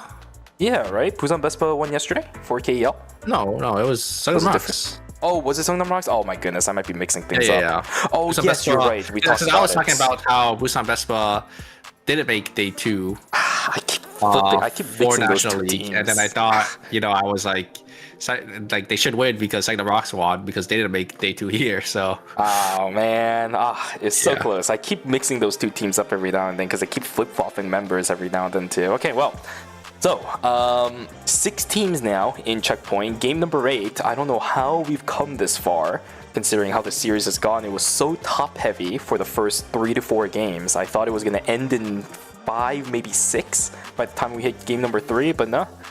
Yeah, I did that as well, you know. We saw how good, you know, Team Auto Arms and Team FN Sejong were playing, but they just weren't able to capitalize on that checkpoint in game 6. And in game 7, you know, they died a little early, and we had that politic gaming at the very end there. I wonder how. Okay, I probably know how, but the fact that all of the non-checkpoint teams knew exactly who each other were, I think that's also very impressive, because there were some mixed picks here and there, like I think it's pretty easy to tell. Like Guardians, you got the Adela team. The Elena is given for Daegu Guardians. Well, I think they just want to focus the checkpoint team, and they know what Team Always Engine is on, right? So they just know. I mean, I guess I can understand what you're saying. Is, you know, one of those other teams could have been the checkpoint as well. Is what you're saying? But I mean, 2 of the teams are accounted for, like the Celine Sua Claudia, right? Is going to be from FN Sejong and from Team Auto Arms. And then Team CNG Esports obviously play the same team comp. And then Blasters, Always Sunshine is that last team that they should know as well. Yeah, there is. I think it's pretty obvious. Yeah. In the end, even if you have all of the... Oh, wait, no, hold on a second. No, it doesn't happen, right? Because I was about to say that even if you have test subjects on for custom games, by the end of the game, you can still see who everybody is. But they have replays off, so I'm assuming they don't get to see like that end of the game screen. They just get thrown immediately back into the main menu. But you played against these people way too much. Exactly. Before. You played against these teams in scrims, you know, in tournaments, so you know what their team comps are, and you know what they're going to be playing, right? You don't really have any other Tazia players aside from like One Circle, but he's playing that Sua Kadia Celine team comp, so you know he's not going to be on it. The only other real Celine player in this lobby was Blaster, so it's really easy to tell when you have these really unique picks from these players. Yeah, well, let's see what ends up happening. Okay, so for Team Always Incheon, they can still run the same composition, right? That's not the problem for Always Incheon anymore. It's a problem for everybody else. Daejeon Auto Arms running a triple DPS composition. I haven't seen this in a while. Cinema is back on the Justina, a fan favorite for sure. DS Guardians considering the triple DPS as well. Always Incheon considering double DPS, one backline. FN Sejong triple DPS, Highway triple DPS, Busan Vespa triple DPS. What the hell is this game? We have 5 triple backline teams here going into Game 8 on the checkpoint game that matters probably the most here. And I think all these teams, because of that Sua, Celine, Kadia ban, they're going to be opting to play this instead. Yep. It's an all-out gambit. Game number 8 is about to be underway. Once we zoom in onto the hockey puck, we are going to dive straight in. 6 teams in checkpoint, 2 teams looking for this to go into game number 9, I apologize. Oh my god, my heart is shuddering right now, man. This is wild. This is crazy. Yeah, I mean, after the last game, I think some teams might not be too happy, but you know, you just have to go with it. You have to go with the flow, and you have to try to play your best here for the final game. You know, that's just how it goes in these checkpoint formats, right? These teams, once they hit into that checkpoint breakpoint and you don't have anything on the line because you're not in that checkpoint threshold, you're just gonna look to try to play Kingmaker and shut down the other checkpoint teams. Yeah, I like that. We didn't even zoom in on the hockey puck. We actually zoomed in on the trophy instead. I'll take it. All right, here we go. Game number 8 is now underway, everybody.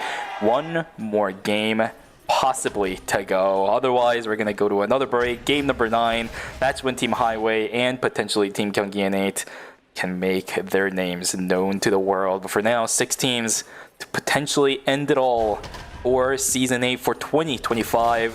Let's see how it goes and who ends up taking the trophy. Looks like it is going to be... yes, Jackie is going to go down. Looks like the Theodore was able to finish that last auto attack there. Gyeonggi 8 is going to be able to get an early game kill. This is what they need. They need to win this game to send us to a game number 9 if they want to continue this series here. Bungwa is going to get some damage onto this Justina, and Yuzaway Lily actually going to blink away and going to be able to get themselves to safety. But I think actually just running straight in hands. Actually, no, the Kadia is going to be, or the Sicilla is going to be on their team, but is going to get 2v3'd on the backside here, and the Scylla should fall down very shortly. Does end up going into the Peacemaker, but not going to matter. Was not under that threshold just yet, and Busan Vespa actually going to be getting wiped here, an early terminate, or not terminate, but an early break going into day 1. It's going to happen every now and then with a triple DPS comp, especially this early because you're relying on some of your cooldowns to keep yourself safe, but you don't really have access to those cooldowns just yet. Alright, CC immunity for the Heart to get away. She does with just a sliver of HP. Will join the rest of their team down in Warehouse, whereas another fight and CMB is going to get taken down. There you go. Real last, not even necessary. It was the Ghost Light that took care of it. Yeah, some early game kills for these teams, and it looks like Romantic is going to get caught as well. CNG Esports going to be able to pick up an early game kill. Actually, 2 early game kills because they have 1 full tournament score for themselves here. So, nice early start for some of these teams here. Looks like Gyeonggi and A are going to TP here into Temple, probably play for these boars down here in Police Station. G-Work going to be isolated. Is actually going to jump on forward with that rook. A huge find. Going to be able to get Rosner. That is a little too far forward. Great catch there coming out from the side of Team DS Guardians as they do end up picking 2 kills. And they get the dog back down here. So a great tempo swing for the side of Team DS Guardians.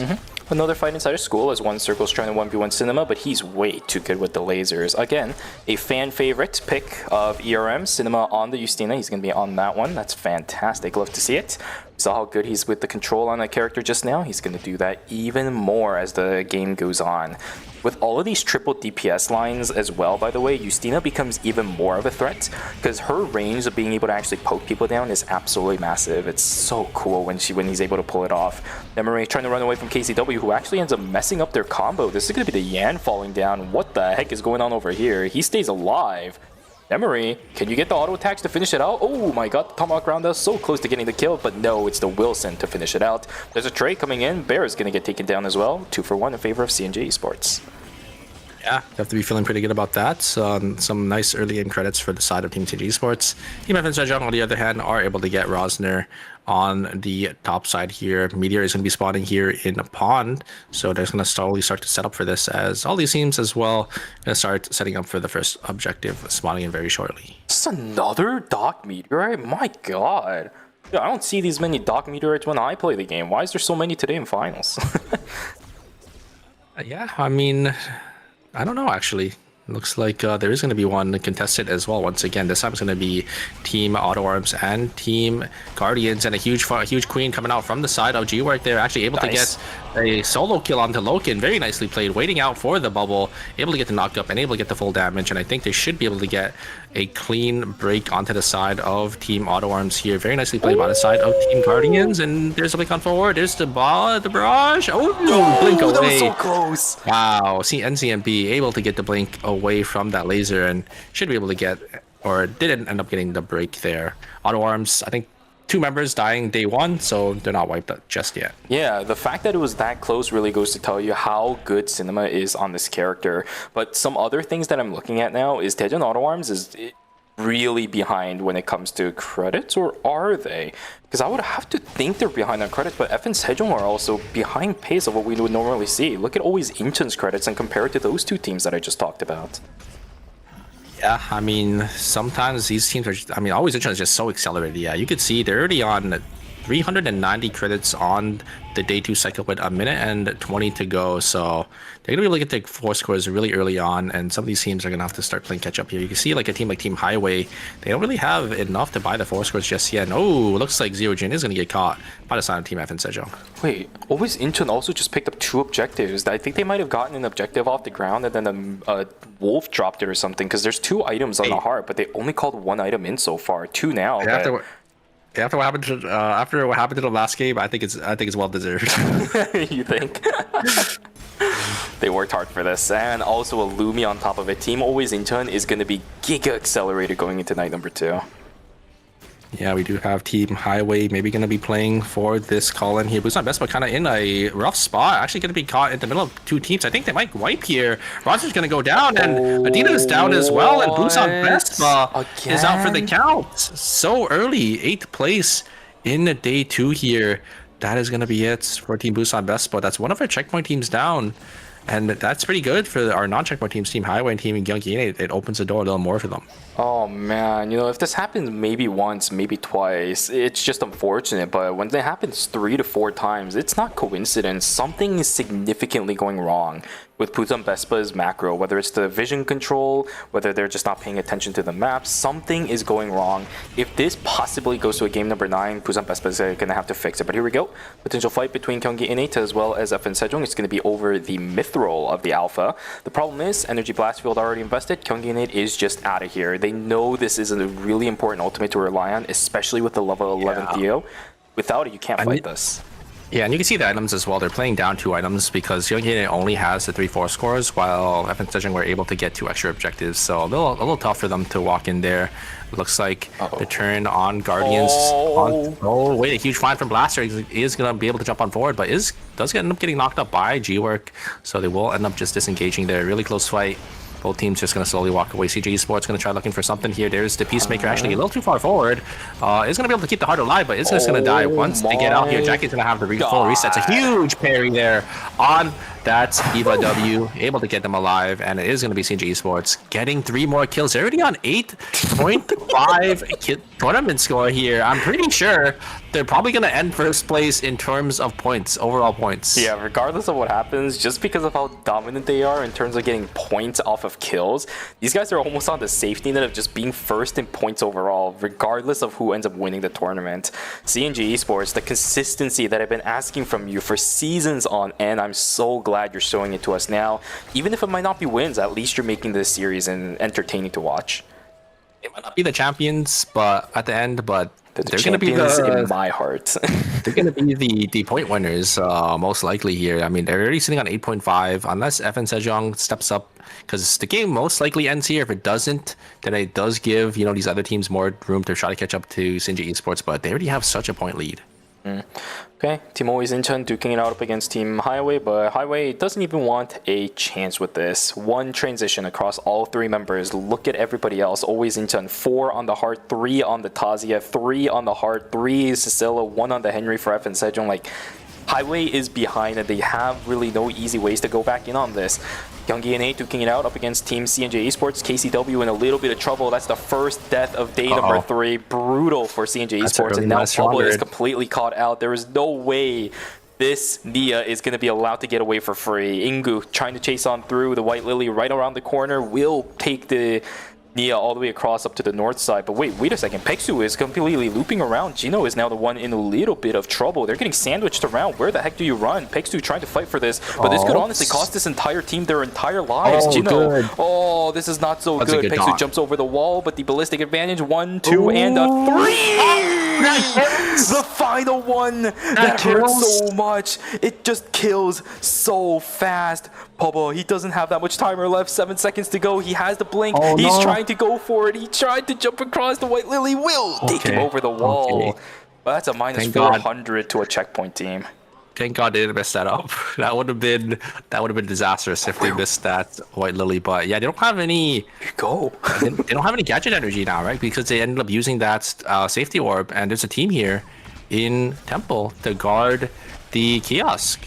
Closest one is Hospital, but that's a really far stretch because you have absolutely no vision within stream. You have nothing inside Temple. They're probably waiting to see if this team is going to leave, but AutoArms is full clearing here. They're going around to get all the farm. I think that's the wrong call, Papa. You just gotta leave.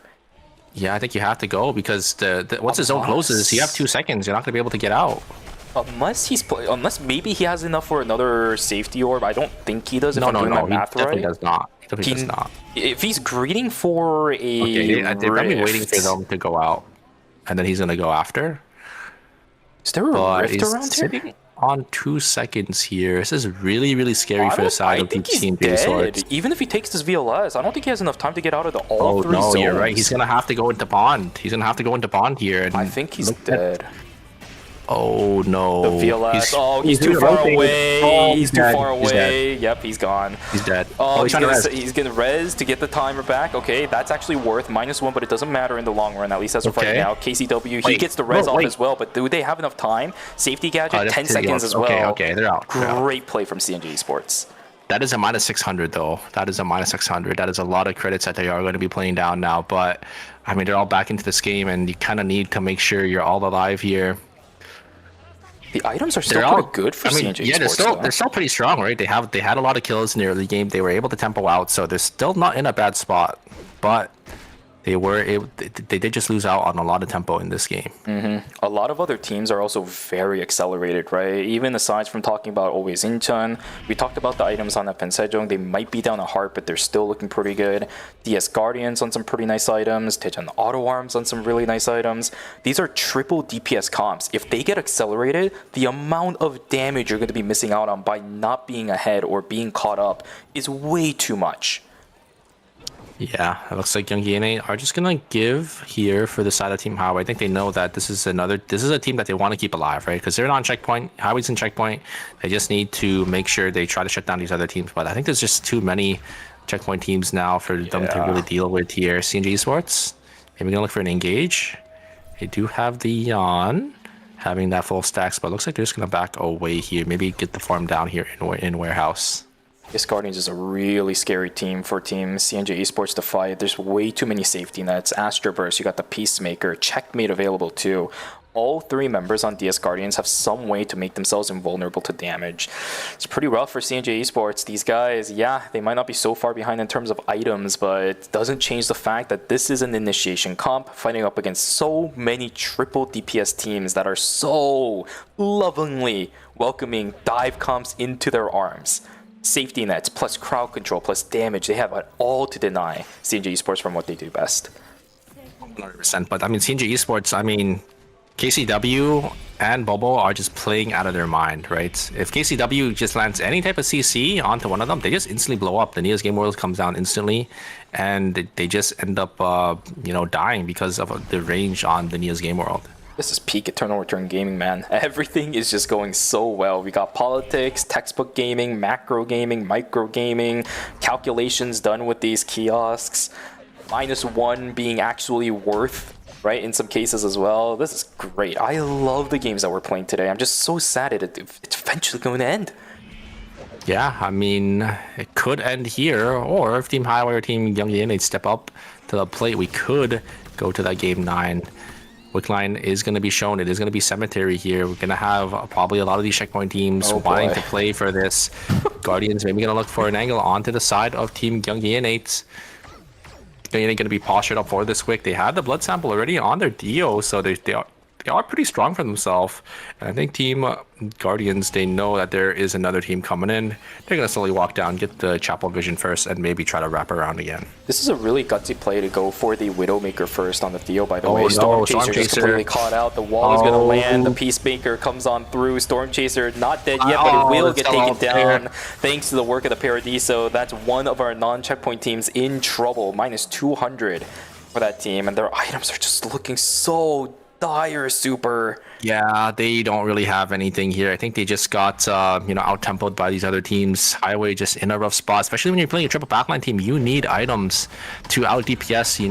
These teams that are just going to be slowly walking into you here. A lot of damage from the side of Team Guardians onto Team Auto Arms, but both teams just going to slowly gate each other off as Team Gyeonggi are going to be able to completely take this Wick uncontested. Both those explosion orbs are going to chunk Wick about 50% of their HP. And here's a TP coming in from Highway. No punish though, as I think Team Guardians did end up seeing another team, so don't want to get third party there, and it's just going to be the Heart going in by themselves from Team Guardians. Oh no, it's a 3-man combo coming out from Nia and Jan, and Jackie wasn't even there. The Jackie wasn't there. They just died. Alright. Okay. Recon drones save lives, but you really should have been paying attention to the pings on the map. There should have been a ping for the mutant chickens. I saw the bodies. Somebody took it recently. You should know somebody's around there. That's just a misfortunate situation for Team Highway. They will get eliminated, and we're down to one non-checkpoint team. Gyeonggi Innate, the ones with the Wicca line, blood sample onto the Theo, plus the blood sample onto the Mai. I'm surprised that's not going into the red shoes, but okay. Alright.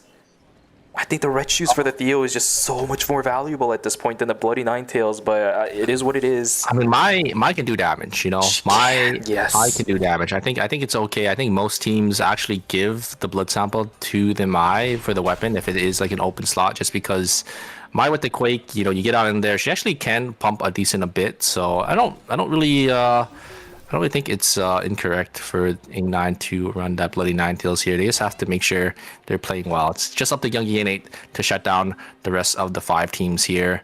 I think they maybe should be able to get free zone and play a clean 3v3. If they're able to win the clean 3v3, they could definitely send us to a game 9. I think all the other checkpoint teams should probably play for this other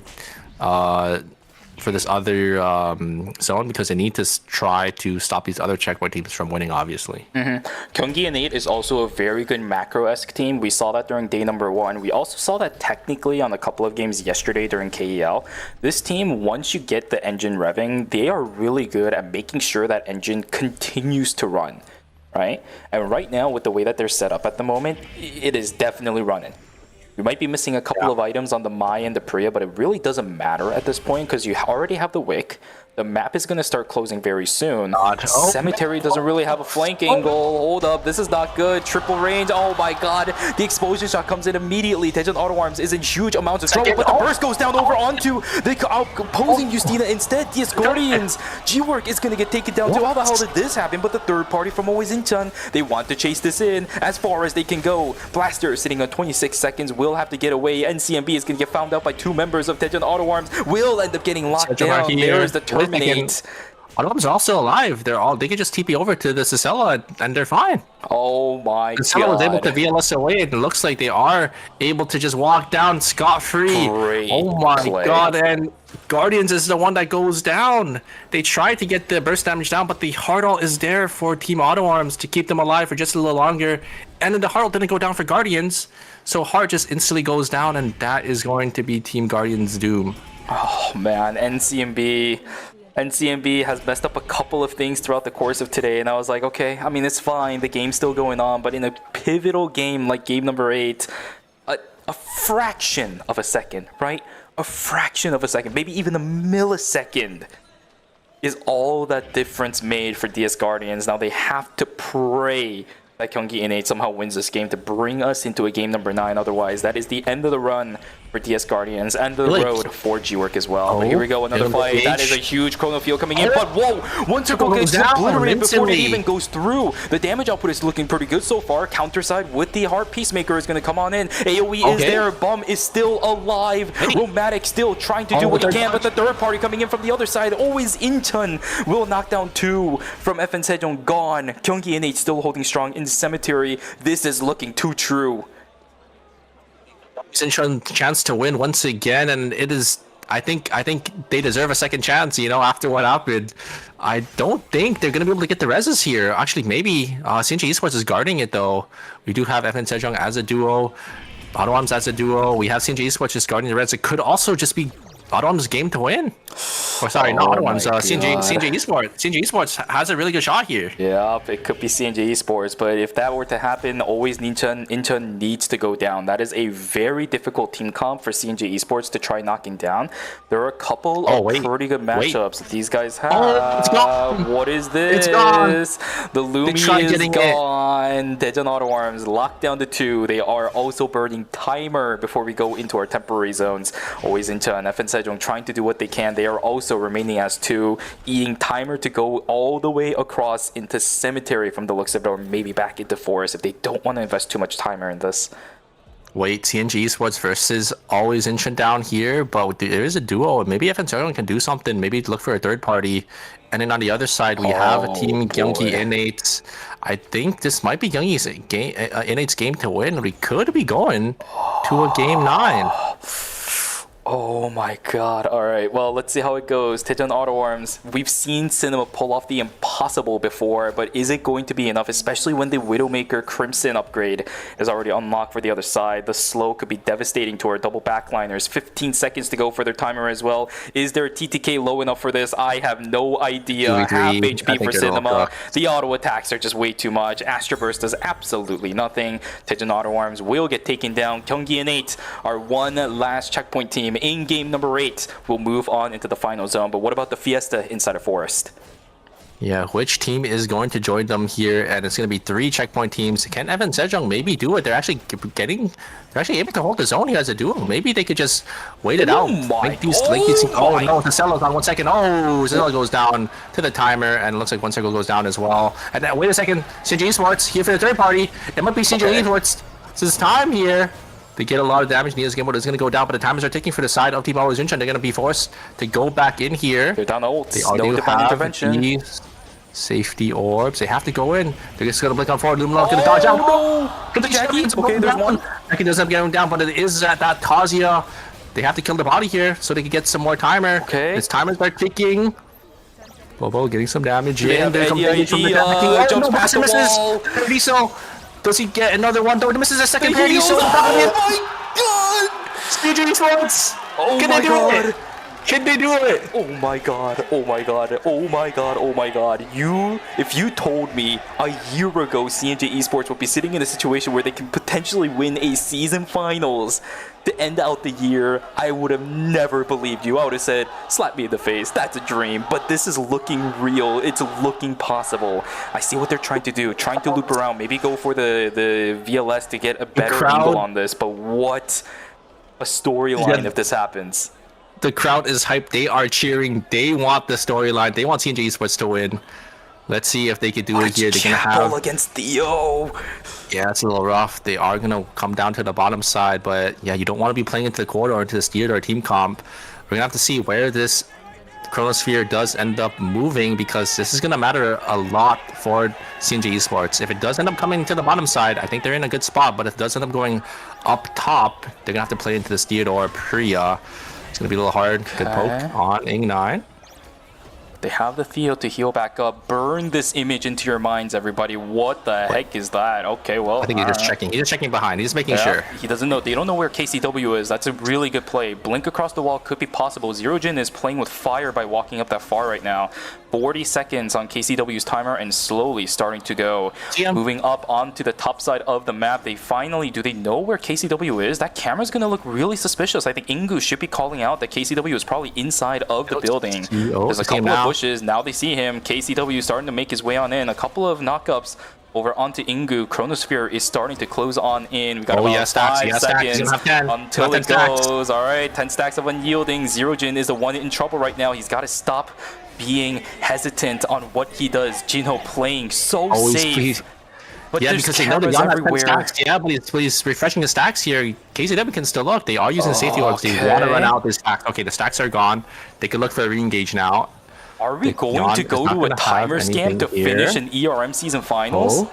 KCW, 17 seconds left. That Tetragon is not that great. It's not that great. Energy Blast Field goes up too. There's the quick spin in. Can they somehow do something? KCW just somehow needs to not die. Jinho, 2 seconds left. Down he goes. KCW, Pixu, and Pomo will take away ERM Season 8 season finals to be the champions of all time. The storyline is done. They finally win a tournament, and it is the one that matters most. Congratulations to CNJ Esports. You have finally done it, my friends. 07's in the chat. What a storyline for CNJ Esports. I mean, we saw them in the last National League. You know, they were struggling and coming out in Season 8 to take the trophy.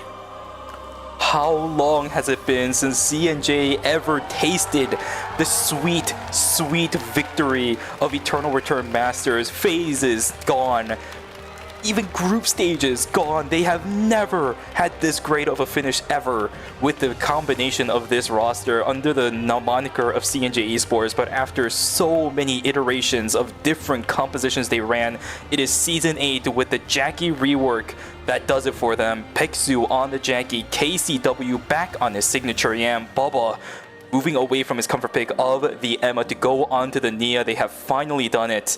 The emotions are running rampant for this team, and rightfully so. What a tournament, what a run for these players. The tears are starting to drop, and absolutely deserved for the CNJ Esports. Like, this is one of those teams, right, that struggles to win games, but they came out when it mattered in the checkpoint format as well, coming out to be our champions. There are no words to describe how proud I am of these 4 players right now, especially the 3 that continued their run throughout the entire season, running the main composition of that Yan, Jackie, and Nia. They believed in it, they ran with it, and in the end, crossed the finishing line with it as well. CNJ Esports fans going crazy. The owl will sleep soundly tonight. I mean, they played fantastic Eternal Return, you know, throughout the whole night, right? They're in first place in points. I think it is definitely a well-deserved win from CNJ Esports. Absolutely. Oh my goodness. I genuinely think that this actually is the first time that pretty much all of these members on CNJ Esports is hoisting the trophy for ERM. Yeah. And it's definitely deserved, right? It's just how well they played today. And they're playing a really, you know, unorthodox team comp that all these other teams, you know, aren't really playing or basically respecting. Absolutely. You know what? CNJ Esports, I'll give you what you want. I'm gonna see if I can go find the stream, and then maybe we'll do a little bit of that fun translation. Yeah, okay, well, they're doing some fun over there too. A little bit of a roundhouse kick from probably KCW for that Yan extravaganza. All right, let's see what we actually have up on the chopping block. Let me see if I can get this lined up. Bam, bam. All right, let's see. All right, he's smiling. All right, it's a little bit difficult to find some questions to ask. Is there any specific role or some kind of role you wanted to take for this tournament today? I'm going to be honest with you, it doesn't really feel too great to win. As long as you were able to try your best, I wanted to show everybody that it is possible to win. For all the fans that watched, thank you so much for watching, and all the players on my team, as well as the director, everybody for the team, thank you so very much for the support.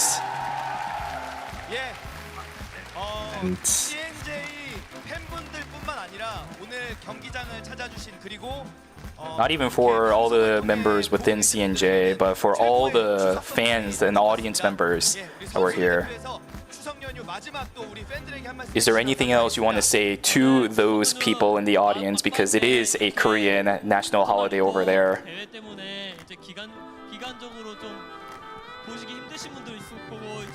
Because of all the tournaments, because of all the tournament schedules, there were a lot of people that we had trouble being able to see.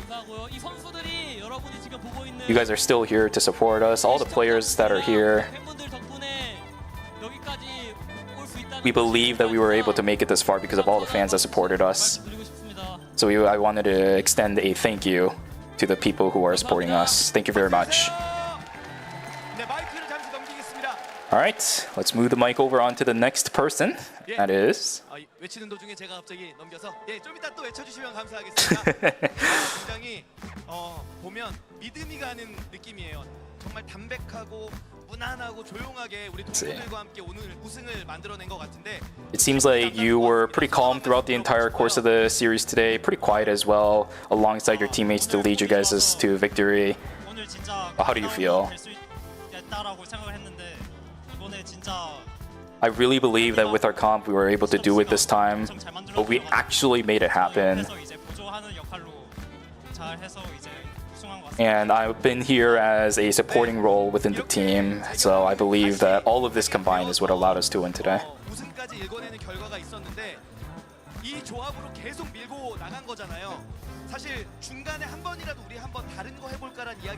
You basically ran the entire season with the same composition. Was there any points during the season where you wanted to change things up a little bit?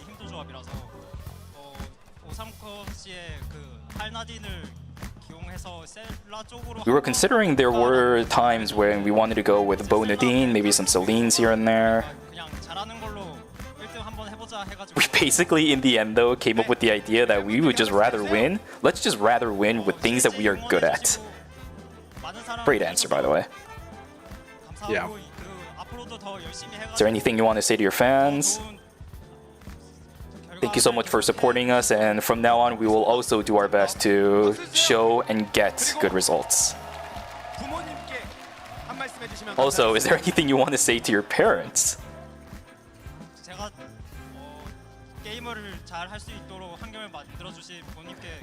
Thank you so much to my parents who made me a good environment to be able to play video games like this, and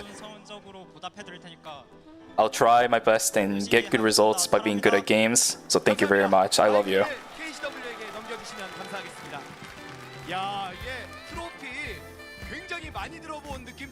Alright, next time you're hosting the trophy like you really hosted this a lot of times before. How does it feel right now? Wow, it's still unbelievable that I'm hosting the trophy right now. Did you ever have the feeling that this moment right here, did you ever think that it was going to actually come to fruition?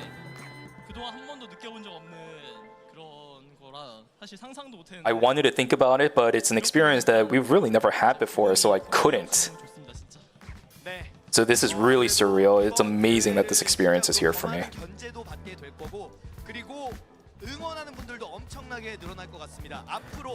I think that with this kind of performance, a bunch of fans that support you are gonna insurmountably increase. So is there anything you want to say for the fans that supported you here today? Up against some of the checkpoint teams, why are you playing like that, is what maybe some fans were able to say, but we'll continue to become better, we'll continue to improve, and we'll come back as an improved team overall. Can you say your team's name? C and J. Alright, and last but not least, how do you feel? What is your heart saying to you right now?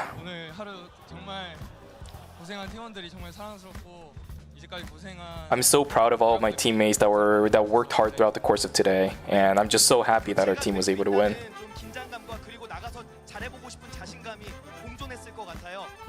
I think there were definitely moments where you probably wanted to go out there with your teammates and play with them as well. Is there anything that you want to really say for yourself later down the future? I think that our team was able to do so well because of how trustworthy my teammates were. 뒤에서든 앞에서든 노력하겠습니다. So from now on, I'll continue whether it's from the back or even as a front runner for the team. I will try my best to be the player that my team is proud 기분이 of. 어떠세요? 진짜 솔직히 울 거라고 생각 못 했는데. All right. Well, how do you feel right now for this? I think this might be the director, by the way, for people in the chat, or maybe a coach.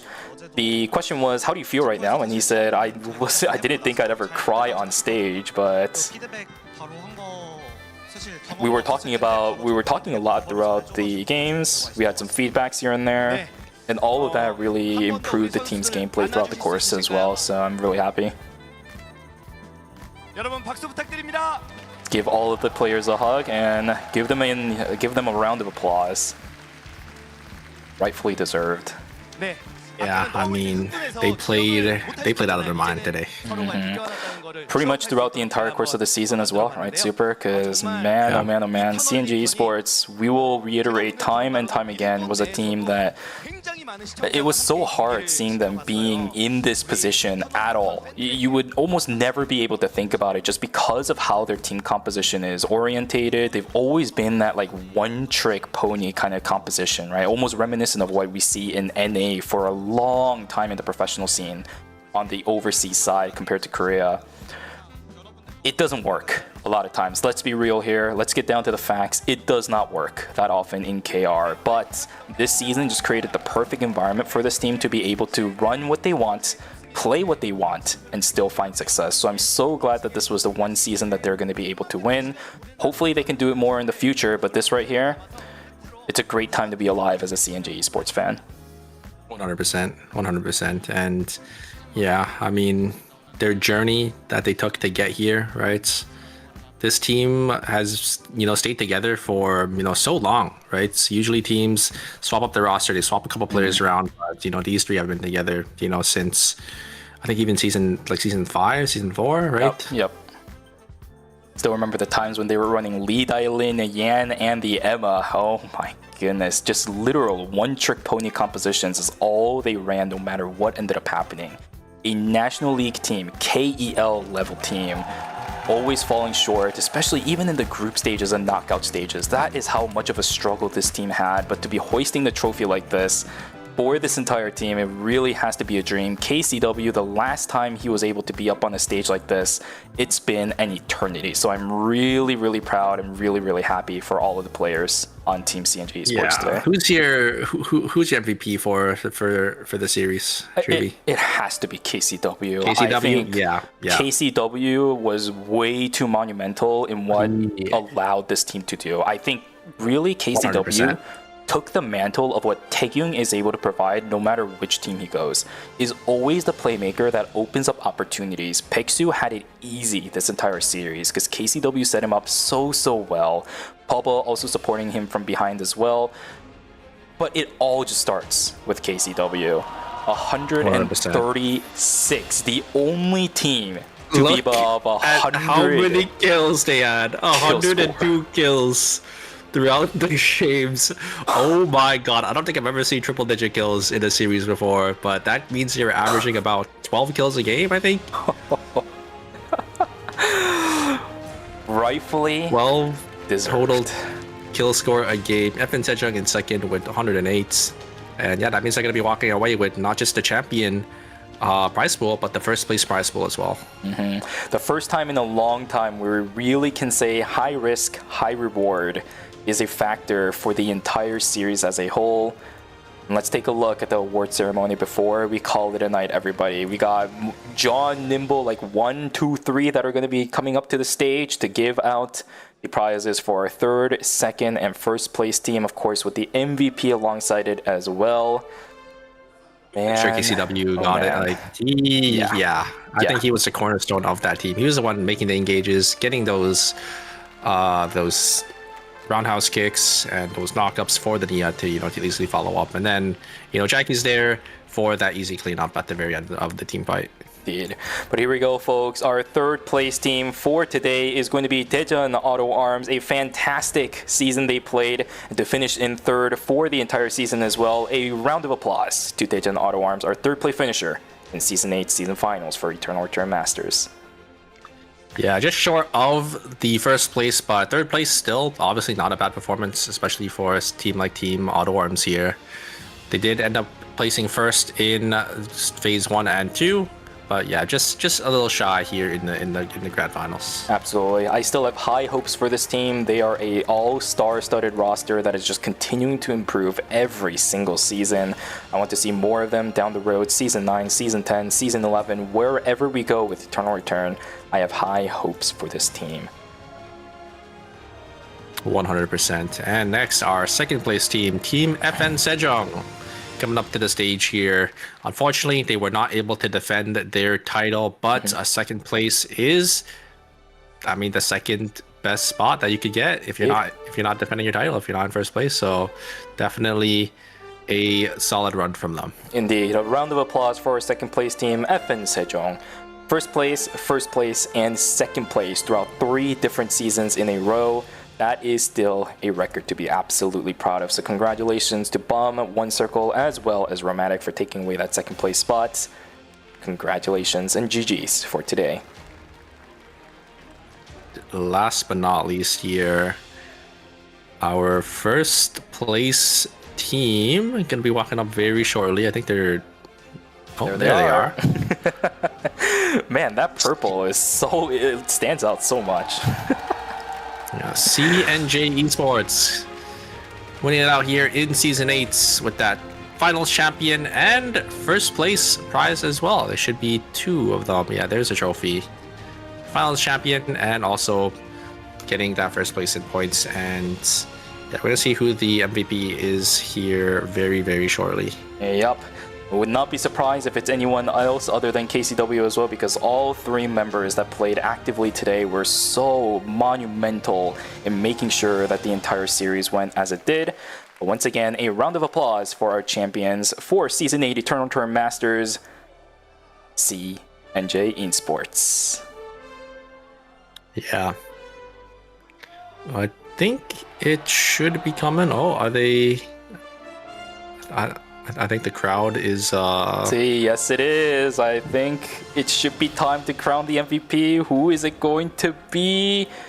On the far right side, it's going to be KCW. Yes, sir. Yes, sir, indeed. Yeah, I mean, he played phenomenally today. Like, he just played... Yeah, perfect engages, set up his team. Able to find it at the very end as well for their last win, right on to the Theodore, and yeah, it's just a masterclass yawn from him today. Absolutely. Not only just today, but this entire season as a whole. Probably by far the best Yan performance we have seen KCW on in his entire career, if I'm going to be honest with you. I talked about this before, but Yan was a character I think KCW had a lot of trouble with ever since Taegyung really started to come onto the scene. But today and this season as a whole, KCW had so many memorable moments that makes you forget Taegyung is also a Yan player. So congratulations once again to KCW for taking away the MVP. 100% rightfully deserved. Yeah, I think KCW definitely outshined Taeyong, you know, especially at the very end here. He just played phenomenally. Indeed. And with that, ladies and gentlemen, Season 8 comes to a close. Eternal Return Masters is done. KEL for the year is done. ERCC is done, and we have less than a week to go till the end of the season. At least this time around, we actually didn't end ERM after the season was over, right? Because that was really weird. Oh, that's true, actually. Yeah, there's still 1 week left of the season, so make sure you guys play ranked if you guys want to get those rank rewards at the very end, and play the K games. Make sure you don't lose your Mithril Immortal slot if you are chilling up there, or even if you are in like Diamond or Meteorites. or if you want to get up there, definitely start playing some games. Indeed. And one last thing for you guys in the chat, of course, it's the end of the stream. I actually, funnily enough, forgot to give this out yesterday, but here is the drops code for today as well. You get 5 common season fragment vouchers if you guys need any more of those towards the end of the season. There it is. And as well as an extra drops token, it is S8 Masters Champ. Actually, a pretty easy code to input this time instead of being a bunch of jumbled up letters and numbers. Yeah, Season 8 Masters Champ. Make sure you guys redeem that. Make sure you guys get your codes. And don't forget to get your drops as well on Twitch if you guys do want those emotes. Indeed.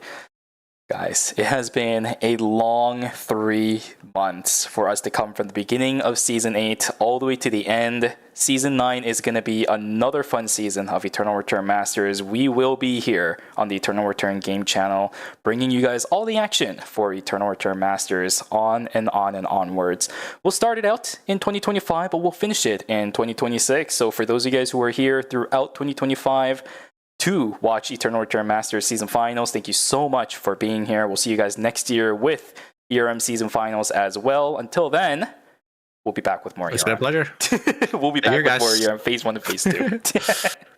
Take care, guys. Bye-bye. Take care, everybody. Bye-bye. Bye-bye.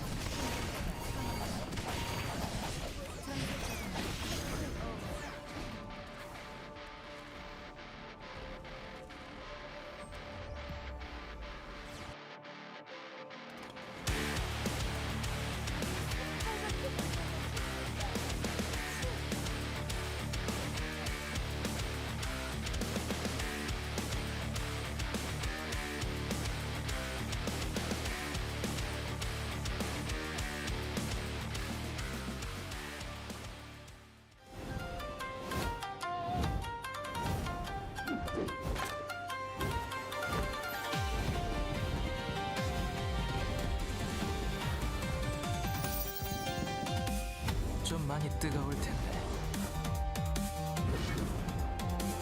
떨어지는 게 좋을걸. 이런 걸 바란 거라면 실컷 보여주지. 이번엔 제 차례로군요. 몸가짐을 신경 쓰게 되네요. 딱히 가리는 음식은 없습니다.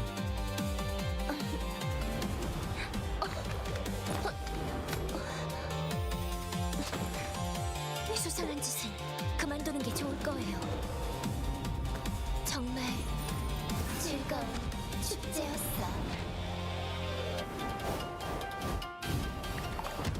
운명의 붉은 실은 쉽게 끊을 수 없어.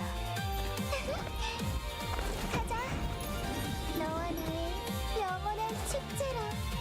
내가 느끼는 기분을 너도 느꼈으면 좋겠어. 지금을 영원히 기억하자.